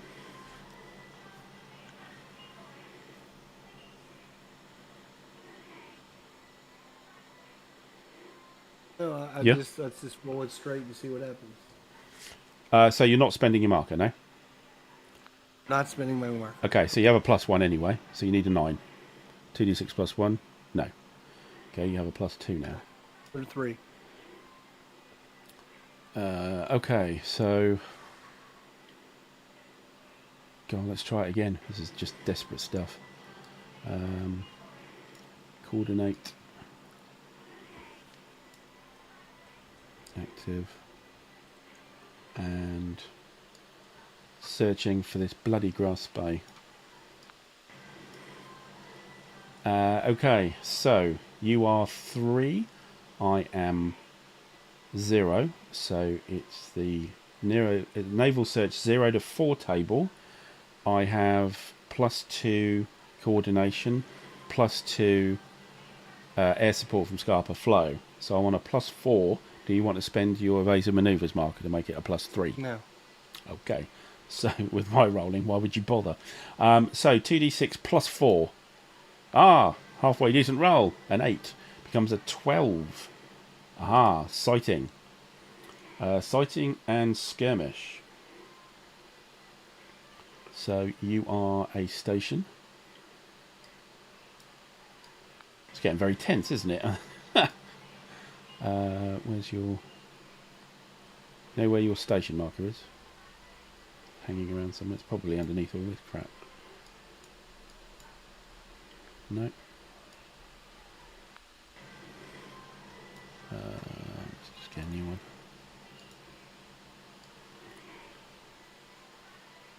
Ah, you found it. Cool.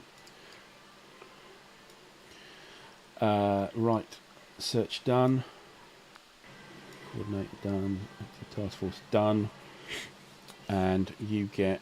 there's nothing for me to time lapse, so it's your seize initiative with a +2, and you can spend your evasive.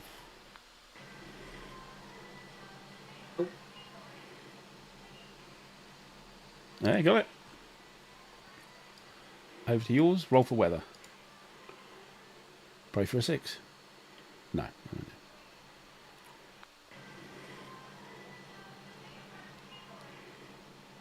Yeah, just take that away. Cool. Unfortunately, you weren't an intel marker because I've got stations there. No any problem with I that. can only move 2 more spaces. I got it. Sorry, what are you doing? Oh, that's what I do. Okay, so you. That's what I do. Okay, so you're passing then. Immediately. What yeah. else can I do? No, that's fine. No, it's cool. Sorry, I was just... you don't put the station back on, so you've just got the single marker in keel. That'll do for you, to be honest. Intel marker goes. I'm not going next to your airbase. That's a stupid thing to do. Okay, so that's done. I'll tell you what. Seeing it's been 4 1/4 hours, how about we stop there and I say you won here? Because you got the Graf Spee and that's 5 VPs, and I haven't got a single victory point yet. How do you score victory points by? Sinking your ships. How many would you give for sinking the other 2 ships? The other 2 ships, if I sank them, would be 8 points, and if I completed the convoy, I'd get another 3 points. So it's possible for me to win, but I say it's probably I'll say well done. I think. Yeah. Because Right. I think Yeah, it was a very long session. I didn't realize it was so long. But yeah. But I think you've got a decent grasp of it now. Surely, yeah. I think so. Oh yeah, I got a basic understanding. Let's just say that. I mean, the game's very helpful for you anyway. There's tutorial scenarios, which will take you probably through slightly better than I did. At least now when I read something, I'll understand what they're talking about. So yes, indeed, all the terms. Not a problem. Not a problem. Excellent. Well, yeah. Oh well done. We got halfway there. You got a 2 and a 3 and a 2. So I know. Really, it's terrible. Every time if it wasn't for 2-3-2, you probably would have. Yeah, every time I cornered you, it just came out terrible. Just the fixed you, got there, engage, and then with the skirmish, got the poor visibility as well, which really sort of kiboshed any chance of me actually laying a glove on the Graf Spee. The problem with Graf Spee is it's very weak. Actually, it's actually only got one. It's only got one damage factor. So if I hit it once, it would have flipped, and then it would only be worth 3 victory points. Then it would have taken 2 VPs away from you, but. Yeah, didn't even manage that. But never mind. Okay. Never mind. Yeah, well. Okie doke. All right. Well, there you go. Well, thanks. There's still people watching, so it's late for you over there, doesn't it? Yeah, it's not too bad. It's 20 past 10, so it's reasonable. It's reasonable, but you're coming into the evening now, aren't you? I suppose just about late afternoon. Yeah, we're getting ready for dinner now. Oh yeah, it's early afternoon when we started. Sure. Well, anyway, I hope you enjoyed it, and hopefully it's given you an insight and other people there. And thanks, Mike, for pointing out a couple of bits. That was great. Thanks, Mike, for your help. Appreciate it. Yeah. So there won't be, of course, a Red Storm Baltic approaches on Wednesday. Be 2 reasons.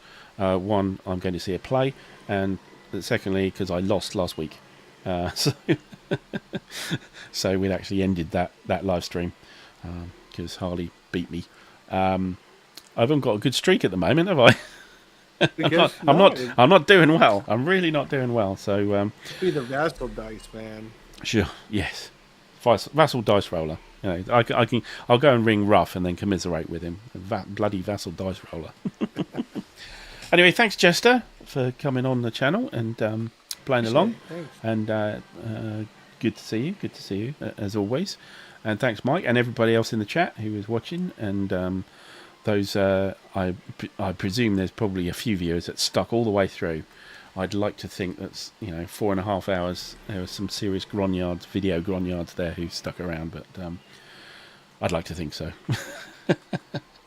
Anyway, we'll see you soon. We'll see you soon on the channel. And a word from you, Jester. Last word. Thanks for having me. I appreciate it. You did a good job as always. I would highly recommend you check out Blue Tweezer and subscribe and post comments and like all of his videos and everything. So great job as usual. Thanks, man. No problem. Good. Thanks, everybody. We'll see you soon on the channel. Bye for now.